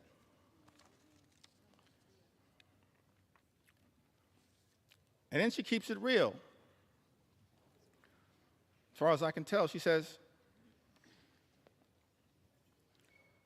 but let's not kid ourselves. This has been an awful process. Speaker, those are the words of a Republican senator, not us.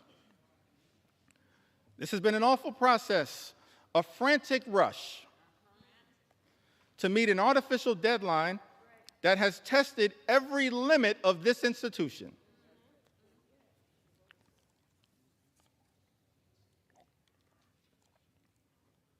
While we have worked to improve the present bill for Alaska,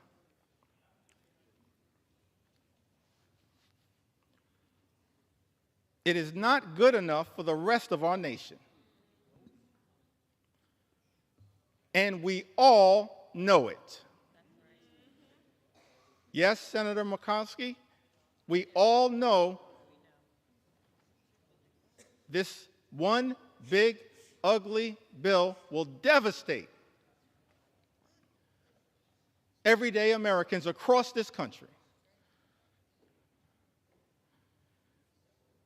And yet, in the concluding paragraph, this comes after Senator Murkowski voted for this bill, the deciding vote in the United States Senate, says, my sincere hope is that this is not the final product.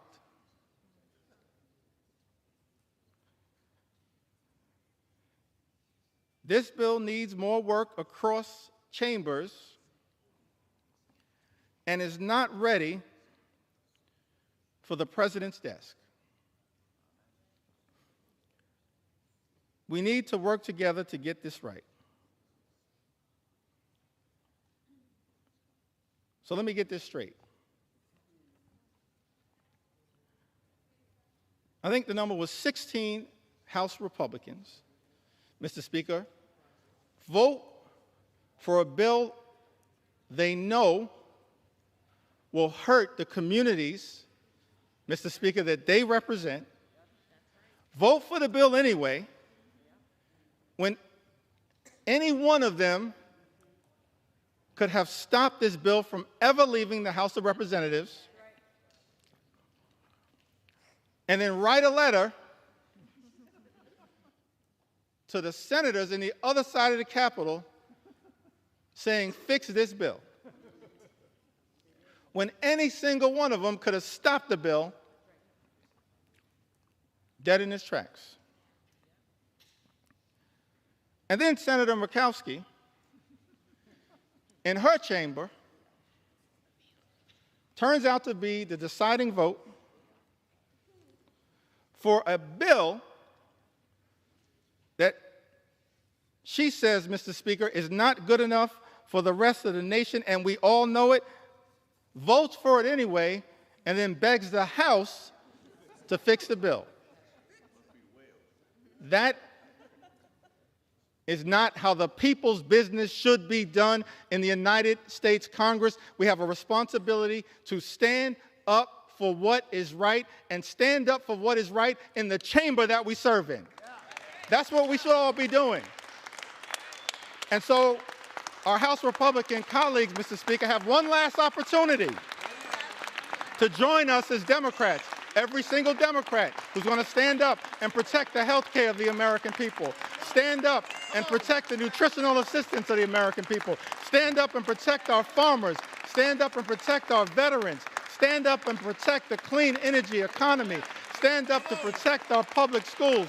Every single one of my House Republican colleagues have the opportunity now in this chamber, not the other chamber, in this chamber, to join us as Democrats and stand up for what is right.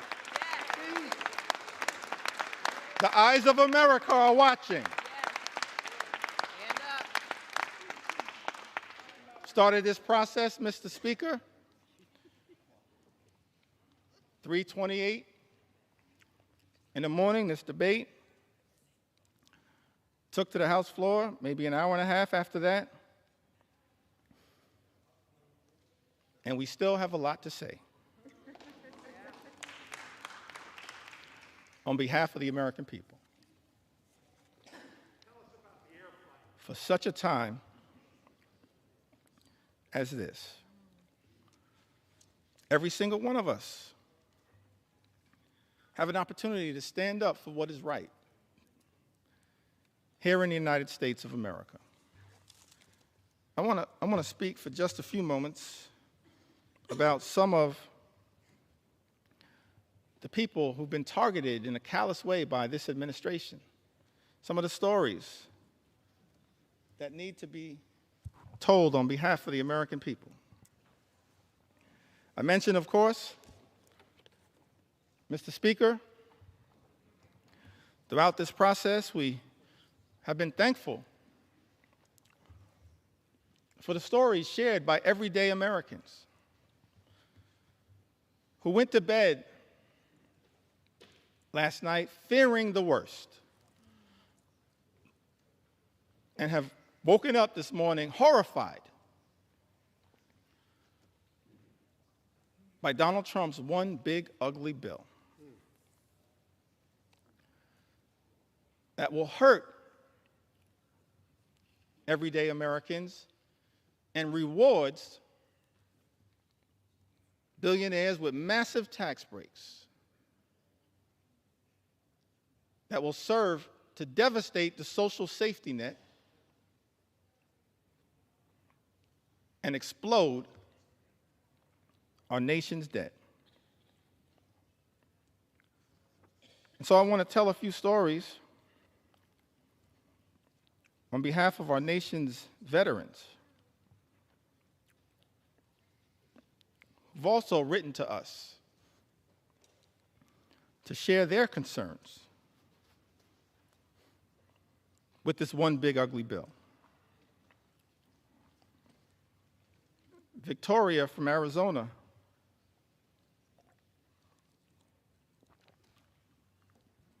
wrote to us, Mr. Speaker, said, my husband and I are patriots. We are both Army veterans who were disabled as a result of our service. We have 5 children and run a small electrical contracting business.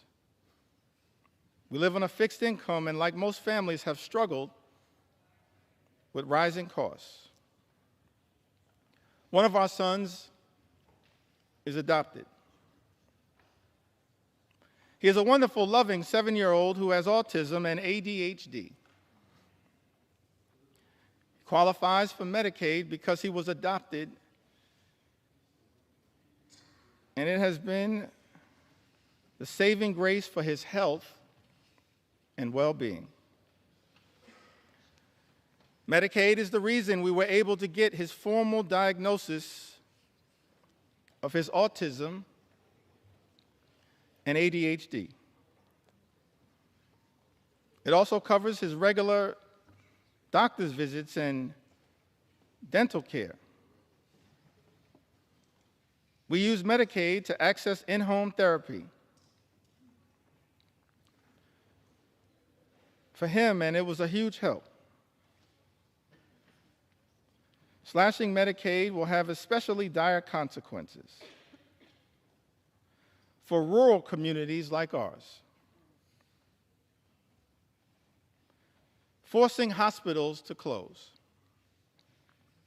Health resources are already slim in our area. And in this Army veteran rights, President Trump is causing enormous stress and hardship for families like mine. He and his billionaire friends don't need more tax breaks. It's outrageous. The last thing we should even be considering is cutting Medicaid. These programs are lifelines. We agree with you, Victoria. She lives in Arizona's 6th Congressional District. District, Mr. Speaker, currently represented by Congressman Juan Ciscomani. Troy,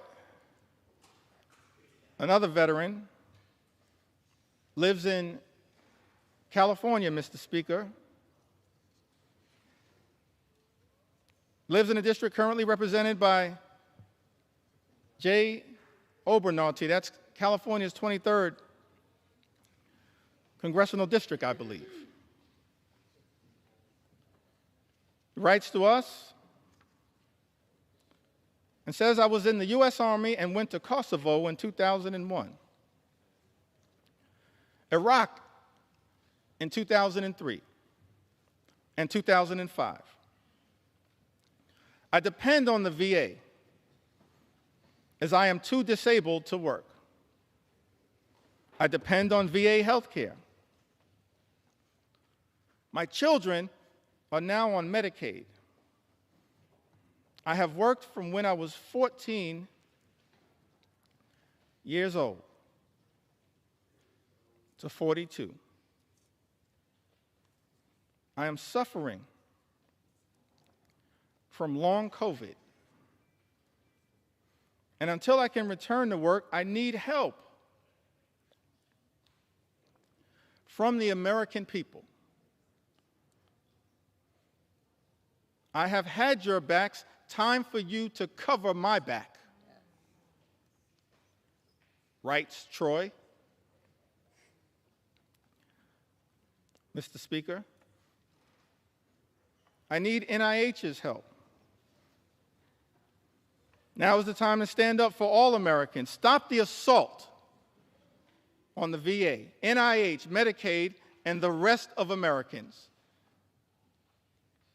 We agree with you, Troy. It's time to stop the assault on the American people. Stop the assault that is represented in this one big, ugly bill.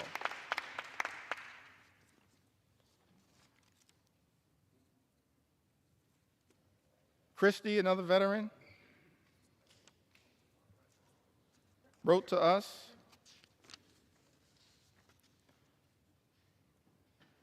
and says I was drafted in 1970. My choice was incarceration or militarization. So I enlisted in the Navy and became a Navy corpsman serving on the USS Long Beach, CGN 9, and her Marine detachment, where I was assigned to the 3rd Marines, 1st Medical Battalion. I was blessed. I lived through 2 tours, giving medical care to my shipmates. Every other day, I was assigned to flight ops to transfer or pick up the wounded and dead Marines from shore to ships waiting offshore about 8 miles. I hated the smells of war. This veteran writes, death and misery were my constant companions. The war left me unsettled, mentally and morally corrupt. For 50 years, I have suffered with my PTSD, which went undiagnosed for years. After 12 years of VA therapy and working hard for my soul to be repaired, I find myself living alone and isolating from others. And I am one of the lucky ones, thanks to the care I have received from the VA. Veterans pouring out their heart and their soul, sharing their anxiety with all of us, urging this Congress to do something. Stand up on behalf of the veterans who are going to be hurt by this one big ugly bill. Devastated by this one big ugly bill.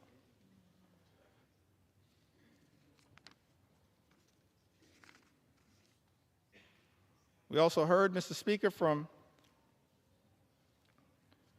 Timothy, who I believe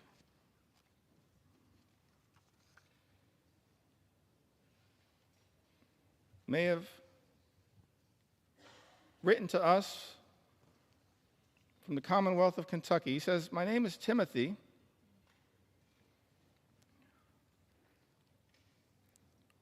And for the past 5 years, I have worked at the Department of Housing and Urban Development in field policy and management, a Department of Housing and Urban Development that was once led so ably by our former colleague, Congresswoman Marcia Fudge,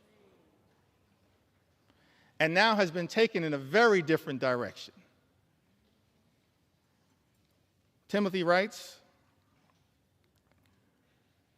in this role, I've educated the community about HUD's programs such as FHA loans and housing counseling that allow people to purchase homes. Affordable rental housing that help people pay their rent, and homeless services that help people find shelter and leave the streets. I have worked with internal data that focused on improving our programs.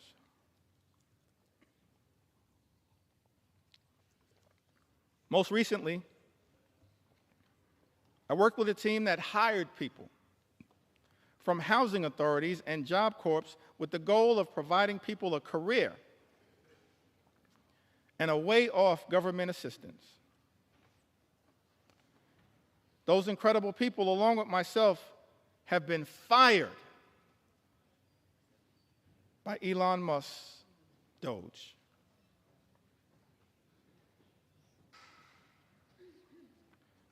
My entire professional career, I have taken jobs that I considered bigger than me. I served in the military, both enlisted and as an officer. I deployed. And I'm now a disabled vet with a rating of 90%. After the military, I focused on giving back and challenging myself in a way while continuing a job that was bigger than myself, so I joined the Peace Corps. Served in Ukraine for years, working as a youth development volunteer. Now as a HUD employee, I'm being fired by an unelected official and being called lazy by my president. I want to know why Elon Musk has this power and authority and why our elected officials are not doing more to stop it. I have served this country and the government my entire life because I love my country. Why is this happening? Tim writes to us. That is such an important question, Mr. Speaker. Why is this happening in the United States of America? Why are we living in a country where this administration has launched an all-out assault on veterans in the United States of America? Firing veterans like Tim in the United States of America. Jeopardizing services from the VA, earned benefits that these veterans are entitled to because of their extraordinary service. Men and women in uniform who serve this country, Mr. Speaker, benefits that they've earned, and now find themselves in the legislative line of fire from their own government, their own country, and stand to be hurt in such an extraordinary way by this extreme Republican budget, this one big, ugly bill. We're here on the House floor, Mr. Speaker, to say to Tim and every single veteran who put on the uniform, every single man and woman who served this country, we will not abandon you in your hour of need. Right. We're going to stand up for every single veteran in this great country and make sure that the veterans of the United States of America are treated with the dignity and respect that you deserve. That is our promise to each and every veteran in the United States of America, and that's why, Mr. Speaker, we stand in strong opposition to Donald Trump's one big ugly bill. An all-out assault here in the United States of America, an extraordinary assault. An assault on the economy, an assault on our veterans, an assault on farm country, an assault on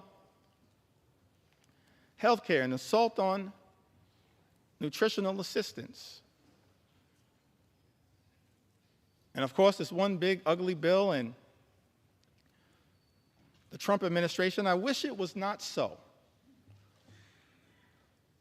Because at the beginning of this Congress, Mr. Speaker, I stood right where you stand right now and said in my first remarks to this Congress and the American people that as Democrats, we were prepared to find common ground on any issue to make a difference in the lives of the American people we all represent.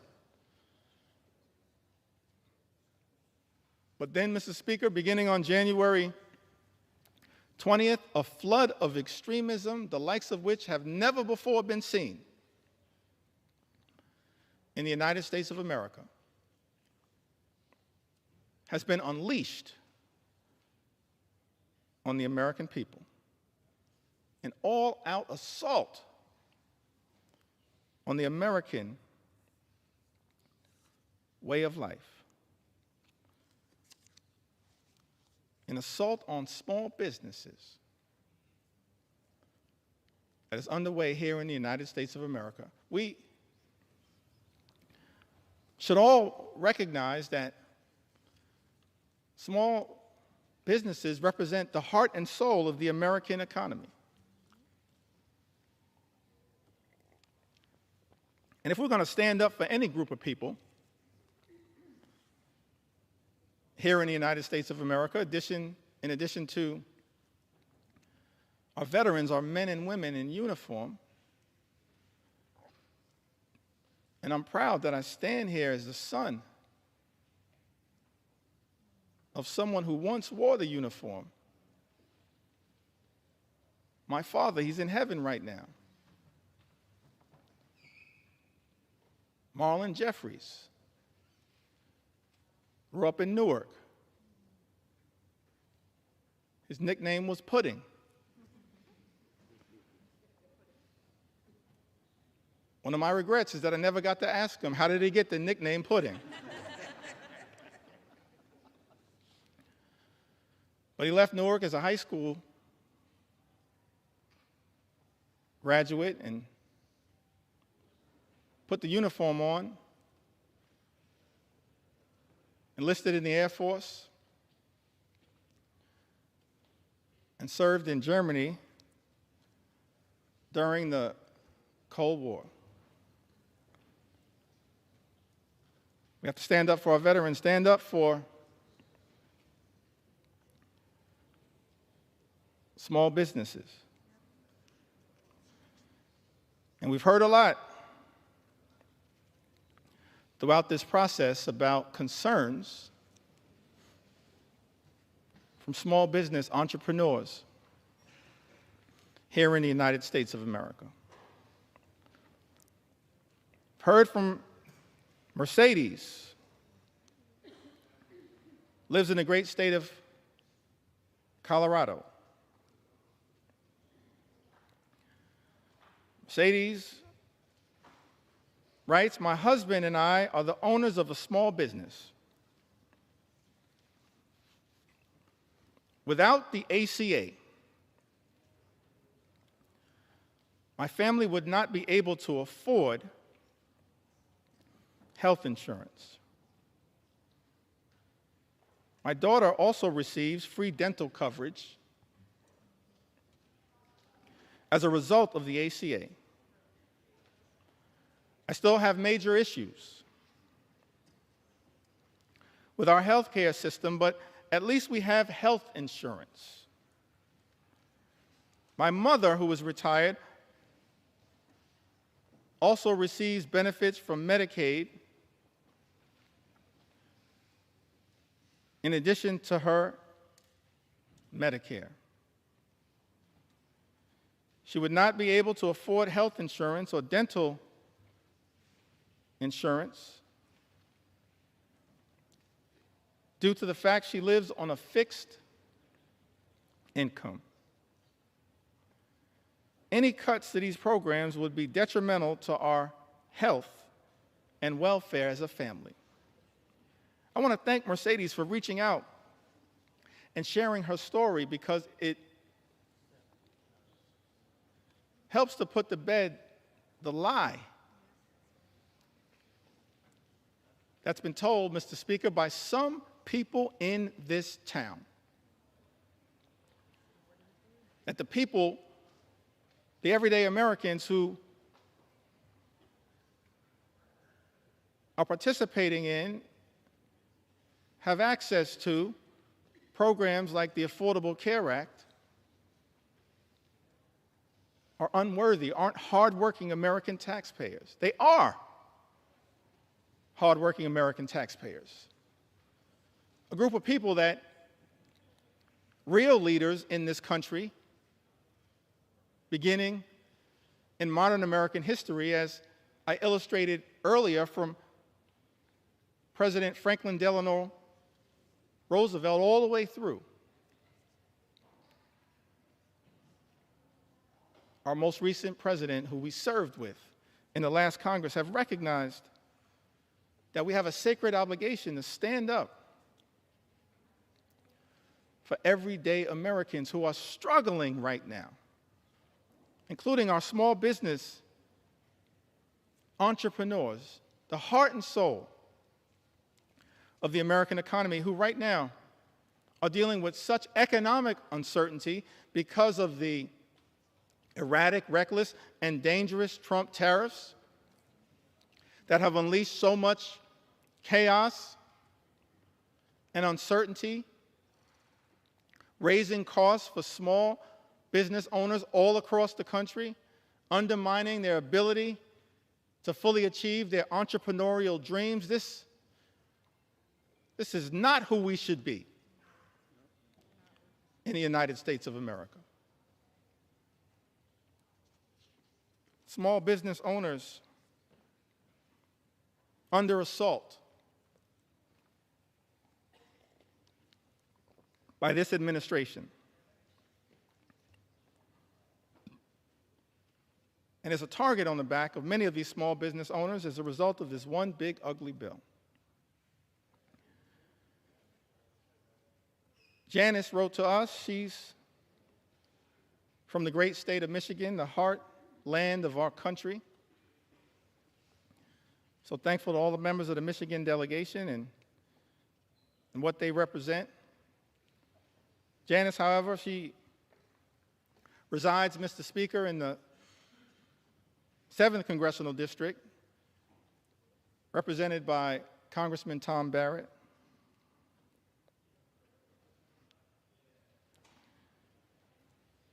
Says that small business owner, mother, ACA recipient in Michigan, who recently spoke about how Trump's tariffs would potentially force her to close her business, which has given her family a livelihood for a decade and helped put 2 children through college.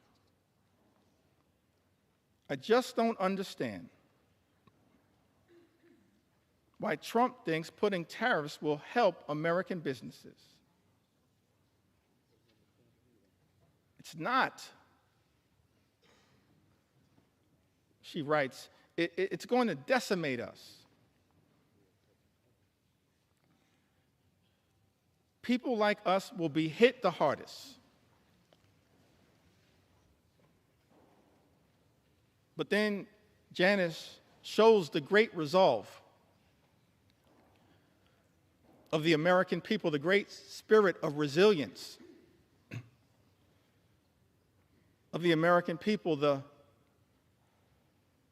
refusal to run away from difficult circumstances.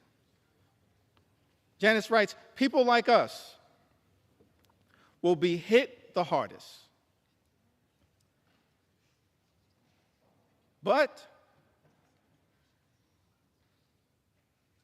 Janice then writes, I refuse to call it quits. I won't give in to him. Janice, neither will House Democrats. Not now, not ever. We will never give in to this type of extremism as being unleashed on the American people. We will continue to stand up for you. One last small business owner that I'd like to mention. So many who've written to us, whose stories I want to be able to share, but let me perhaps go back to the Big Apple, the great state of New York. But let me also say to the American people, one of the ways in which we've received all of these stories, and we urge you to continue to share these stories from all across the land. You can share your story with us at democraticleader.house.gov/share your story. democraticleader.house.gov/share your story. We want to hear from the American people as to how we can best represent your interests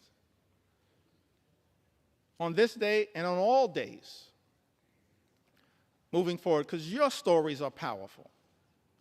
Your stories will continue to give us the resolve to fight for an America that's fair and just, an America where every single person can afford to live the good life. Good paying job, good housing, good health care, good retirement, and of course a good education for your children. That's not too much to ask in the wealthiest country in the history of the world. Work hard, play by the rules, and every single American should be able to afford to live the good life. But we know that in this country, far too many people are living paycheck to paycheck. Far too many small business entrepreneurs living paycheck to paycheck. And justifiably expect better from this government. We should be working hard in a bipartisan way to make their life better, not unleashing shock, awe, and pain on the American people. That's what this one big ugly bill will do. Devastate everyday Americans. Linda writes to us, a small business owner. I believe she's from the North Country. Lives in New York's 21st Congressional District, Mr. Speaker. Linda's a flower farmer and flower importer in upstate New York. Small business has been impacted by Trump's tariffs on products being imported from Western Europe, the Netherlands, I believe. The economic strain and uncertainty imposed by the tariffs on small business owners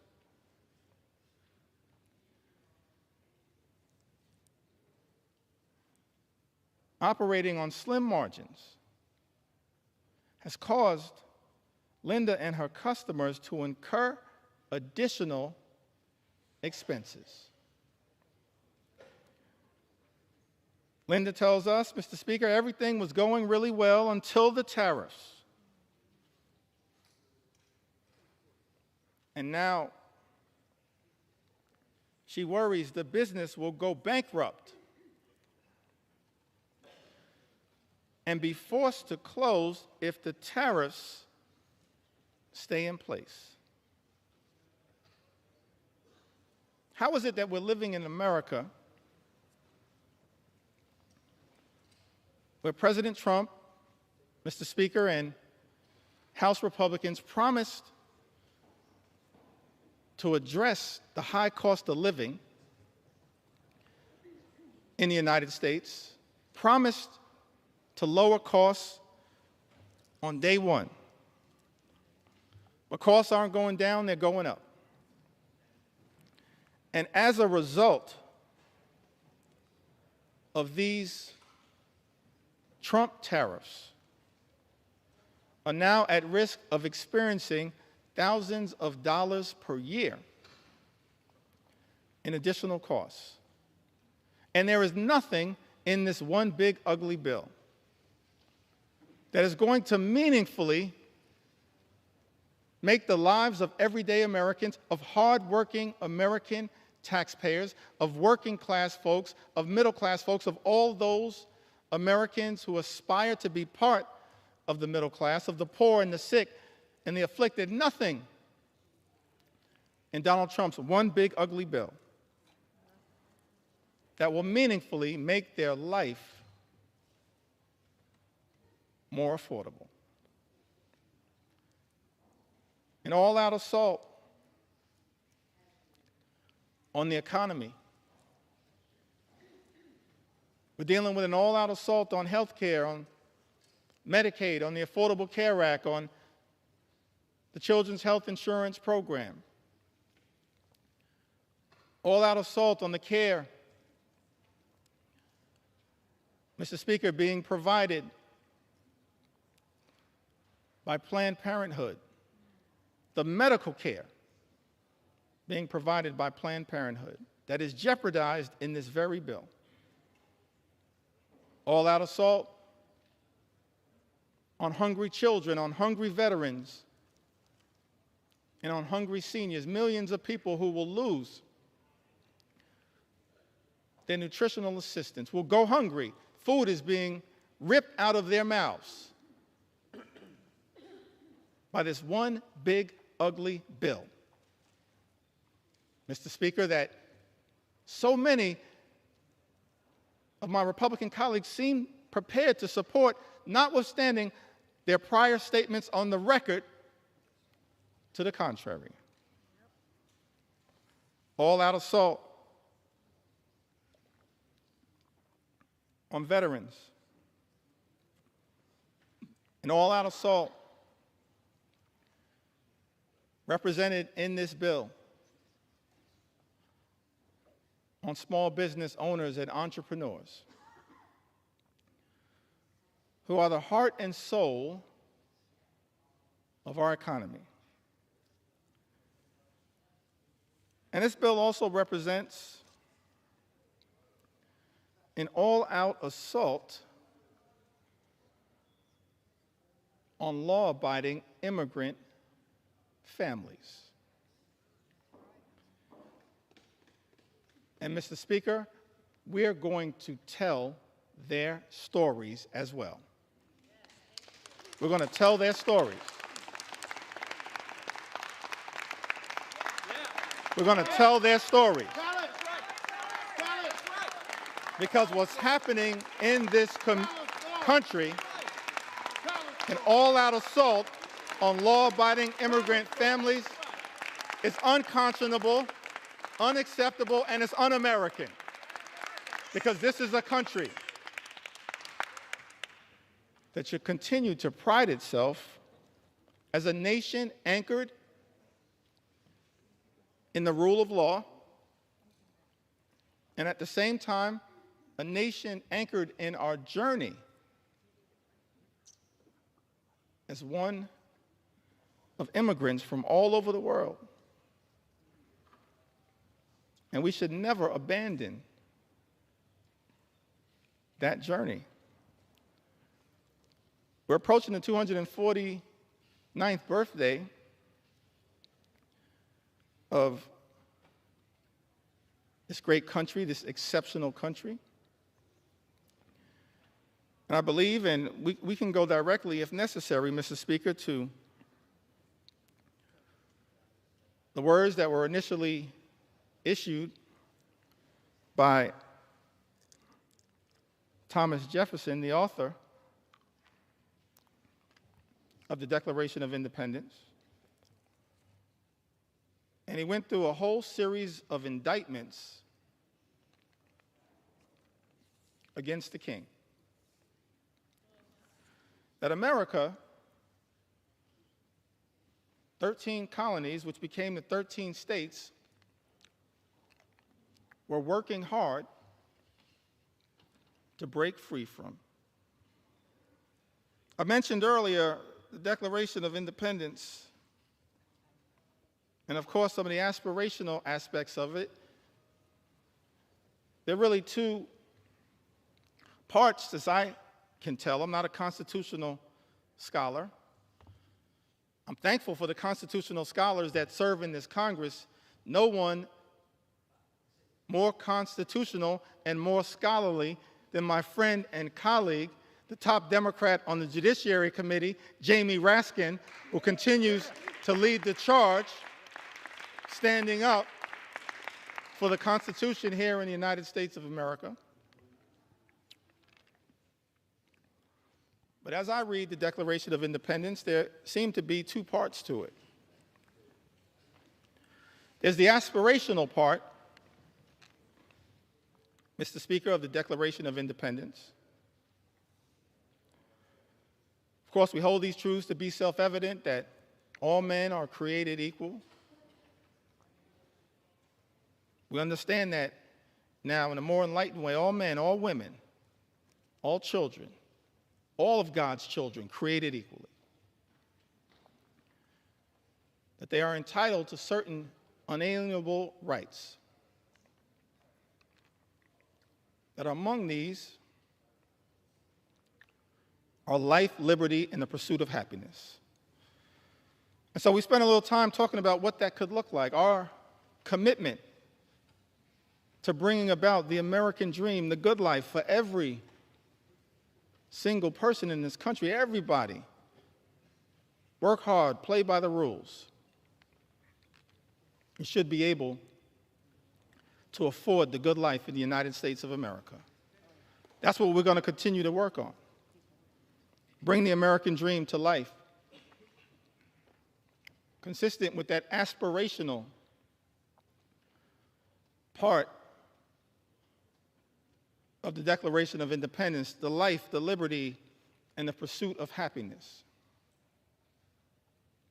But then as far as I can tell, there was also a second interesting part of the Declaration. It was the indictment against the king. And I commend everyone in this chamber, all of the American people who may be observing the proceedings in the House of Representatives, particularly as we approach July 4th, to read that Declaration of Independence. Perhaps I may even enter it into the record later on today. Because we're here, Mr. Speaker, to take our sweet time on behalf of the American people, to make sure as best I can, as best we can, to cover all of the things that as Democrats we're fighting hard to defend during this extraordinary moment of assault directed at the American people as a result of this one big, ugly bill that will hurt everyday Americans in order to reward billionaires with massive tax breaks and then exploding the deficit and the debt in ways that will jeopardize the future of our children and our grandchildren. But the aspirational part of the Declaration of Independence, of course, that is often famously quoted. But then if you read other parts of the Declaration of Independence, extraordinarily written document, it reads like an indictment against the extremism of the king. It reads like an indictment against the kings, I think of King George, it reads like an indictment against King George's flood the zone strategy. It reads like an indictment against King George's shock and awe strategy. It reads like an indictment against what I think may have been called Project 1775, which is what brought us to Project 1776. And you look at this indictment, and one of the things it alludes to, it talks about, is the notion of the king's effort to stop the assimilation of people from other parts of the world into the United States of America. So we understand that from the very beginning of this great country, there was a recognition, of course, of the importance of immigration to the success and vitality of the United States of America. And let me be clear, Mr. Speaker, so there's no misrepresentation. As House Democrats, we understand the importance, the urgency of securing the border. We believe that our immigration system is broken and that it should be fixed in a comprehensive and bipartisan way. So many leaders in that effort, so many big ideas were willing to partner in a bipartisan way. Pramila Jayapal, Linda Sanchez, Adriano Espaillat, Tom Suozzi, so many others. Veronica Escobar, we want to partner to fix our broken immigration system in a bipartisan and comprehensive way, secure our border. But we're also going to make sure we stand up for our nation's heritage, a nation of immigrants, which continues to this very day. It's an important part of American exceptionalism, and as far as I can tell, in my reading of the original document, the writings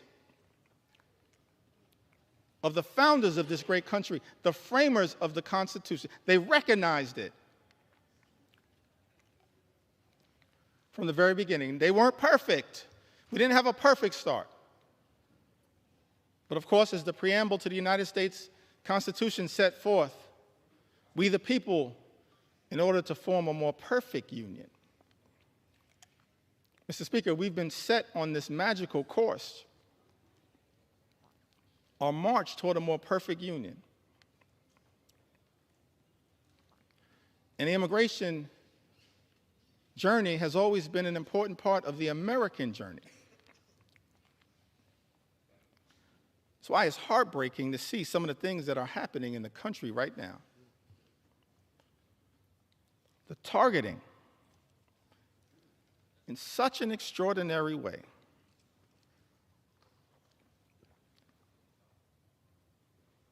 of law-abiding immigrant families, including American citizens. How can this be in the United States of America? Some people who might suggest that we should stay away from these stories. No, I'm going to lean into this part of the American journey because we support our heritage as a nation of immigrants. And we're going to stand up for dreamers, stand up for farm workers, stand up for law-abiding immigrant families all across this country. U.S. citizen children have been deported, Mr. Speaker. Is this who we've become? in the United States of America? How can this be? This is extraordinary. 2-year-old American named Manu Borges Santos was born in Fort Lauderdale, Florida, in September of 2022. February, she was taken into custody in Florida alongside her mother and father, both of whom were undocumented. And as a result of this situation, 2-year-old Manu was deported to Brazil. Because of the Trump administration, Manu, a U.S. citizen, only 2 years old, is now effectively stateless. Manu is not a citizen or resident of Brazil. She's a 2-year-old girl, an American citizen.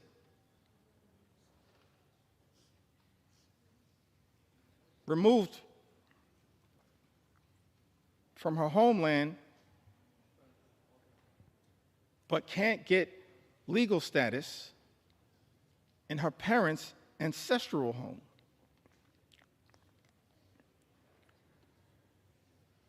And as a result of her inability to get citizenship down in South America, because she's an American citizen, she has no right to routine pediatric checkups, even though Brazil has a public health system, cannot easily enroll in daycare, and finds herself in an untenable situation. I think we are better than this. We've got to find a better way, because I thought this administration promised, Mr. Speaker, to target violent felons, not 2-year-old American citizens. That's unacceptable, as far as I can tell, in the United States of America. Target violent felons all you want. We support that. They should be deported. But why are resources being spent targeting 2-year-old American children? That's not American. And I don't believe the American people support that, Mr. Speaker. That's not what this country should be all about. Manu wasn't the only one. The only American citizen who's been targeted by the deportation machine, a deportation machine that will be unleashed on steroids by this one big ugly bill. We know that, in fact, is the case. That's not hyperbole. It's not a hypothetical. It's not hype. J.D. Vance told us the other day, don't worry about the cuts to Medicaid. Don't worry about the fact that this is the largest cut to Medicaid in American history. Don't worry about the fact that millions of Americans, more than 17 million Americans, will lose their health care, and many more will experience higher premiums, copays, and deductibles, whose life will measurably get worse as a result of this one big ugly bill. Vice President J.D. Vance said, don't worry about that, because it's all about the deportation machine that's not targeting violent felons. Apparently, much of what has been unleashed on the American people targeting American citizens, like a 2-year-old American girl with the initials VML, who was deported alongside her mother and sister to Honduras without any meaningful due process. VML was taken into custody by ICE on April 22nd.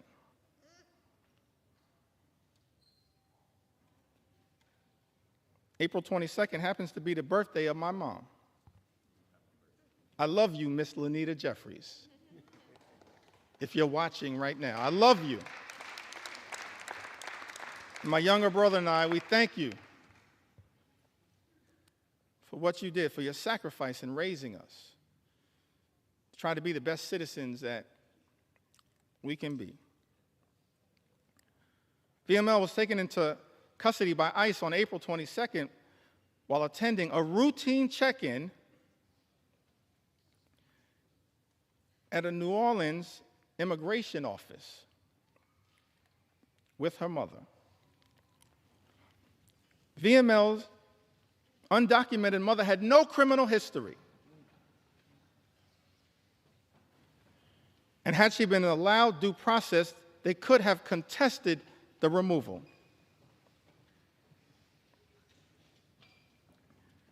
Instead,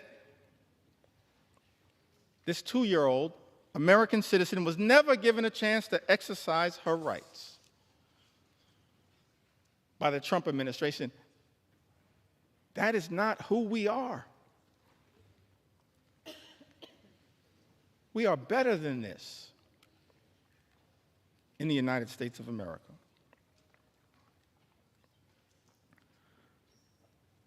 Carlos or Carrie Lopez Alvarado,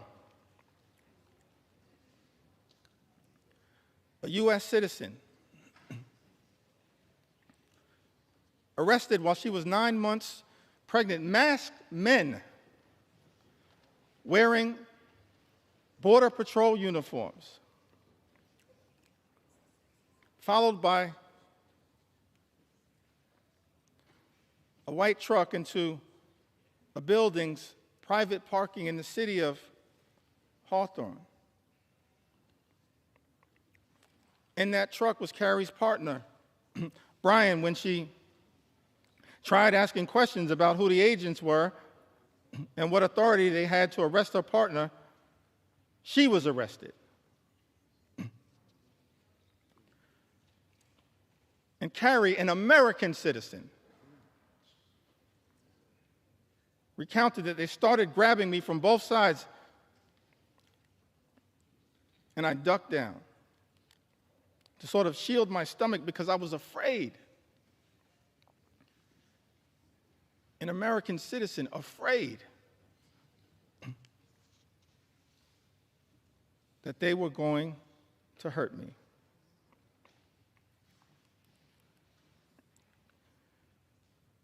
She told them her due date. She was 9 months pregnant.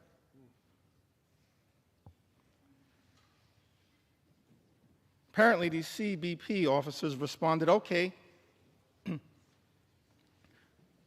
your baby is going to be born here, but you're from Mexico, right? They were wrong. They were detaining an American citizen. This is what has been unleashed on the American people. One last story that I feel compelled to share on this issue. Mr. Speaker, I still got some ground to cover. Take your time. Take your time. On a few other issues of importance to the American people, but one last story that I think needs to be shared, Mr. Speaker, in connection with this issue. This received some attention, some notoriety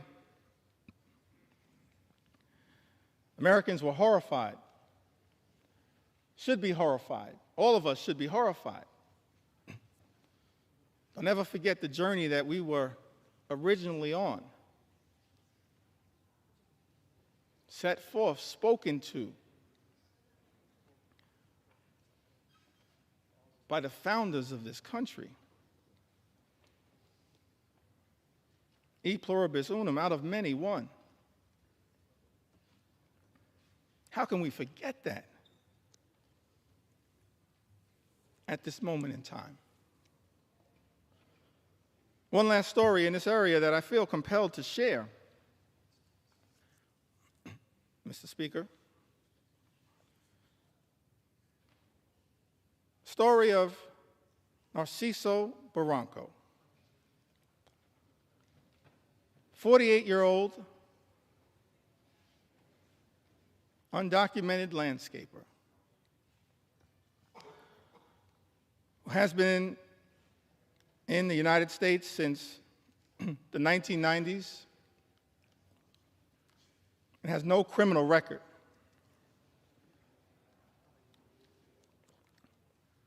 Here's the thing that got me about this story.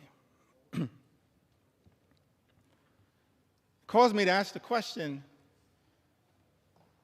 about this particular moment,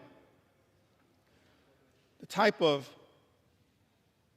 deportation machine that has been unleashed on the American people. Narciso, this landscaper, raised 3 American sons, all of whom became Marines, 2 of whom are currently, Mr. Speaker, on active duty Marines. His sons, juggling their military assignments, have been trying to deal with the costs and the paperwork required to adjust their father's immigration status through parole in place,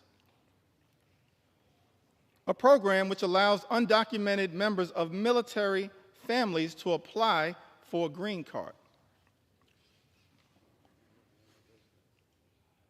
But these men in uniform, juggling their military assignments, had not gotten there yet. So after 3 decades, living, working, and raising a family of patriots in the United States, Narciso was violently arrested while he was mowing the grass at an IHOP restaurant. We don't have to speculate as to whether this was true or not. In a video captured of the incident, you see he was sprayed with pepper gas. He was detained on the ground. He was not resisting. And he was hit repeatedly in the head by masked federal agents while he was on the ground. Let me park right there parenthetically for a moment. Seems to me that every other law enforcement professional in the United States of America has to disclose their identity in a way that is identifiable. These masks need to come down. They need to come down. They need to come down.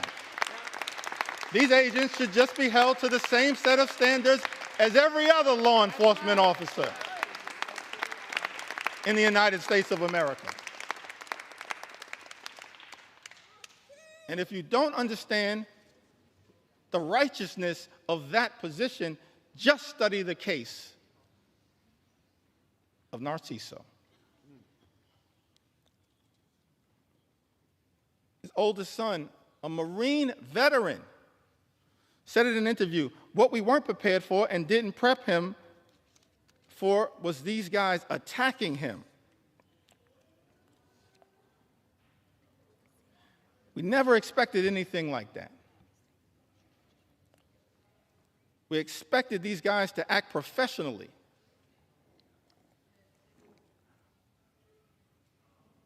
And up to the standards of the United States government. Our masked, armed federal agents who beat people on the ground, really the standards the United States government should be standing by? Are these the types of actions, Mr. Speaker, that House Republicans endorse and support?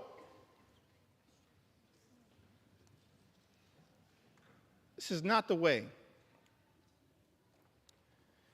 that anyone in the United States of America should be treated, particularly the father of 3 patriotic Marines. No one should be treated this way, but certainly not the father of 3 patriotic Marines in the United States of America. It's outrageous. It's out of control. And it's completely and totally unacceptable. Unacceptable. Unacceptable here in the United States of America. We are better than this. Better than this. Mr. Speaker, I've talked about the aspirational vision that we have for a country where everybody can afford to live the good life and work hard, play by the rules, experience the American dream, live the good life, good paying job, good housing, good health care, good education for their children, and a good retirement. That's not too much to ask in the United States of America, the wealthiest country in the history of the world, a great country, an exceptional country, as Abraham Lincoln once observed in a speech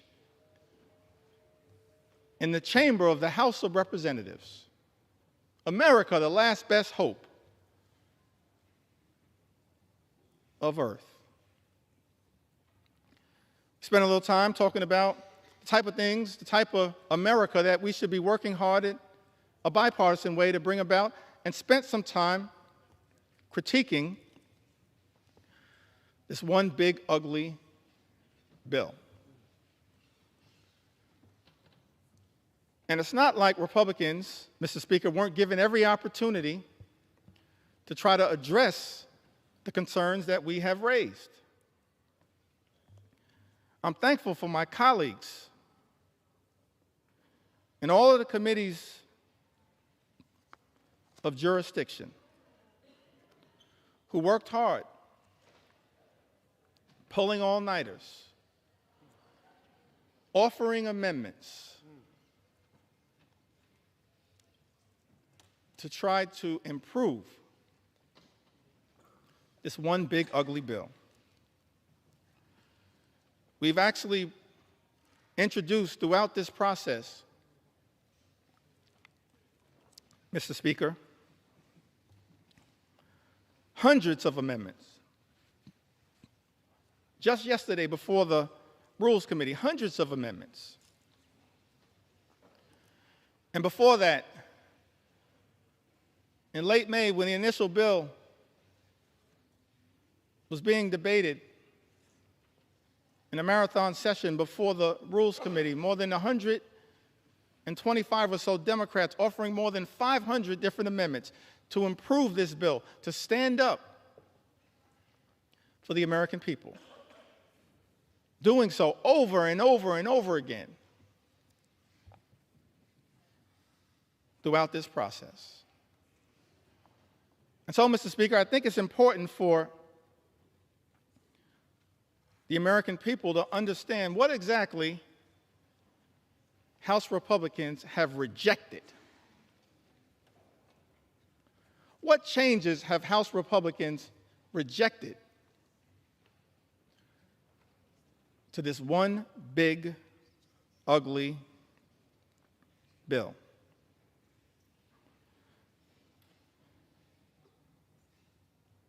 We repeatedly tried to offer an amendment, both in rules and on the House floor on behalf of the American people,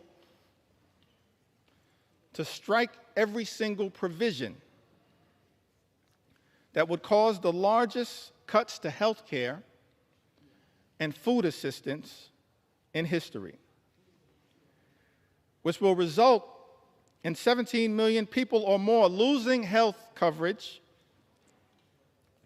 and jeopardizing nutritional benefits for about 42 million Americans who might otherwise go hungry. Republicans voted down that amendment.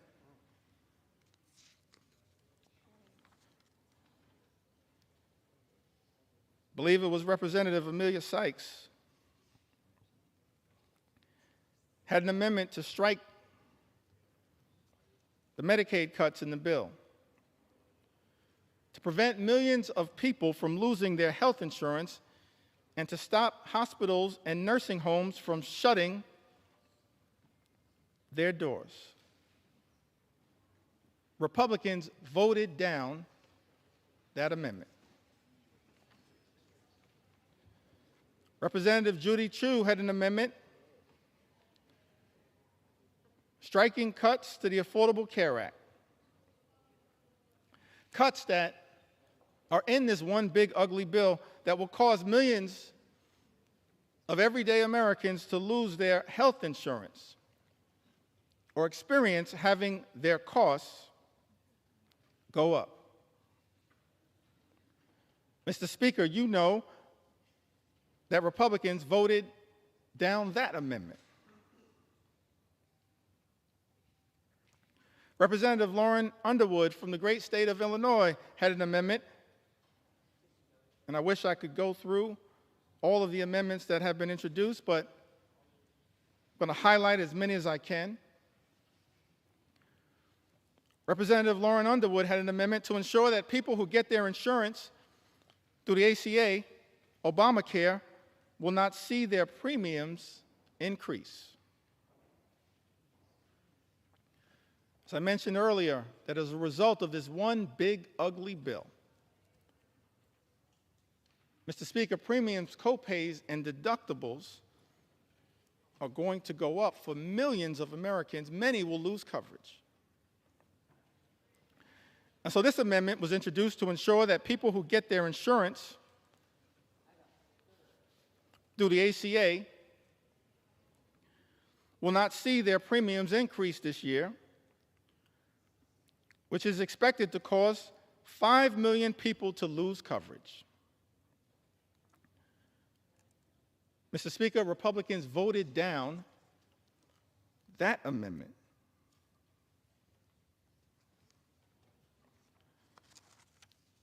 Representative Kelly Morrison had an amendment that strikes the defunding of Planned Parenthood, which provides access to life-saving cancer screenings and reproductive health care.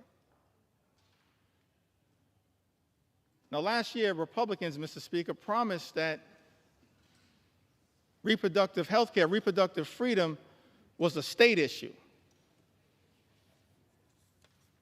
President Trump promised that reproductive health care, reproductive freedom was a state issue. And yet in this bill, there's a backdoor attack on reproductive freedom by targeting health care, preventative health care, that Planned Parenthood provides to millions of people all across this country. Representative Kelly Morrison had an amendment that strikes the defunding of Planned Parenthood, which provides access to life-saving cancer screenings along with reproductive health care.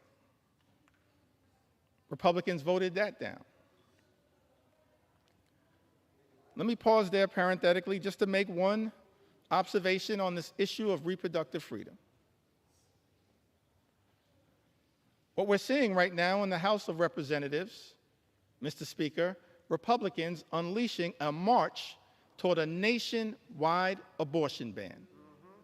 That's what's going on right now. What does this provision have to do with making life more affordable for everyday Americans? Nothing.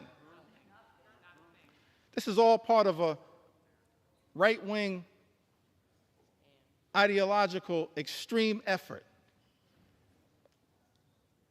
to undermine reproductive freedom in the United States of America. Let me make something clear, Mr. Speaker. House Democrats believe in a woman's freedom to make her own reproductive health care decisions, a decision that should be between a woman, her family, her faith, and her doctors. That's it, period, full stop.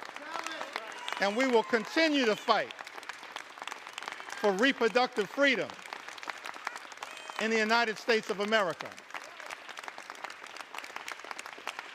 And we will not rest, Mr. Speaker, until the Women's Health Protection Act becomes the law of the land here in the United States of America. Big difference between us and them. Big difference.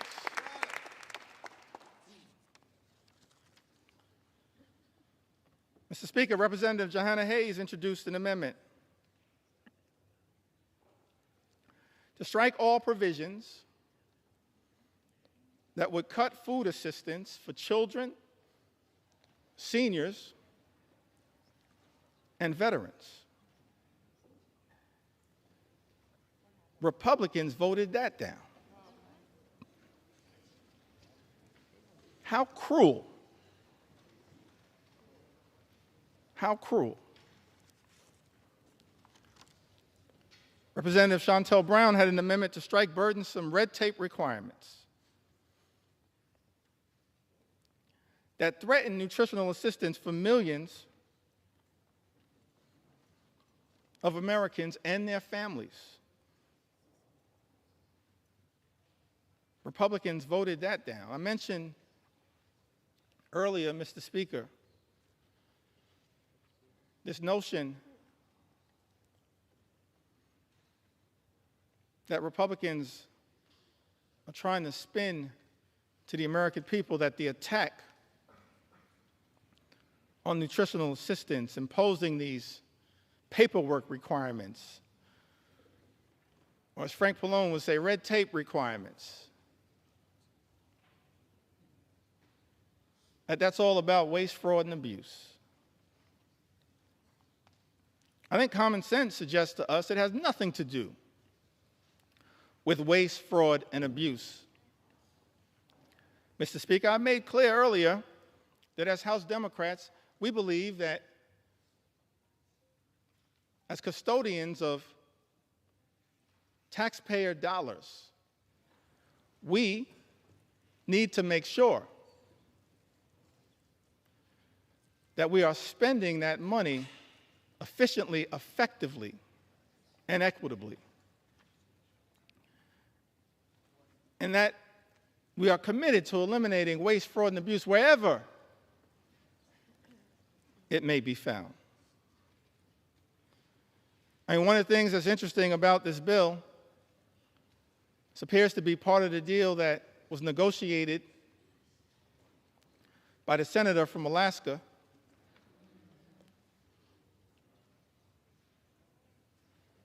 is that the states apparently that have the highest error rates with respect to supplemental nutritional assistance are shielded from the initial impact of the nutritional assistance cuts. Let's think about that for a moment. How can it be that Republicans, Mr. Speaker, are claiming that this bill has anything to do with waste, fraud, and abuse, and yet the states with the highest error rate, as Republicans during the Rules Committee acknowledged under questioning from Jim McGovern and Mary Gay Scanlon and Joe Neguse and Teresa Leger Fernandez, acknowledged that the states with the highest error rates actually shielded from the initial impact of the cuts to supplemental nutritional assistance. Angie Craig pointed this out. It exposes, in my view, the lie being told, Mr. Speaker, by some in this town that this effort, this one big, ugly bill, is somehow about combating waste, fraud, and abuse. One of the reasons why we know common sense dictates that this one big, ugly bill has nothing to do with meaningfully going after waste, fraud, and abuse is that, on average, SNAP beneficiaries receive $6 per day to try to help them not go hungry,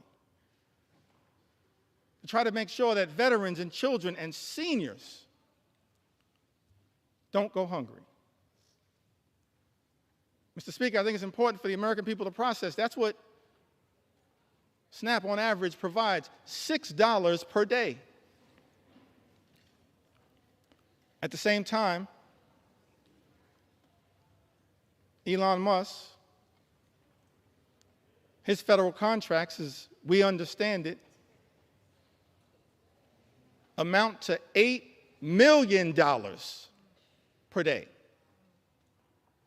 Mr. Speaker, if Republicans were really serious about targeting waste, fraud, and abuse in the United States of America, start there. $8 million per day. Start right there. Don't take it, don't rip it from the mouths of children, seniors, or veterans.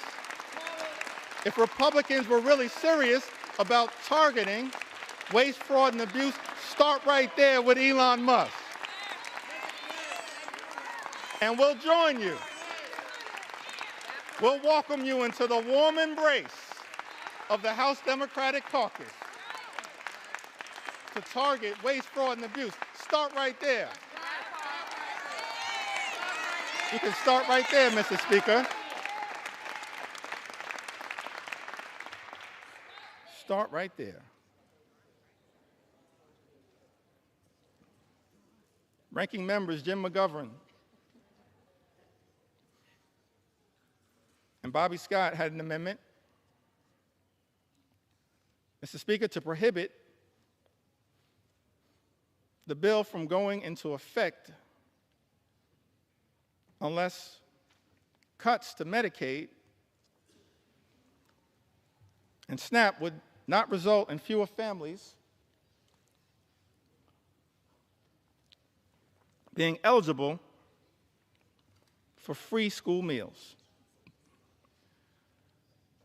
Mr. Speaker, as you know, Republicans voted down that amendment. We can't find a way to stand up for school meals, for school breakfast, for school lunch. That's just cruel.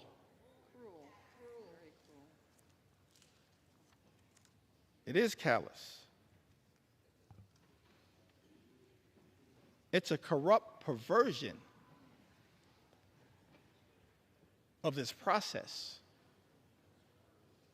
targeting, as this one big, ugly bill does, school children, hungry school children in the United States of America. Speaker, Representative Mike Thompson had an amendment that would have ensured Americans would not see their energy costs go up, and to protect the millions of good-paying jobs that this bill will eliminate, because this one big ugly bill puts a target on the backs of the clean energy economy, on clean energy jobs, which result in cheaper energy and lower costs for the American people. We were told by President Donald Trump when he was on the campaign trail, costs would go down on day one. He was going to focus, we were told, on lowering the high cost of living in the United States of America. That's not what this bill does. And we know it, because 21 House Republicans made that clear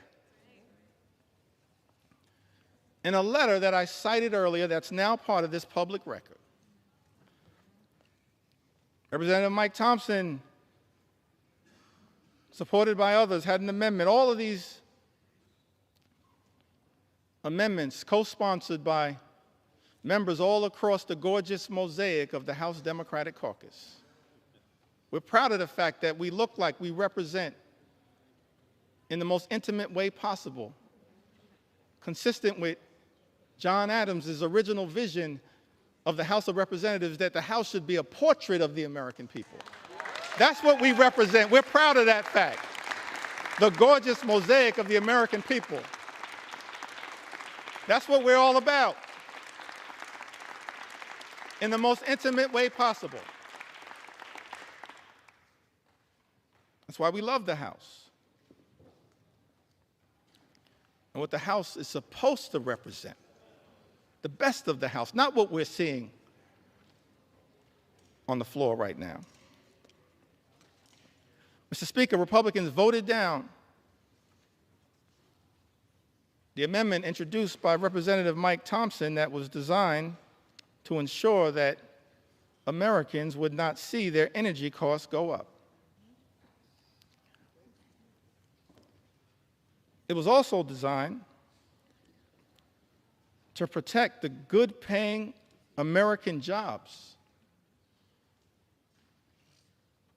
that were part of both the Bipartisan Infrastructure and Jobs Act, the Infrastructure and Jobs Act, as well as the Inflation Reduction Act.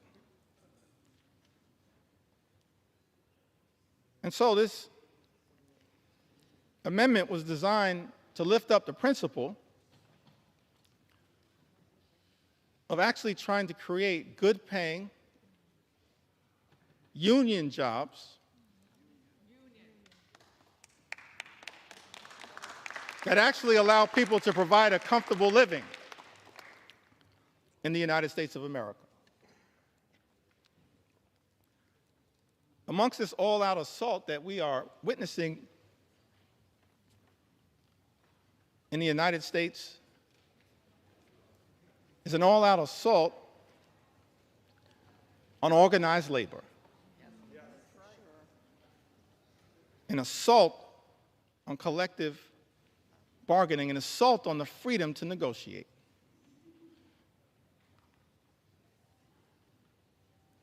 What's the difference, Mr. Speaker, between us and our colleagues on the other side of the aisle? I think one of the things that is a clear difference, Mr. Speaker, is that we believe, we recognize that in connection with this journey, work hard, play by the rules,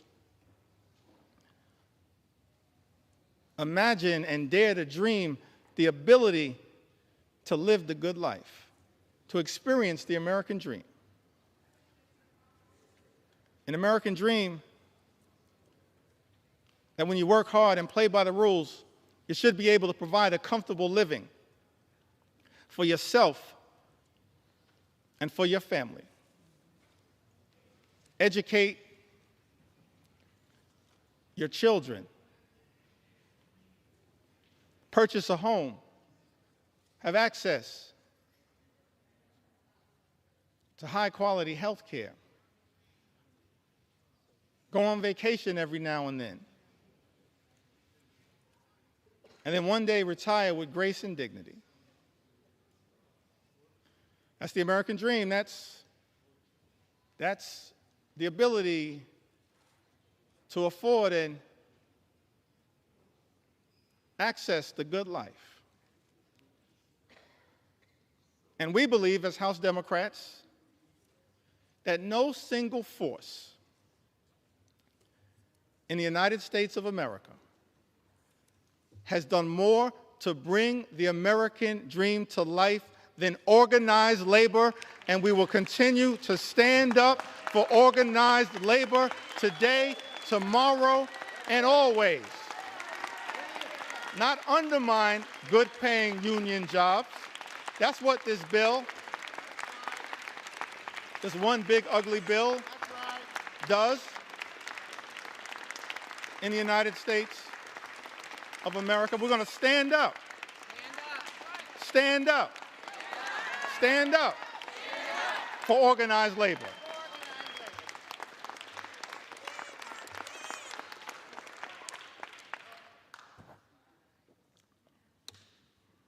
This is personal to me. My parents, Marlon Jeffries, Lanita Jeffries, they raised us, my younger brother Hassan and I, they raised us in a working class union household. I'm thankful for that. We were raised in central Brooklyn. Now, my mom grew up in Connecticut. And I mentioned, that must be Johanna Hayes.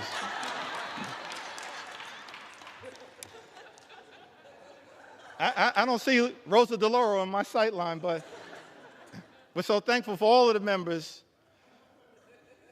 of the Connecticut delegate. I'm an unofficial sixth member of the Connecticut delegation. My mom raised in Bristol, Connecticut. She went to Bristol High School. Thankful for my mom.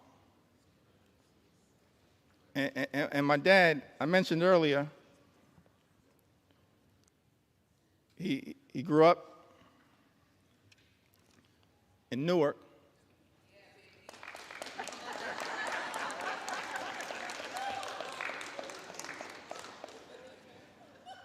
That must be LaMonica McIver.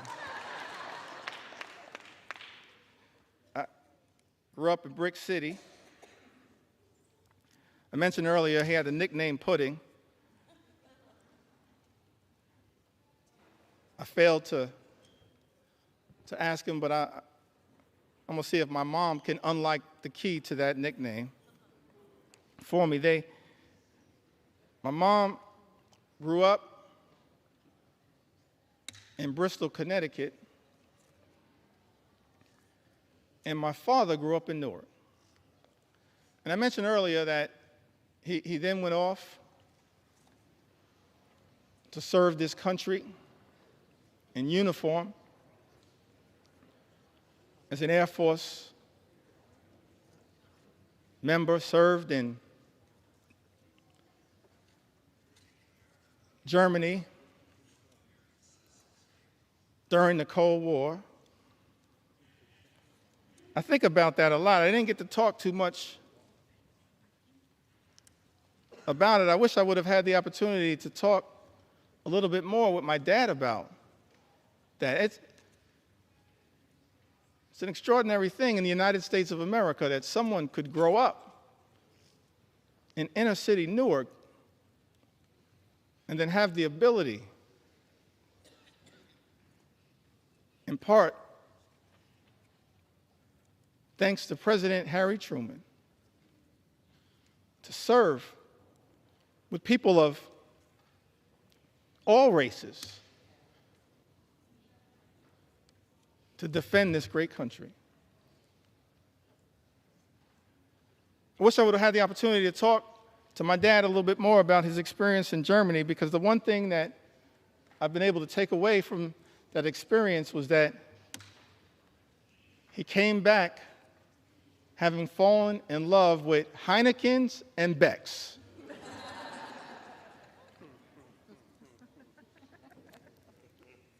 But he came back after serving this country, Mr. Speaker, in uniform, as so many men and women do right now in uniform. And let me make clear, we're so thankful, we're so appreciative of the courage of the men and women in uniform who serve in the United States military, and we will always stand behind you. We thank you for your service, your patriotism, your courage, your heroism, and your sacrifice, lifting up the freedom that is America. You are not suckers, you are heroes. You're not suckers, you're heroes.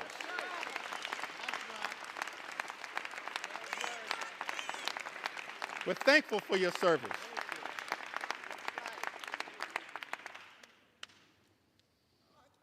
The men and women, no better hype person than Frederica Wilson.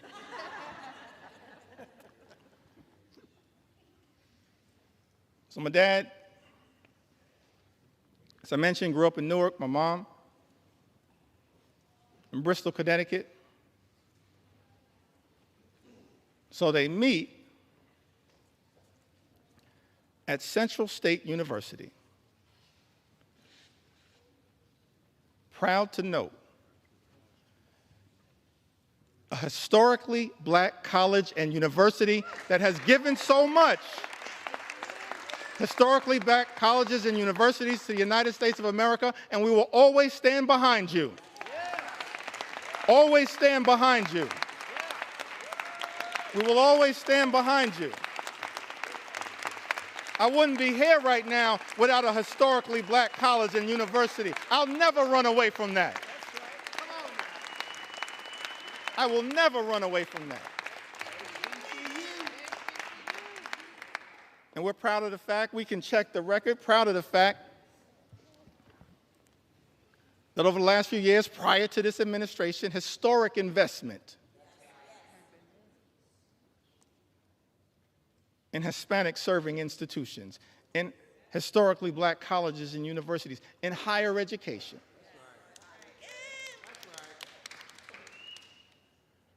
That's part of who I am right now. I don't know if I'll have time to tell the story of my grandmother. Maybe I will.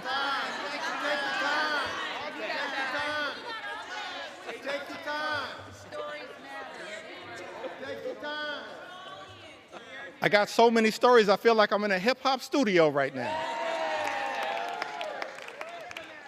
But they all relate to what makes every single one of us, every single Democrat, have a story to tell. A story to tell. Brooklyn will get that. Every single one of us have a story to tell. That leads us to this moment. It's the reason why we're fighting hard against this incredible and unprecedented assault on the American way of life and an assault on organized labor. So my parents, they meet Central State University, and Dad would tell us, my younger brother and I, that it was love at first sight. But apparently my mom said, not so fast. But it worked out. I'm thankful for that. They met at Central State University. And so, of course, I mentioned that mom from Connecticut, father from New Jersey. Why was it that we grew up in New York City? Apparently, they compromised and moved to Brooklyn. And so I'm raised in Brooklyn, New York, working class neighborhood,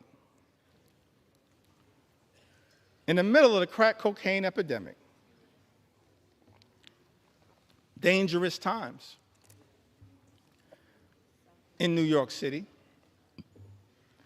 In a union household, proud that I grew up in the Cornerstone Baptist Church, still a member of the Cornerstone Baptist Church. Grew up in this union household. And Mr. Speaker, I land on that moment, and every single one of us as House Democrats have a similar story to tell about why in our heart, in our soul, in our essence, in our experience, we're so horrified by the attacks on organized labor. Because we understand the importance of what organized labor has meant to the American journey. My mom and dad were both public servants throughout their entire lives. My mom worked for 45 years, DC 37, for the city of New York. My dad,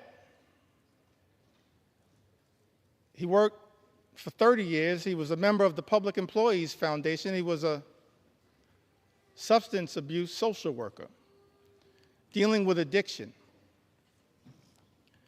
During the heroin explosion of the 1970s, the crack cocaine epidemic of the 1980s. But they got married in 1967.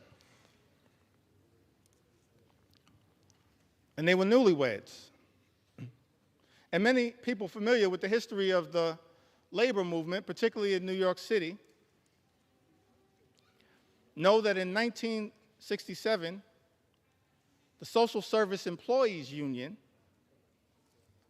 which they both belonged to at the time, famously went on strike for better pay, better health care,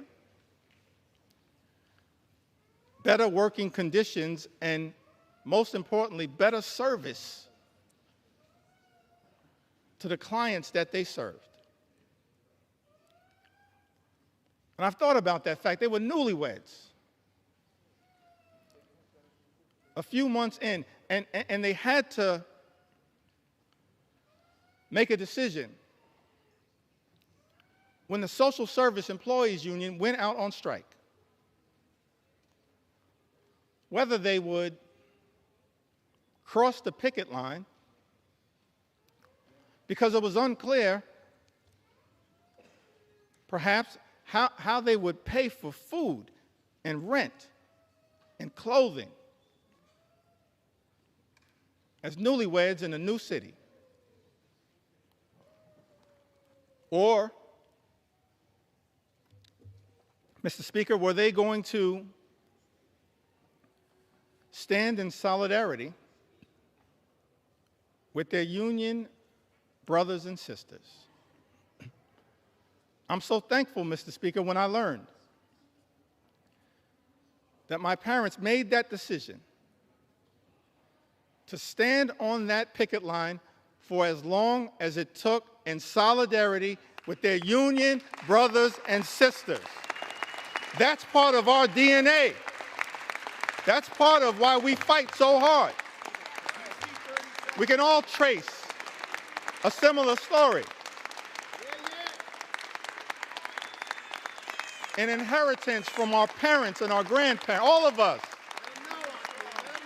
have that kind of story to tell.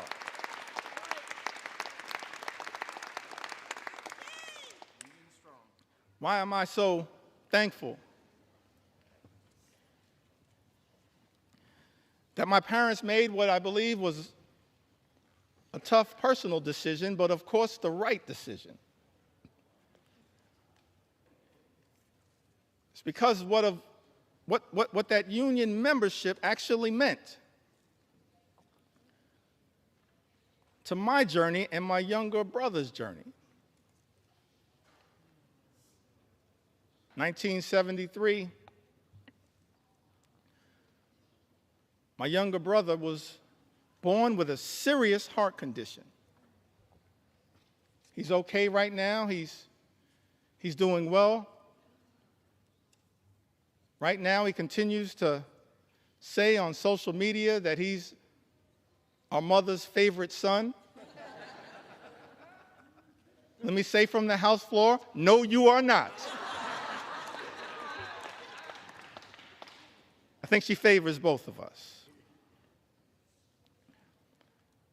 A younger brother, 1973, he's born with a serious heart condition. He's okay right now. He's born with a serious heart condition. I'm thankful that it was that union negotiated health care that got our family through that difficult moment. That's why we do what we do. Our own personal experience.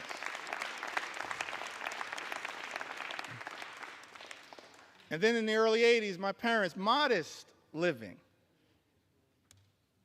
Neither of them, even at the tail end of decades-long careers, ever made more than $50,000. Modest living. But in the early 80s in Crown Heights, rough neighborhood, central Brooklyn, they bought their first and only home. They were able to buy that home, the home that my younger brother Hassan and I were raised in, because of that union negotiated salary, and pay off the mortgage down to zero because of that union negotiated salary. This is personal to us, our own journey. And lastly,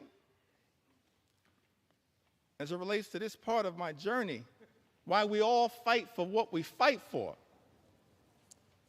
why we stood behind Mike Thompson's amendment to protect good-paying union jobs.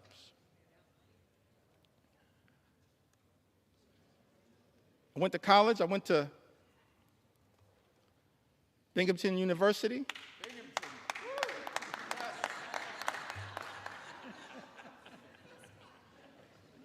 When I first got here, I was surprised to learn, actually, that I was the first graduate of Binghamton University ever elected to the United States Congress. I was shocked to learn that, but not the last. Because Vindman and Mannion have now joined us. And so we tripled the size of the Binghamton University delegation.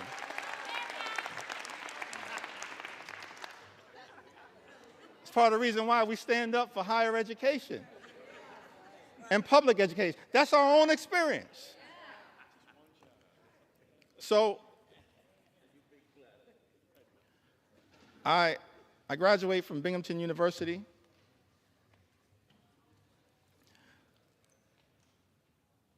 My younger brother graduated from Morehouse University.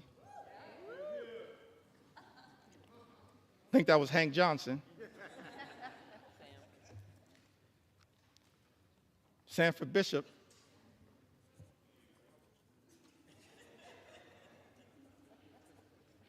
Graduated from Morehouse. I graduated from Binghamton University. And somehow, we managed to graduate from college without owing anything. And for the life of me, I couldn't figure out how. Because as I mentioned, my mom, my dad, they just earned a modest living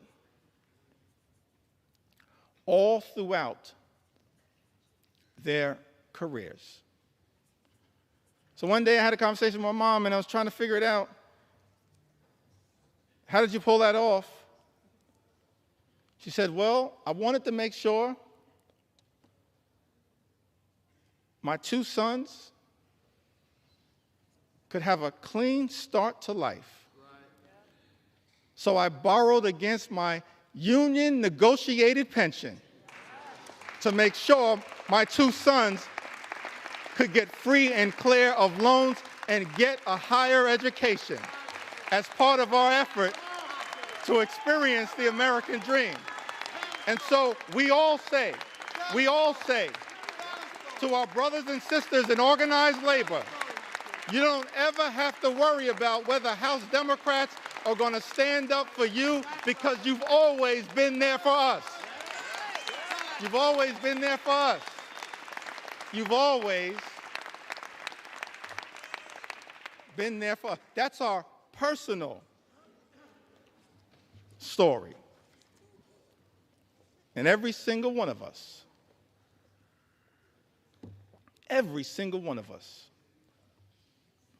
we do this work because we've lived a life of opportunity that this great country has provided to us. And we're deeply troubled, saddened, disgusted that this great institution, this House of Representatives, Mr. Speaker, Republicans are trying to jam this one big ugly bill down the throats of the American people. A bill that hurts everyday Americans in order to reward billionaires with massive tax breaks. Shame on this institution if that bill ever passes. And so we say to the American people, we've been working hard to try to get this bill into a better situation, introducing amendment after amendment after amendment. Representative Judy Chu,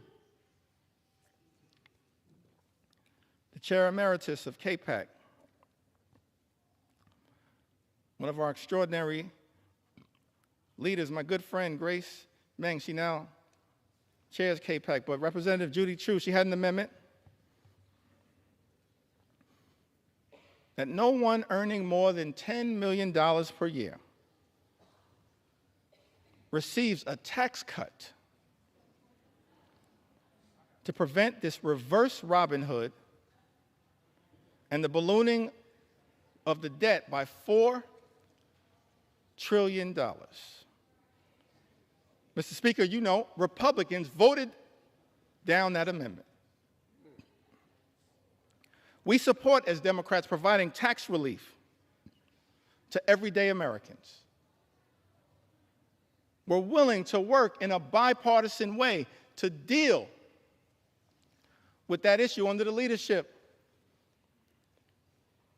of Richie Neal. But Republicans decided, Mr. Speaker, as you know, to go down this partisan road, play partisan games, try to jam this extreme budget down the throats of the American people. And so amendment after amendment after amendment introduced by House Democrats in good faith, exercising common sense to try to improve this bill. Representative Jimmy Gomez, the chair of the Dad's Caucus here in the United States House of Representatives, he had an amendment to ensure that people who make $1 billion a year don't get a tax break paid for by cutting Americans' health care and food assistance. Mr. Speaker, you know, Republicans voted that down.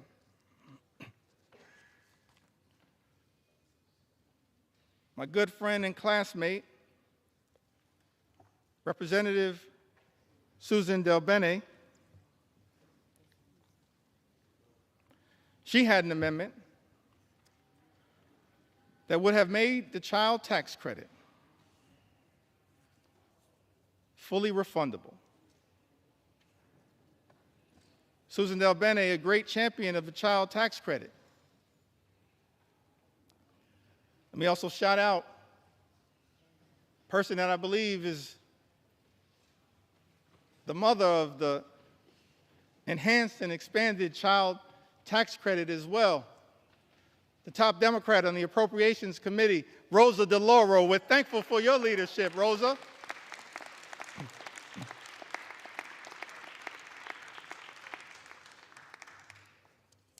Fighting hard on behalf of the American people. Susan Del Bene, a great champion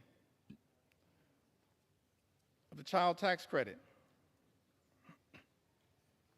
She had an amendment, Mr. Speaker, to make the child tax credit fully refundable, covering the 17 million children who are being left behind by the big, ugly bill,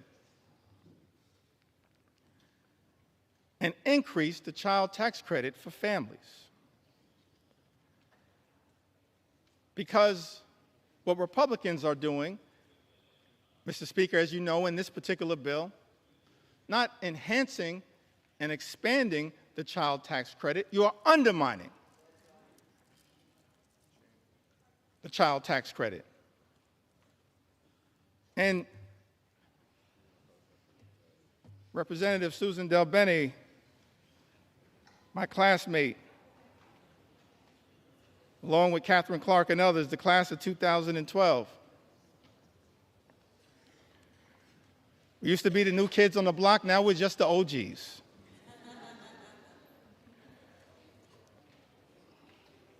Susan Del Bene, she introduces this amendment, and Mr. Speaker, as you know, Republicans voted it down. Representative Laura Gillen had an amendment that dealt with this issue a little bit earlier. The new and permanent cap on state and local tax deduction. Representative Laura Gillen had an amendment to strike the new and permanent cap on SALT, which is something that members of the House Republican Conference, Mr. Speaker, as you know, claimed was a line in the sand for them, specifically from New York, and said that they support. But Republicans voted down that amendment from Representative Laura Gillen. Representative Mary Gay Scanlon from the Commonwealth of Pennsylvania, one of the great members of the class of 2018, a great class. She had an amendment that would protect infants, babies, American citizens born in this country from the unconstitutional and un-American Trump executive order to end birthright citizenship. Republicans voted that down.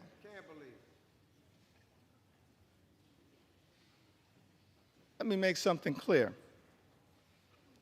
No matter what it takes, we're going to make sure as House Democrats we stand up for the principle that every single child born in the United States of America pursuant to the 14th Amendment is an American citizen. We will never let anyone take that away. Not now, not ever. Not now, Not ever. Not now. Not ever.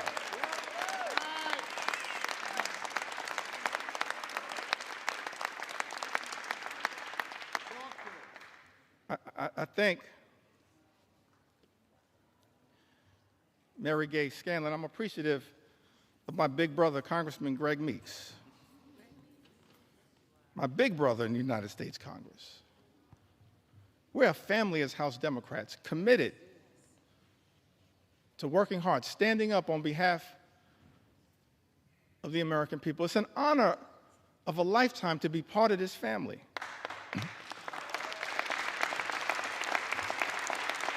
To stand on the shoulders of Nancy Pelosi and Steny Hoyer and Jim Clyburn. It's an honor to be part of this family. Fight hard on behalf of the American people. Representative Mary Gay Scanlon, I've got to repeat this, had an amendment, Mr. Speaker, to protect infants, children, babies against the unconstitutional and un-American Trump executive order to end birthright citizenship. Republicans voted that down.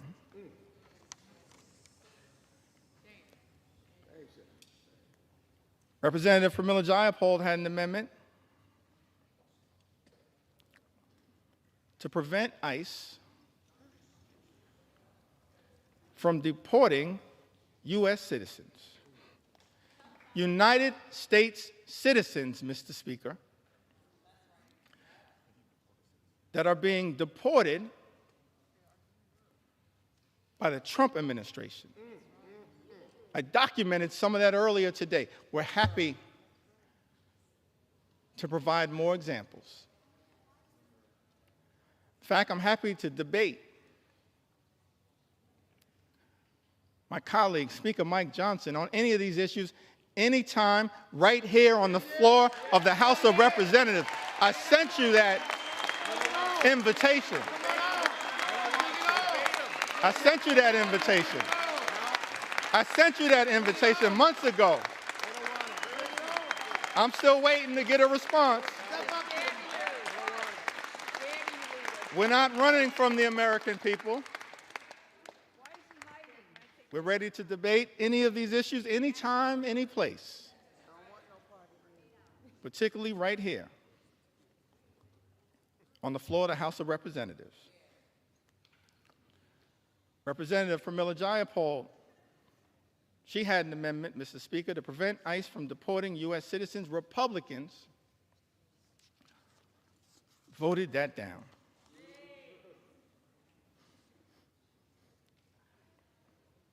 Ranking Member Jim McGovern, and this issue is personal to him. I mentioned earlier, we do this work because we're informed by our own personal experiences. It's not about glory, it's not about profit. It's about improving the lives of the American people that we're privileged to represent. Jim McGovern and his wife Lisa dealing with immense pain, immense personal tragedy, but fighting so hard on behalf of the American people. He had an amendment to restore the critical NIH research funding withheld by Donald Trump and Elon Musk to cure diseases like Alzheimer's and cancer, including pediatric cancer, childhood cancer. Mr. Speaker, you know Republicans voted that down.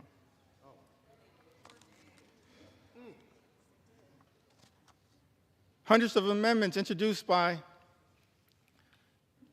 Democrats to try to deal with the cruelty and the callousness of Donald Trump's one big ugly bill. Many amendments were offered by Democrats, and Republicans chose not to make these amendments in order. In other words, just ignored them, dismissed their importance. Representative Debbie Wasserman Schultz and Gottheimer offered an amendment that adds a new requirement that the Secretary of HHS certify in writing that the reduction and rescissions made by this act will not affect cancer survivors currently on Medicaid or Medicare. Mr. Speaker, as you know, Republicans dismissed that amendment. Representative Houlihan and Representative Ramirez offered an amendment, Mr. Speaker, that exempts individuals with disabilities from having to prove eligibility for Medicaid every 6 months. That's a burdensome red tape requirement designed to throw people off of Medicaid who are eligible. That amendment was dismissed, Mr. Speaker, as you know, by House Republicans.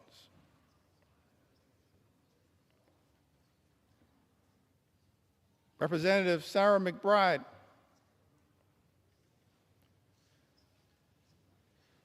the distinguished gentle lady from the great state of Delaware. The distinguished gentle lady from the great state of Delaware. She offered an amendment that requires the CBO, the Congressional Budget Office, to certify provisions in this bill to make sure that those provisions will not reduce access to care or increase the cost of care for seniors who are duly eligible for Medicare and Medicaid. Mr. Speaker, as you know, Republicans dismissed that amendment. Representative Rob Menendez offered an amendment that the health provisions will not take effect if it would lead to an increase in mortality rates due to reduced access to hospital services. Mr. Speaker, as you know, House Republicans dismissed that amendment. Representative Val Hoyle introduced an amendment that strikes changes to provider taxes and preserves states' ability to use or increase provider taxes to fund Medicaid and protect hospital funding. Mr. Speaker, you know that despite Representative Hoyle offering this amendment, Republicans dismissed it. Rural hospitals will close as a result of Donald Trump's one big ugly bill. They will close. Susan Collins acknowledged that fact. But House Republicans are here jamming a bill down the throats of the American people that will close hospitals in rural America, in urban America, in small-town America, in the heartland of America, and apparently, Mr. Speaker, couldn't care less. Let me be clear. We're going to stand up for those communities that my colleagues on the other side of the aisle have abandoned. We're going to stand up for rural America, urban America, small-town America, the heartland of America. Appalachia. We're going to stand up for all of America, whether we represent you or not.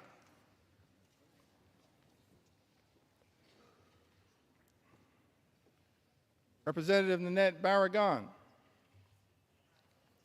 one of our co-chairs of Steering and Policy, along with Robin Kelly and DWS, she offered an amendment increasing the Hospital Stabilization Fund that they had to include in this one big ugly bill. This amendment was designed to protect hospitals from closing and expand eligibility for safety net hospitals that we know exist all across America. In every corner in this country. Safety net hospitals that serve a large number of low-income patients, including those with Medicaid. And yet, Mr. Speaker, as you know, House Republicans dismissed this amendment. Amendment after amendment after amendment that Democrats have introduced to try to relieve the pain that is being visited upon the American people by this one big ugly bill, voted down by Republicans or dismissed out of hand. Representative Costa introduced an amendment to protect those on the low-income heating and energy assistance program who are also targeted by this one big ugly bill. It's part of an effort to ensure that all households on SNAP can continue to qualify. Mr. Speaker, as you know, Republicans dismissed that amendment out of hand, ignored it, did not see fit to take it up. Representative Jill Takuda from the great state of Hawaii, she introduced an amendment trying to prevent the nutrition title of this bill from taking effect. Against USDA can determine that the provisions of this one big ugly bill would not result in material economic harm to farmers, ranchers, and producers. Mr. Speaker, as you know, Republicans dismissed that amendment out of hand. Representative Lloyd Doggett had an amendment to extend tax cuts for the 98% of the American people who make $400,000 or less per year. Had that amendment been taken up and passed, it would have cut the cost of this one big, ugly bill by approximately 50%. And we would have been standing up for those everyday Americans who are now going to be hurt by other provisions in this GOP tax scam, this disgusting abomination. Mr. Speaker, as you know, that amendment dismissed out of hand by the House Republican majority. Representative Seth Magaziner from the great state of Rhode Island. He's only in his second term. Somehow he's the dean of the delegation.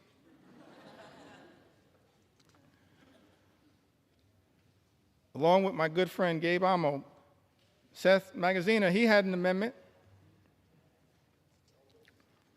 to provide a tax cut for the middle class, paid for by increasing taxes on the wealthiest here in this country, taxes and a tax rate that had previously been at 39%, lowered by the original GOP tax scam in 2017.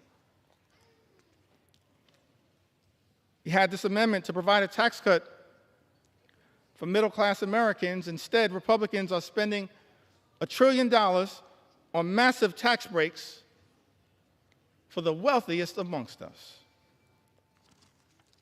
And that amendment was dismissed out of hand. Representative Stephen Horsford, who also came in the class of 2012, he had an amendment to make no tax on tips, which we support. But we support no tax on tips becoming a permanent part of the law, and that's not what this one big, ugly bill does. Tax breaks for billionaires, permanent. Tax breaks for everybody else expire. That's not the way to stand up for everyday Americans. That's extraordinary. Representative Stephen Horsford's amendments to make no tax on tips permanent and to close loopholes that are in this one big ugly bill. Dismissed out of hand. Amendments introduced by Ranking Member Huffman, Andrea Salinas, Dave Min, Emily Randall, and others, protecting public lands, dismissed out of hand. Amendments on energy introduced by members like Luz Rivas, dismissed out of hand. And I think I'll end this portion of my presentation. Mr. Speaker,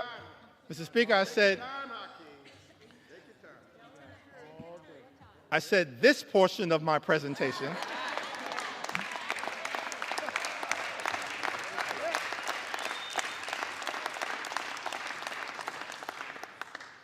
Still got a little more time. Donald Trump's deadline may be Independence Day. That ain't my deadline.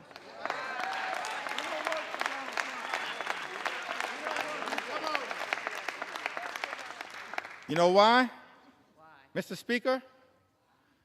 We don't work for Donald Trump. We work for the American people. That's why we're right here now on the floor of the House of Representatives, standing up for the American people, for everyday Americans, for hardworking American taxpayers, fighting hard to make sure that we can live in a country where every American can afford to live the good life. And as I mentioned earlier, Mr. Speaker, part of being able to afford to live the good life, part of those 5 things that I talked about, which shouldn't be hard to agree upon. Work hard, play by the rules, and then being able to be part of a country. Imagine a country where when you work hard and play by the rules, you can afford to obtain the American dream, to experience the good life, good paying job, good housing, good health care, a good education for your children, and then a good retirement. So we had a series of amendments, Mr. Speaker, introduced on the subject of education. Let me say something about the Department of Education. And every agency, every department can, of course, be improved. in terms of its efficiency, but the Department of Education does important work, particularly as it relates to the most vulnerable children amongst us. And as part of this unprecedented assault on the American way of life, President Donald Trump issued this executive order, effectively trying to abolish the Department of Education. I know there are people all across the country as I travel throughout America concerned about this. Let me make something clear. The Department of Education was established by an act of the United States Congress. It cannot be abolished by anyone pretending to be a wannabe king. Not anyone. It's us, the United States Congress. So we introduced, Mr. Speaker, a series of amendments related to this commitment, this recognition of the importance of education as part of accessing the American dream. Ranking Member Bobby Scott is also battling some issues. Life hits us all, but made sure to make his way here to the House of Representatives. It's part of his commitment to stand up for the education of our children and others. He had an amendment, Mr. Speaker, that strikes all of the extreme parts of the Committee on the Education and Workforce elements of this bill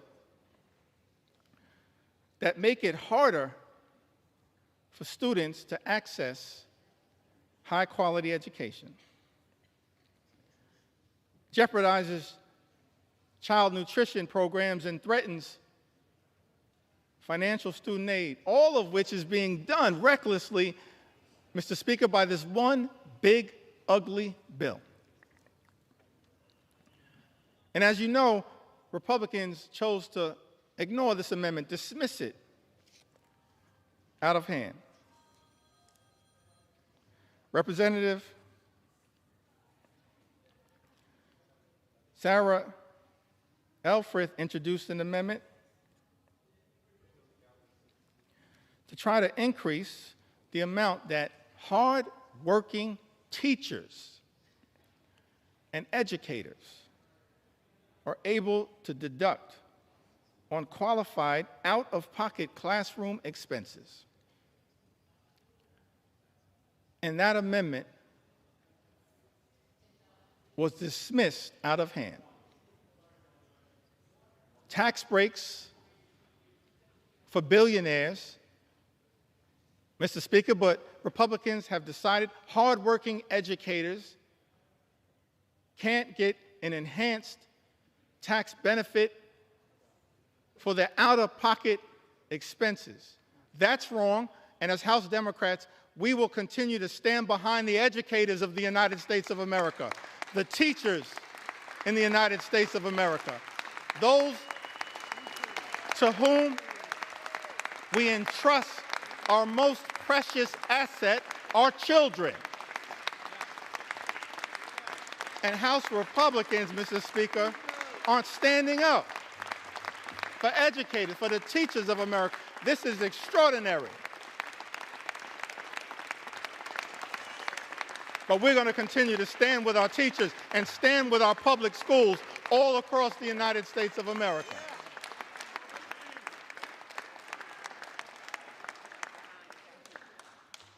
That's what House Democrats are going to continue to do.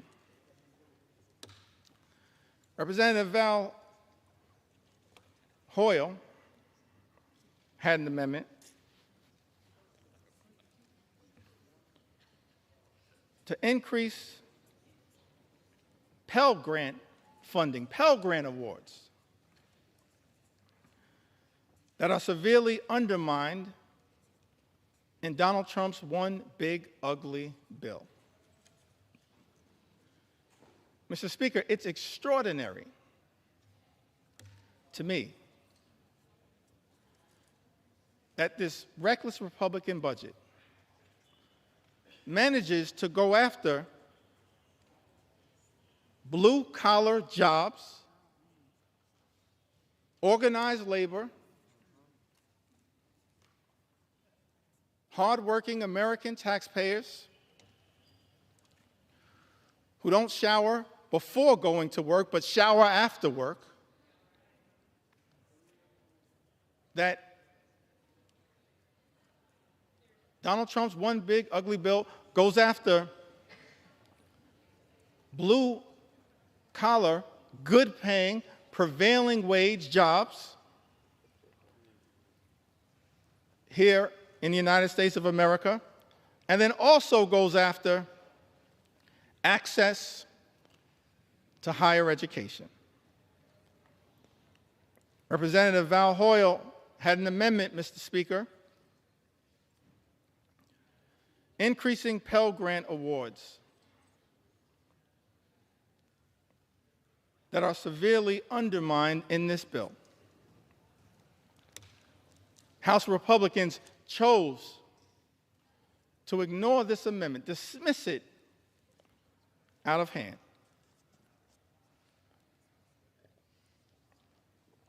This is another one of those areas where our commitment to experiencing the American dream, whatever path you choose, whether that's through career and technical education,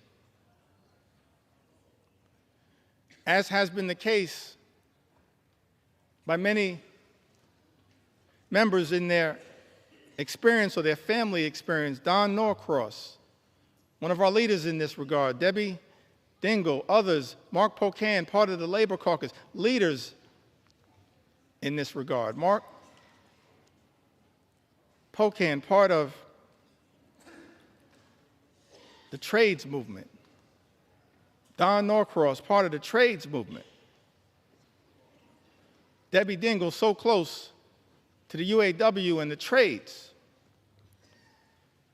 This is one of those areas where we also are informed by our personal experiences, why we find what is taking place, Mr. Speaker, in this one big ugly bill so disgusting, these attacks by Republicans on the ability of all Americans to achieve the American dream, to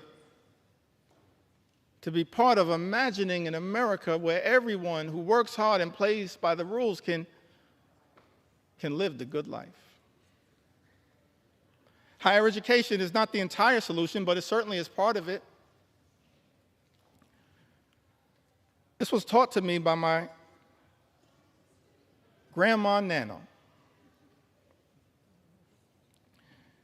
She never had a formal 4-year education, but perhaps she was the wisest woman I've ever known. And she was determined to make sure that her 2 grandsons had the ability, as best she could, to obtain an education that might ultimately, for us, coming out of this working class neighborhood, Crown Heights in central Brooklyn, spending a lot of time in Bedford-Stuyvesant where she lived,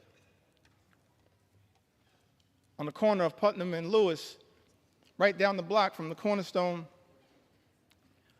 Baptist Church. She was determined to make sure that her 2 grandsons had the best opportunity, and in her view, and Grandma Nano's view, that meant access to education. And so, when we were young. She said to my younger brother and I, I'll never forget this conversation. We were in her home in Bed-Stuy. She said that the two of you are going to go to elementary school and then you'll graduate, go to middle school and graduate, high school and graduate, college and graduate. And then she dreamed about us going to graduate school, get a law degree, a PhD, a medical degree, an MBA, some form of advanced education. We were like, Grandma, we're going to be in school our entire lives. And she was so committed to that journey that every single time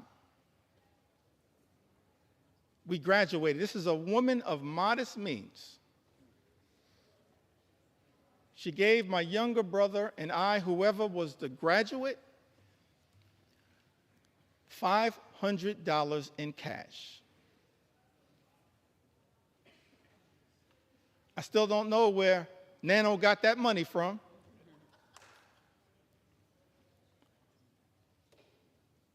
I know it came by her honestly. She saved for it.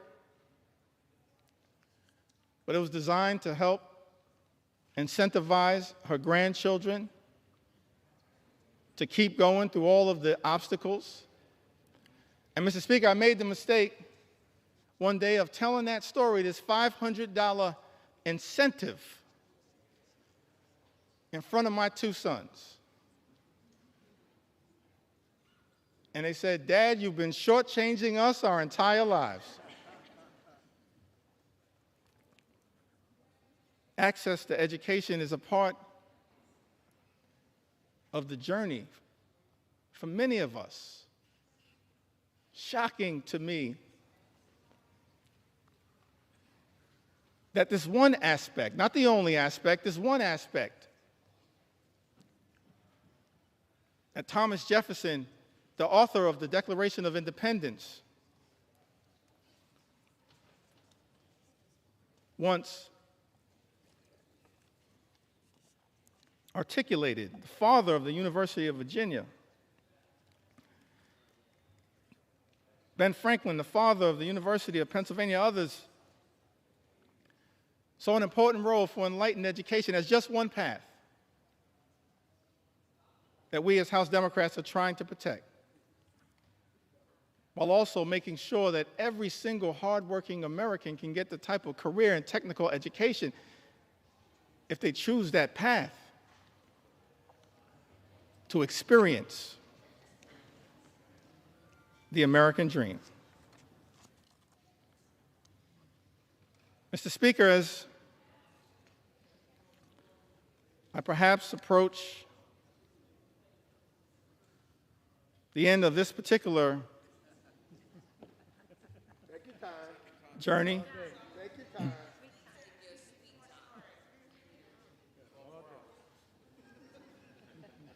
let me just reiterate that as House Democrats, we maintain from the very beginning of this Congress, we acknowledged the election of President Donald Trump, offered to work with our colleagues on the other side of the aisle, whenever and wherever possible, in order to make life better for the American people, to stand up for the things that matter, not as Democrats, independents, or Republicans, but as Americans. But the route, Mr. Speaker, that has been taken by House Republicans is to go it alone and to try to jam this one big ugly bill filled with extreme right-wing policy priorities down the throats of the American people. That's why, in good conscience, we can't stand here, Mr. Speaker, and support this effort, this one big, ugly bill that hurts everyday Americans and rewards billionaires with massive tax breaks. America is too expensive. Housing costs are too high. Grocery costs are too high. Child care costs are too high. Energy costs are too high. Insurance costs are too high. America is too expensive. President Trump and House Republicans promised to lower costs on day one. Mr. Speaker, but costs aren't going down, they are going up. The policies unleashed by the Trump administration have been so chaotic, so all over the place, so much uncertainty has been created that the economy is being run off track, and nothing has been done to lower the high cost of living.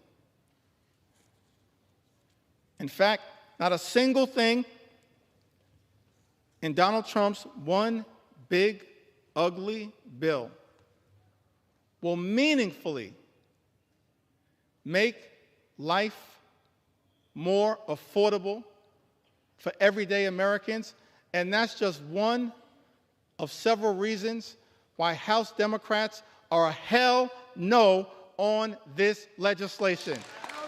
We were a hell no last week, a hell no this week, a hell no yesterday, a hell no today, and will continue to be a hell no on this effort to hurt the American people.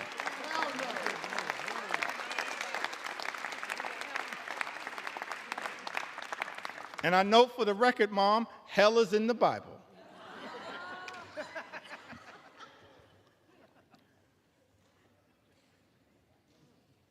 The American people are understandably frustrated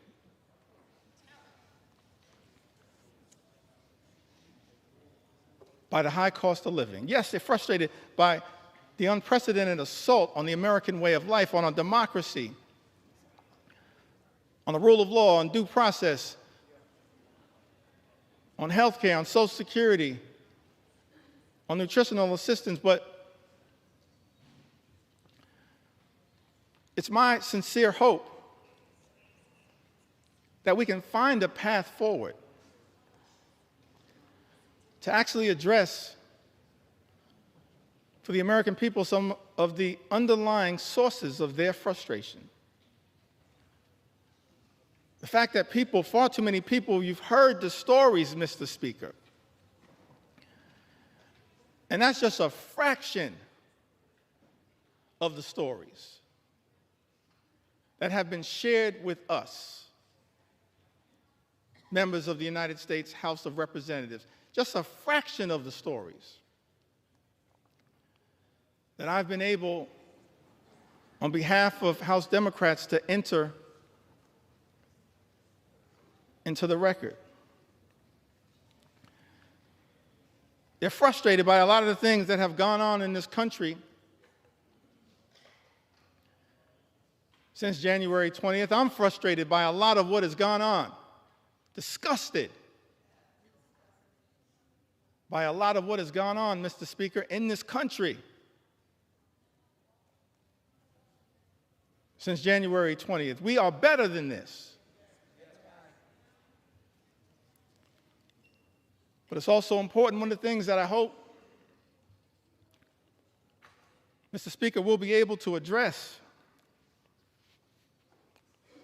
at some point is the source of the underlying frustration. It's a frustration in the comments, in the eloquent words of all of those presidential leaders that I mentioned earlier today, this frustration, this economic frustration. FDR talked about it. Truman talked about it. Kennedy talked about it. Johnson talked about it. Carter talked about it. Clinton talked about it. President Obama talked about it. President Biden talked about it. It's a consistent strand. And while progress has been made in the United States of America, we've come a long way on behalf of working class Americans.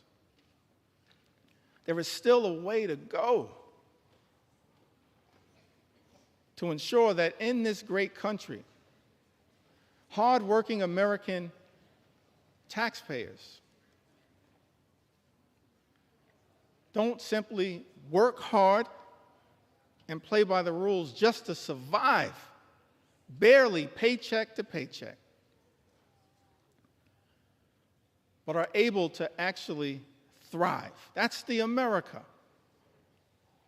that we should all commit to work hard towards bringing about. Good paying job, good housing, good health care, good education for your children, and a good retirement. A fair shot at achieving the American Leap, a good retirement. Let me reiterate it for the record. That means, Mr. Speaker, that people in this town need to keep their hands off the Social Security and the Medicare of the American people. Keep your hands off Social Security, Medicare, Medicaid, all of the things. Hands off.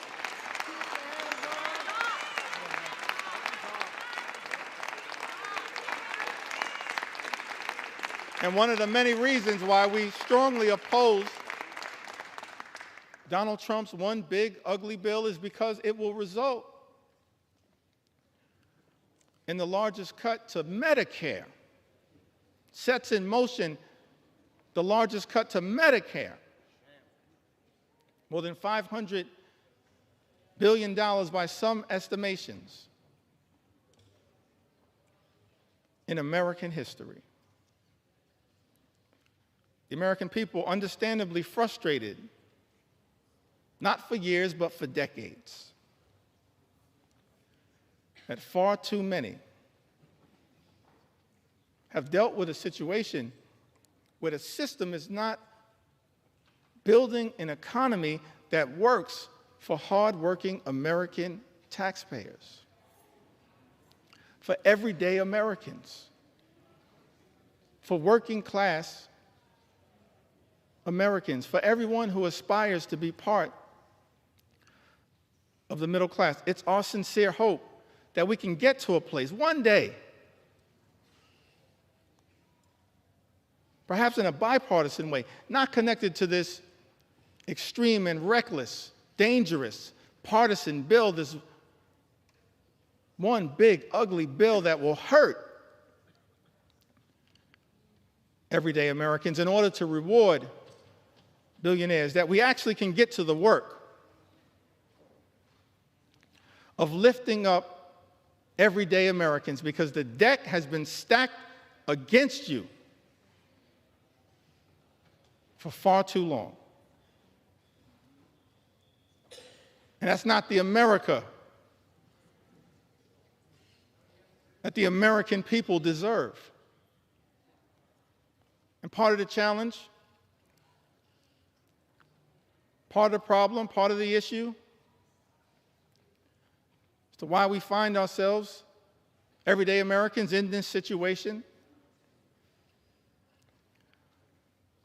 It's because of the dominance of special interests in this town.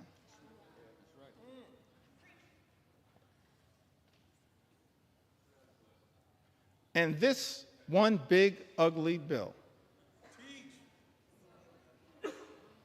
represents a massive giveaway to special interests in this country. And we reject special interests because our job here in the United States of America, Mr. Speaker, is to protect the public interest at all times, today, tomorrow, always, and forever.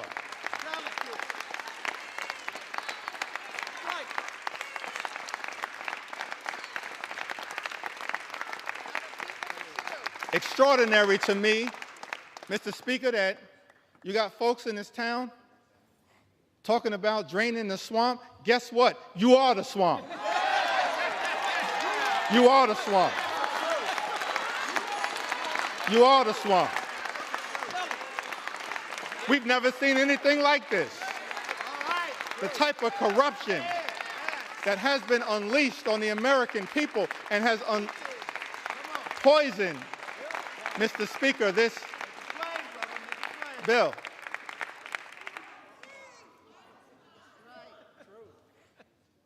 See, you're consulting the parliamentarian, I think. I said people in this town.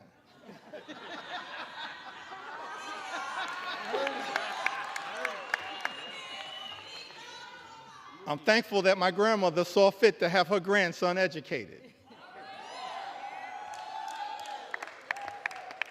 We've never seen a level, Mr. Speaker, of this type of corruption unleashed on the American people that has made its way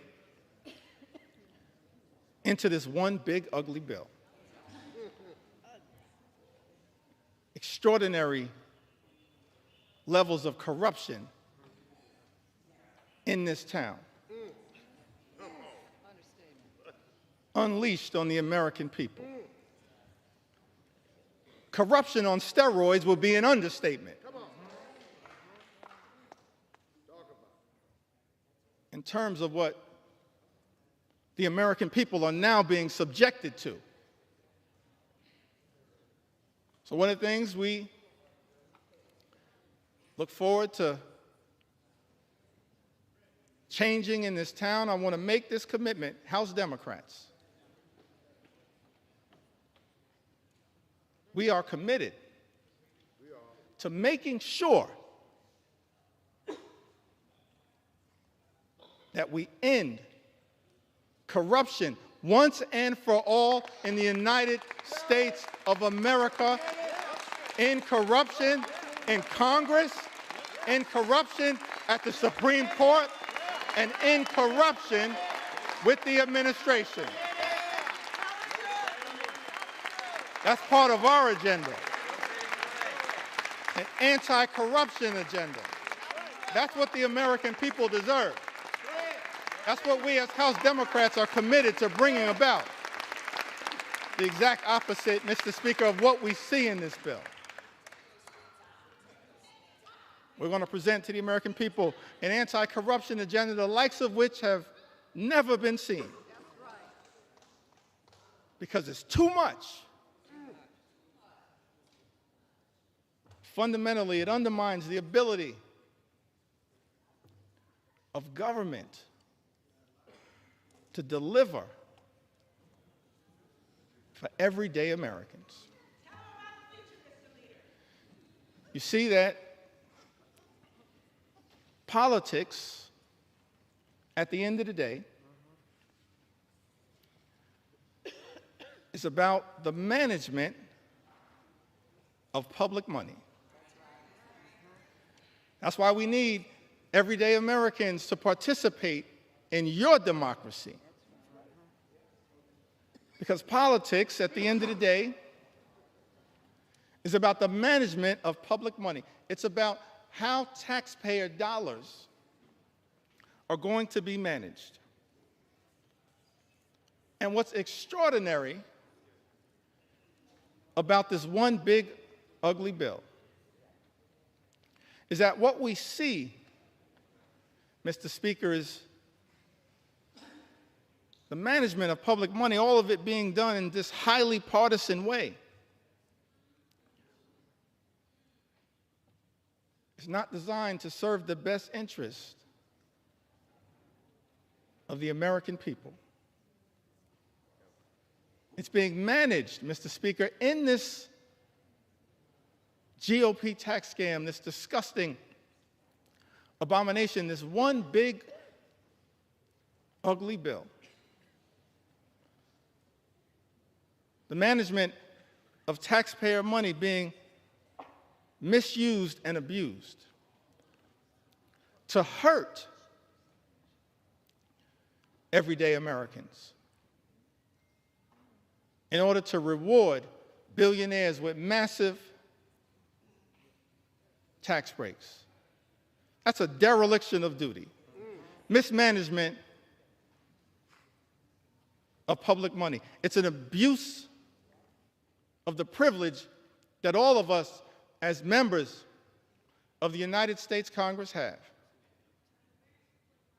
And so one of our promises to the American people as we look toward the future, we will always be stewards of your money to make sure that we are allocating taxpayer dollars in a way designed to lift up the American people, not tear the American people down. That's the type of Congress that the American people deserve. The public interest over special interest. The public interest over special interest. The public interest over special interest. That's one of our promises to the American people. And we're going to work hard to earn your trust as we move forward and look toward the future. I mentioned earlier in my remarks that I wanted to talk a little bit about faith.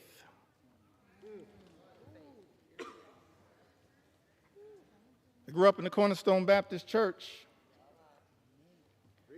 Faith is the substance of things hoped for, the evidence of things not seen. We walk by faith, not by sight. You just have faith the size of a mustard seed. You can move mountains. We come this far by faith. Can't leave this floor, Mr. Speaker, without talking a little bit about faith. Talk about faith. Talk about faith. And I use faith in the broadest sense of the word. Proud of what we are in this country: Jewish faith, Muslim faith, Hindu faith, Buddhist faith, Christian faith. All faiths. That's the interesting thing. This rush to jam this reckless bill down the throats of the American people, all of it somehow connected to our 249th birthday that we're going to celebrate tomorrow, July 4th. A journey launched by the Declaration of Independence. And ultimately, this principle embedded in the First Amendment around the importance of faith, but also at the same time the importance of separating church and state. It's all in the First Amendment as interpreted by the Supreme Court. Don't have time, I think, to really deeply go into it, but You've got No, take your time.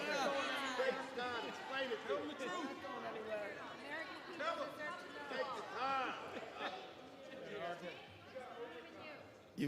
you've got the Establishment Clause and you've got the Free Exercise Clause. Framers of this country recognize the importance of faith, our journey of religion. I'm proud of my Christian faith. But I also recognize the importance of the plurality of all of us, men and women of faith, different religions. And also of the fact that here in America we embrace the religious and the secular. The religious and the secular. But on this question of faith, I alluded to it a little earlier. It seems to me that the Gospels, that the New Testament, there's some interesting parts of the Old Testament. I'm tempted to tell the story of King Nebuchadnezzar.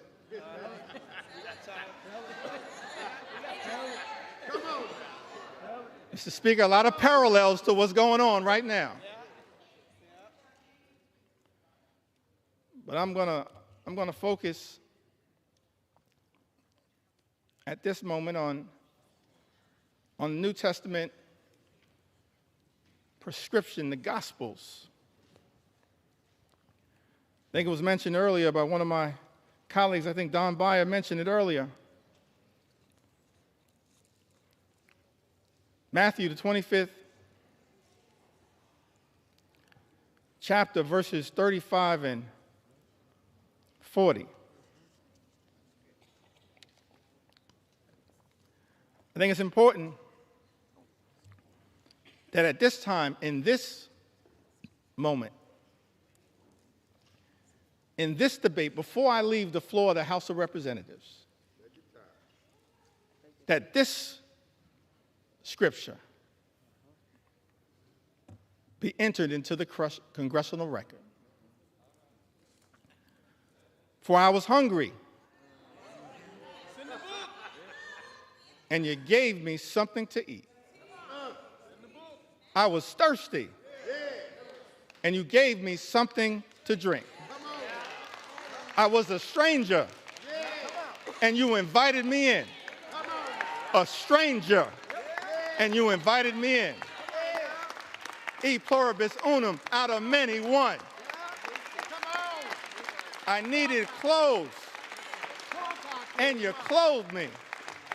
I was sick. I had medical problems. Maybe I needed Medicare or Medicaid or the Affordable Care Act or the Children's Health Insurance Program or Planned Parenthood. I was sick, and you looked after me. I was in prison, and you came to visit me. We have a right as members of Congress to visit people who are detained. It's not just in law, it's right here in Matthew.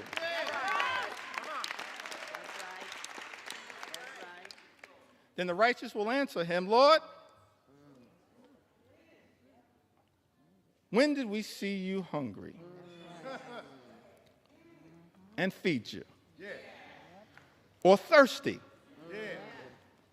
and give you something to drink?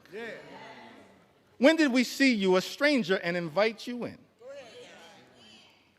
Or needing clothes and clothe you? When did we see you sick or in prison and go to visit you? And of course, the reply from Jesus, truly, I tell you, whatever you did, whatever you did, Whatever you did for one of the least of these brothers and sisters of mine, you did for me. That's what we should be doing here in the United States House of Representatives. Our job is to stand up for the poor, the sick, and the afflicted, the least, the lost, and the left behind, everyday Americans. That's what Matthew teaches us. And that's not what's happening in this one big ugly bill. That's not consistent with what my faith teaches me.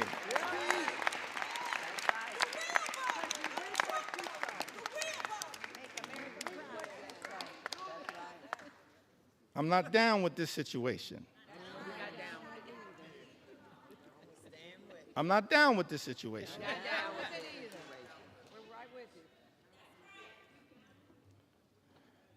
Well, you got some folks in this town. They go to church.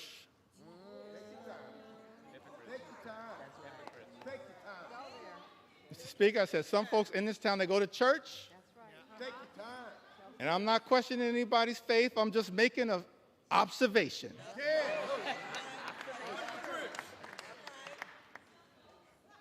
Got some folks in this town, they go to church and they pray on Sunday. P-R-A-Y.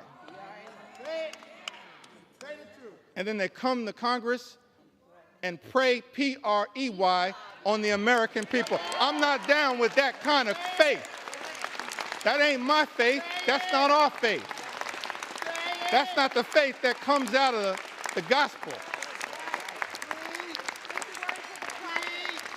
I can't find that kind of faith in Matthew 25 and 35. I can't find that kind of faith. But I do see something else. Tell us what you see. Tell us what you see. Can I talk about it for a moment? Talk about it. Talk about it. Take your sweet time. Take your sweet time. Take your time. I do see something else, kind of what I'm seeing connected to this one big ugly bill. I don't know if this was an inspiration to this extraordinary assault on the American people, this corrupt piece of legislation. But when I look over my Bible, and this is going to come from John, it's not going to come from 2 Corinthians, although the Apostle Paul has a lot to say about that. And Mr. Speaker, I said 2 Corinthians, not 2 Corinthians.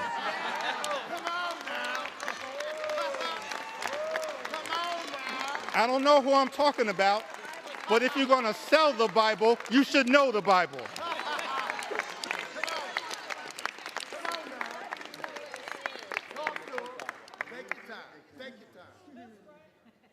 Trying to figure out, because it's not in Matthew. That's right. 25, 35 to 40, but I did see something in John. Go ahead now. Tell us what you saw. Tell us what you saw. John 10 and 10. This frightens me in this moment that we're living in. It says the thief comes only to steal, kill, and destroy. It's incredible to me that we're here dealing with a piece of legislation literally that steals money from everyday Americans, from hardworking American taxpayers, steals money from Medicaid, Medicare, the Affordable Care Act, supplemental nutritional assistance, steals money from Pell Grants, from the education of our children, from energy assistance programs. Thief comes only to steal Come on, steal. and kill. Well done. I don't say this lightly, Mr. Speaker, but we stand behind this point. That when you try to take health care away, Yes. what this bill does, taking health care away from everyday Americans, more than 17 million, this unprecedented assault on Medicaid, on the Affordable Care Act, on Medicare, on children's health insurance. What you effectively are doing, hurting everyday Americans, hurting children, hurting women, hurting older Americans, seniors, people with disabilities. Nursing homes will close. Tell them what they're doing. Hospitals will shut down. Let them know what they're doing. Community-based health clinics Tell them. unable to operate.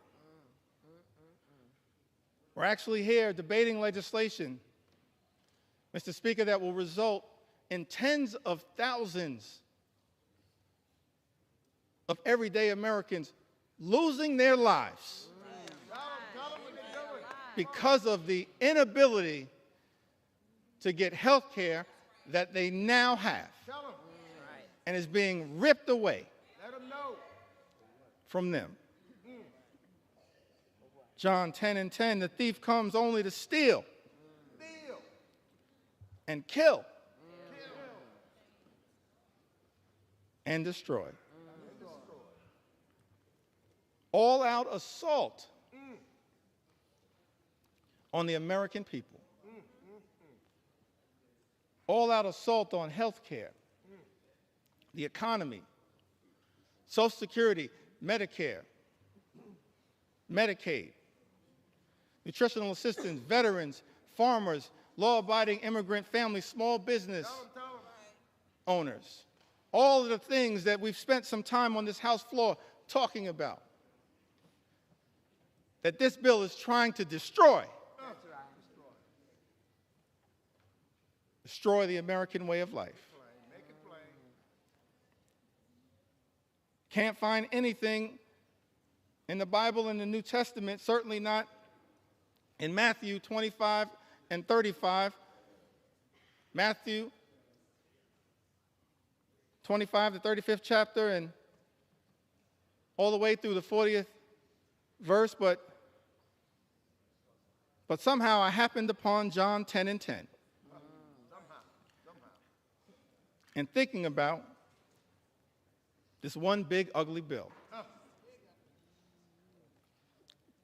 The thief comes only to steal,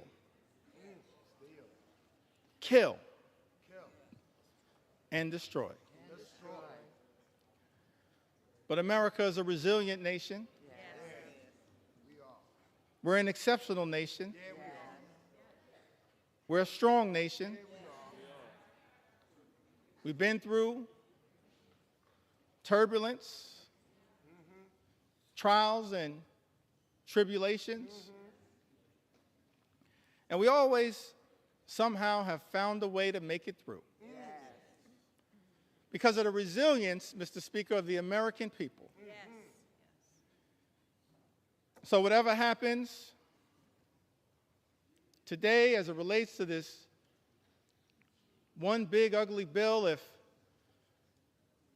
my Republican colleagues decide that once again, Mr. Speaker, you're simply going to make the decision to serve as a reckless rubber stamp of President Trump's extreme agenda, I still have faith in the United States of America. Still have faith in the United States of America. I still have faith in the United States of America. We will not let anyone in this town destroy what America represents. Not now, not ever. Not going to be easy. We recognize that. But we've got faith in the resilience You have time. Take your time. Sweet time. of the American people. So I get ready to close shortly in. Now take your time. Take your time. Take your time. Come on. Take your time. Take your sweet time. Tell them. Tell them. Come on. Claim your time. Take your Well, let me say it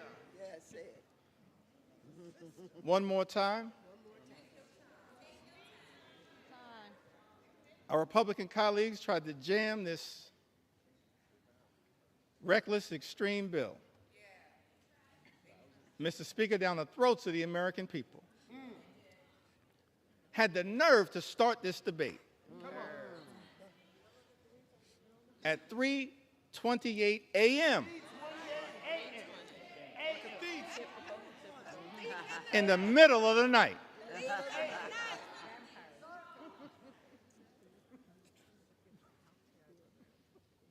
But we made clear that we were going to expose all of the things that are being done to harm the American people. Yeah, that's right. Tell them. Not in the dark of night, but in the light of day.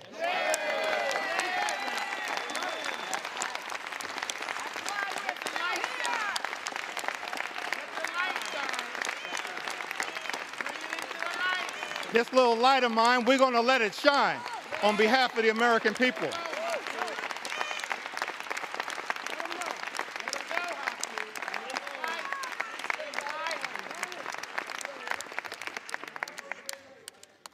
Incredible to me that Republicans would try to jam this one big, ugly bill down the throats of the American people in the dead of night. And then, to add insult to injury, Mr. Speaker, allocate 15 minutes. 15 minutes to each side on the committees of jurisdiction. shame. What a shame. 15 minutes to the Ways and Means Committee on each side. 15 minutes Take your time. Take your time. to the Budget Committee. That's extraordinary. But I'm thankful, I'm appreciative of all of my colleagues who stand behind me. That's right.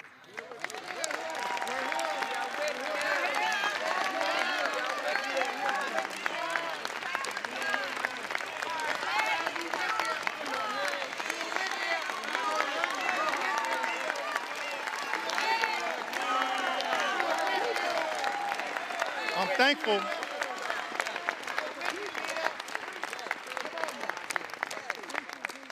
Thankful to all of my colleagues for their commitment, their courage, their conviction, standing up on behalf of the American people to deliver, hopefully, what is a message of concern, but also a message of hope. Come on. That's right. Hope. We got to fight a lot of battles on behalf of the American people. It's not over. Fighting a lot of battles on behalf of the American people. This is just one of them. This one. But we wanted to make sure that the American people had an opportunity to fully and more completely understand, in the light of day, just how damaging In the light. this one big, ugly bill will be to the American people. And I plead with my colleagues on the other side of the aisle, Mr. Speaker. I really plead with my colleagues, inspired by some of the framers of the Constitution, the great scholars, the great thinkers, conceived of this incredible journey that we've been on in the United States of America, creating separate and co-equal branches of government, recognizing that in this country, part of the gift that we were given by the framers of the United States Constitution, no kings, no dictators, no monarchs, separate and co-equal branches of government. This is the Article I branch of government. Mr. Speaker, James Madison, he once made the observation in his view in one of the Federalist Papers that at its best, Congress should function as a rival to the executive branch. That was James Madison. Article I, branch of government, the House and the Senate. We're not here to bend the knee to any wannabe king.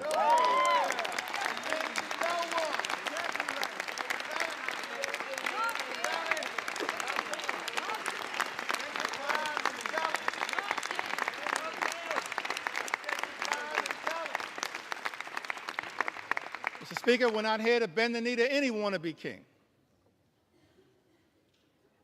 We're here to be a rival to the executive branch in the best spirits of the House of Representatives, to push back against an out-of-control executive branch. That's the framers' vision. I said that's the framers' vision. That's what they said. The framers' vision. And so as we prepare to take this consequential vote, Mr. Speaker, I just urge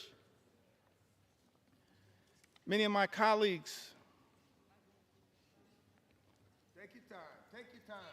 in government, my colleagues on the other side of the aisle,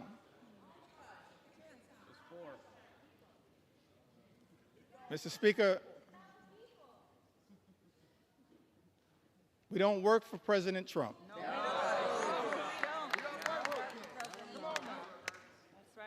We don't work for J.D. Vance.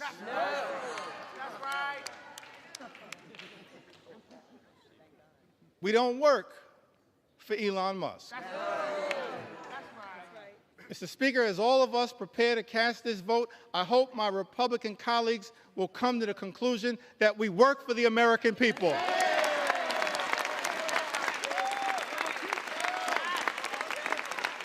We work for the American people.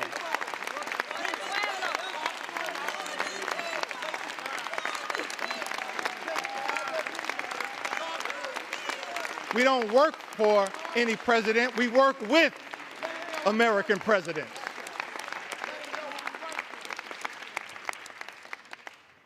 We work for the American people. So it's my hope that as you evaluate this bill, all of the harm that is being unleashed on the American people, ripping health care away from more than 17 million Americans, effectively ending Medicaid as we know it, shutting down hospitals, including in rural America, in districts, Mr. Speaker, that my colleagues on the other side of the aisle represent. That's right. They're people. Nursing homes closing. 1 in 4 nursing homes, Mr. Speaker, will close as a result of the attack on Medicaid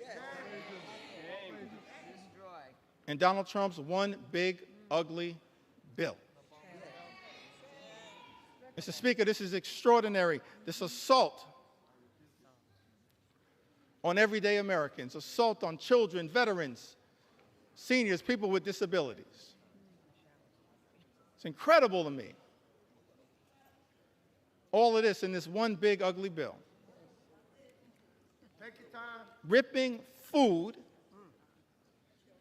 away from children, literally ripping food out of the mouths of hungry children, hungry veterans, and hungry seniors. Mr. Speaker, that's not America. We're better than that.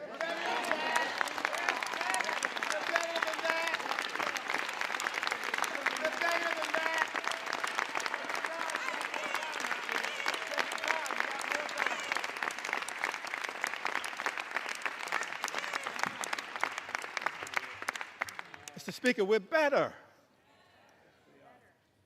than that. Ripping food out of the mouths of vulnerable Americans. That's extraordinary that's what we're doing. Extraordinary. And all of this is being done? This unprecedented assault on everyday Americans is being unleashed on the American people. Mr. Speaker, on the most vulnerable amongst us. All of this is being done to provide massive tax breaks to billionaire donors. Shame on this institution if this bill passes. That's not America. We're better than this. We are better. We are better.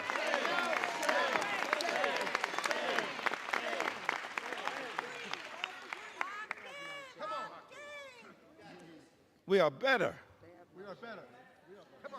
than this. I think that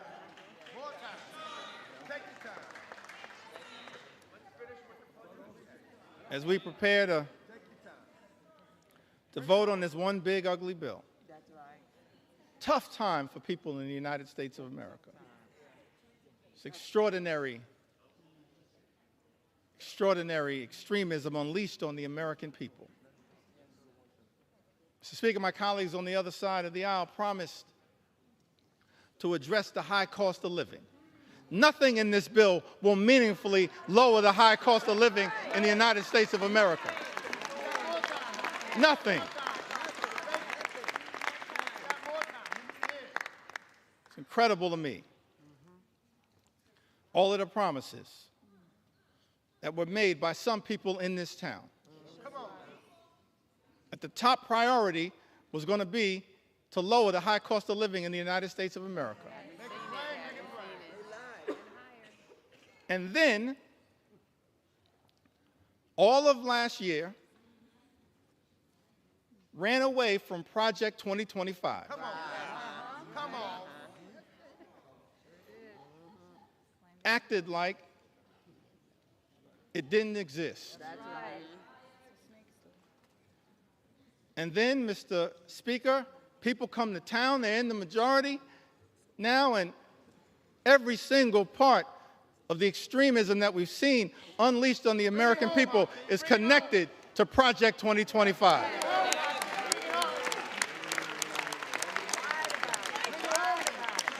Every single part. But here's why I still got hope, optimism. I referenced this earlier today. As we prepare to experience the 249th birthday of the United States of America. Yeah. Take it back to that original document. Yeah. Declaration of Independence, 1776. Mr. Speaker, it had the aspirational part. We hold these truths to be self-evident. that all men are created equal, Yeah. Come on now. Bring it home. endowed by their Creator with certain Yeah. unalienable Bring it rights, home. Come on now. that among these are life, liberty, and the pursuit of happiness. Come on. Come on, Lou. That's the aspirational part of the Declaration of Independence. And as House Democrats, we're committed, no matter what it takes, to bring that about. Imagine in America where everyone who works hard and plays by the rules can live the good life, afford to live the good life. Good paying jobs, good housing, good health care, good education for your children, and a good retirement. That's what House Democrats are fighting for. That's the aspirational part of the Declaration of Independence, to bring that to life, the pursuit of happiness. That's the aspirational part. But then when you look at that Declaration of Independence, the second part of it, it reads like an indictment against an out-of-control king.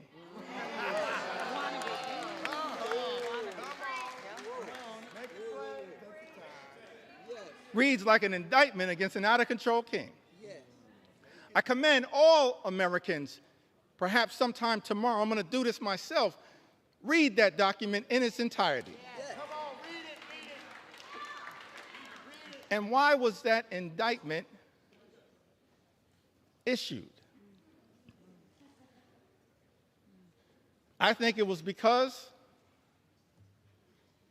the framers of this great country, they were fed up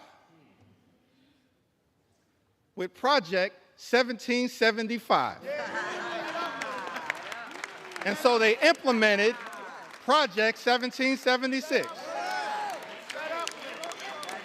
So I know that there are people concerned with what's happening in America, but understand what our journey teaches us is that after Project 2025 comes Project 2026. And you will have an opportunity to end this national nightmare as part of Project 2026. I love the framers. They gave us a blueprint for what should give us hope in this moment. That's right. I think that I want to close by referencing Take your sweet time.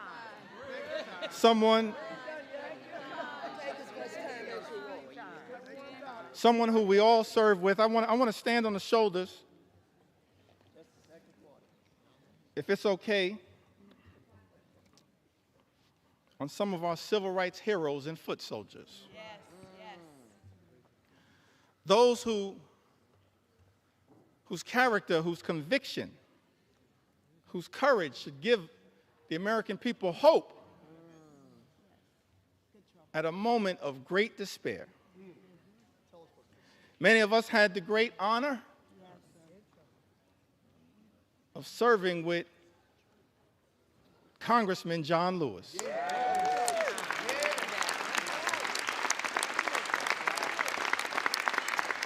The great honor, Mr. Speaker, to serve with Congressman John Lewis. That's right. And I came across something that John Lewis said in June of 2028, that hopefully, no matter what the outcome of this vote, will give people some hope.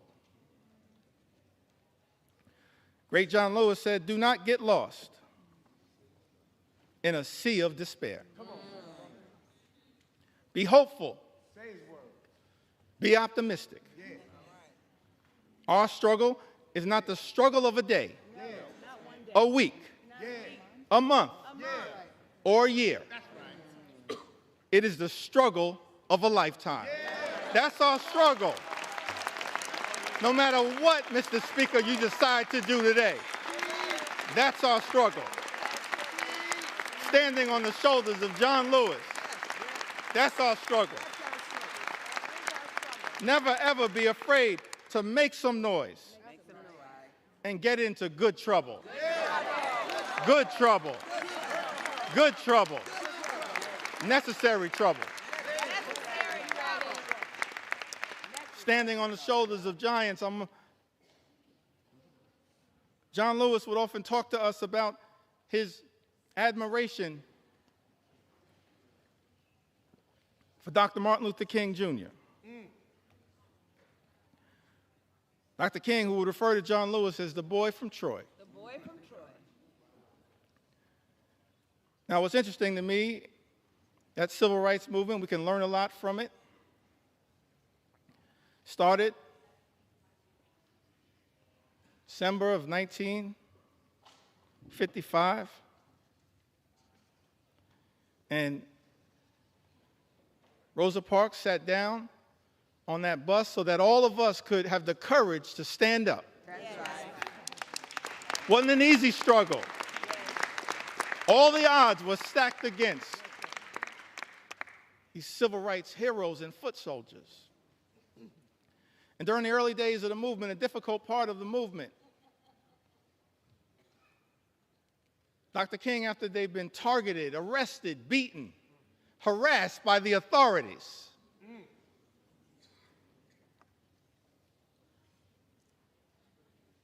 he traveled to Brooklyn, New York, and spoke at the Concord Baptist Church. I think it was in March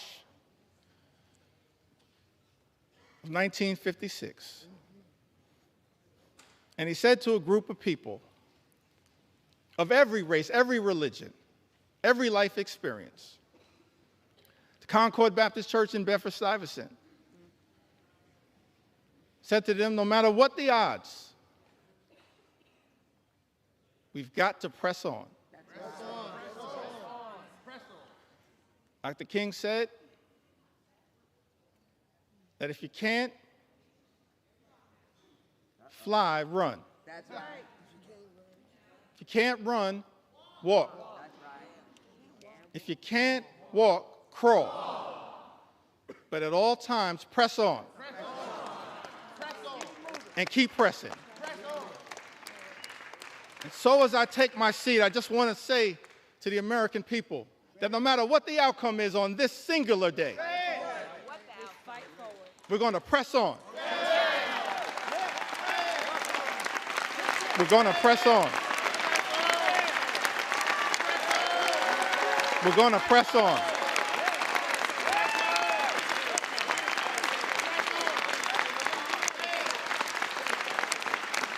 We're going to press on for our children, press on for our seniors, press on for our veterans, press on for our unions, press on for our farmers, press on for our dreamers, press on for working class Americans, press on for the middle class, press on for all who aspire to be part of the middle class, press on for the poor, press on for the sick, press on for the afflicted, press on for the least, press on for the lost, press on for the left behind, press on for the rule of law, press on for the American way of life, press on for democracy.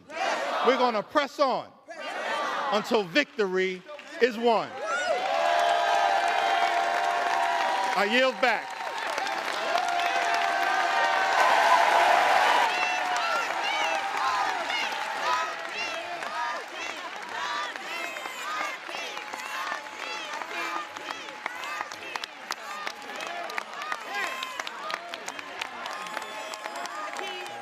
John would have been proud. Hakeem, Hakeem, Hakeem,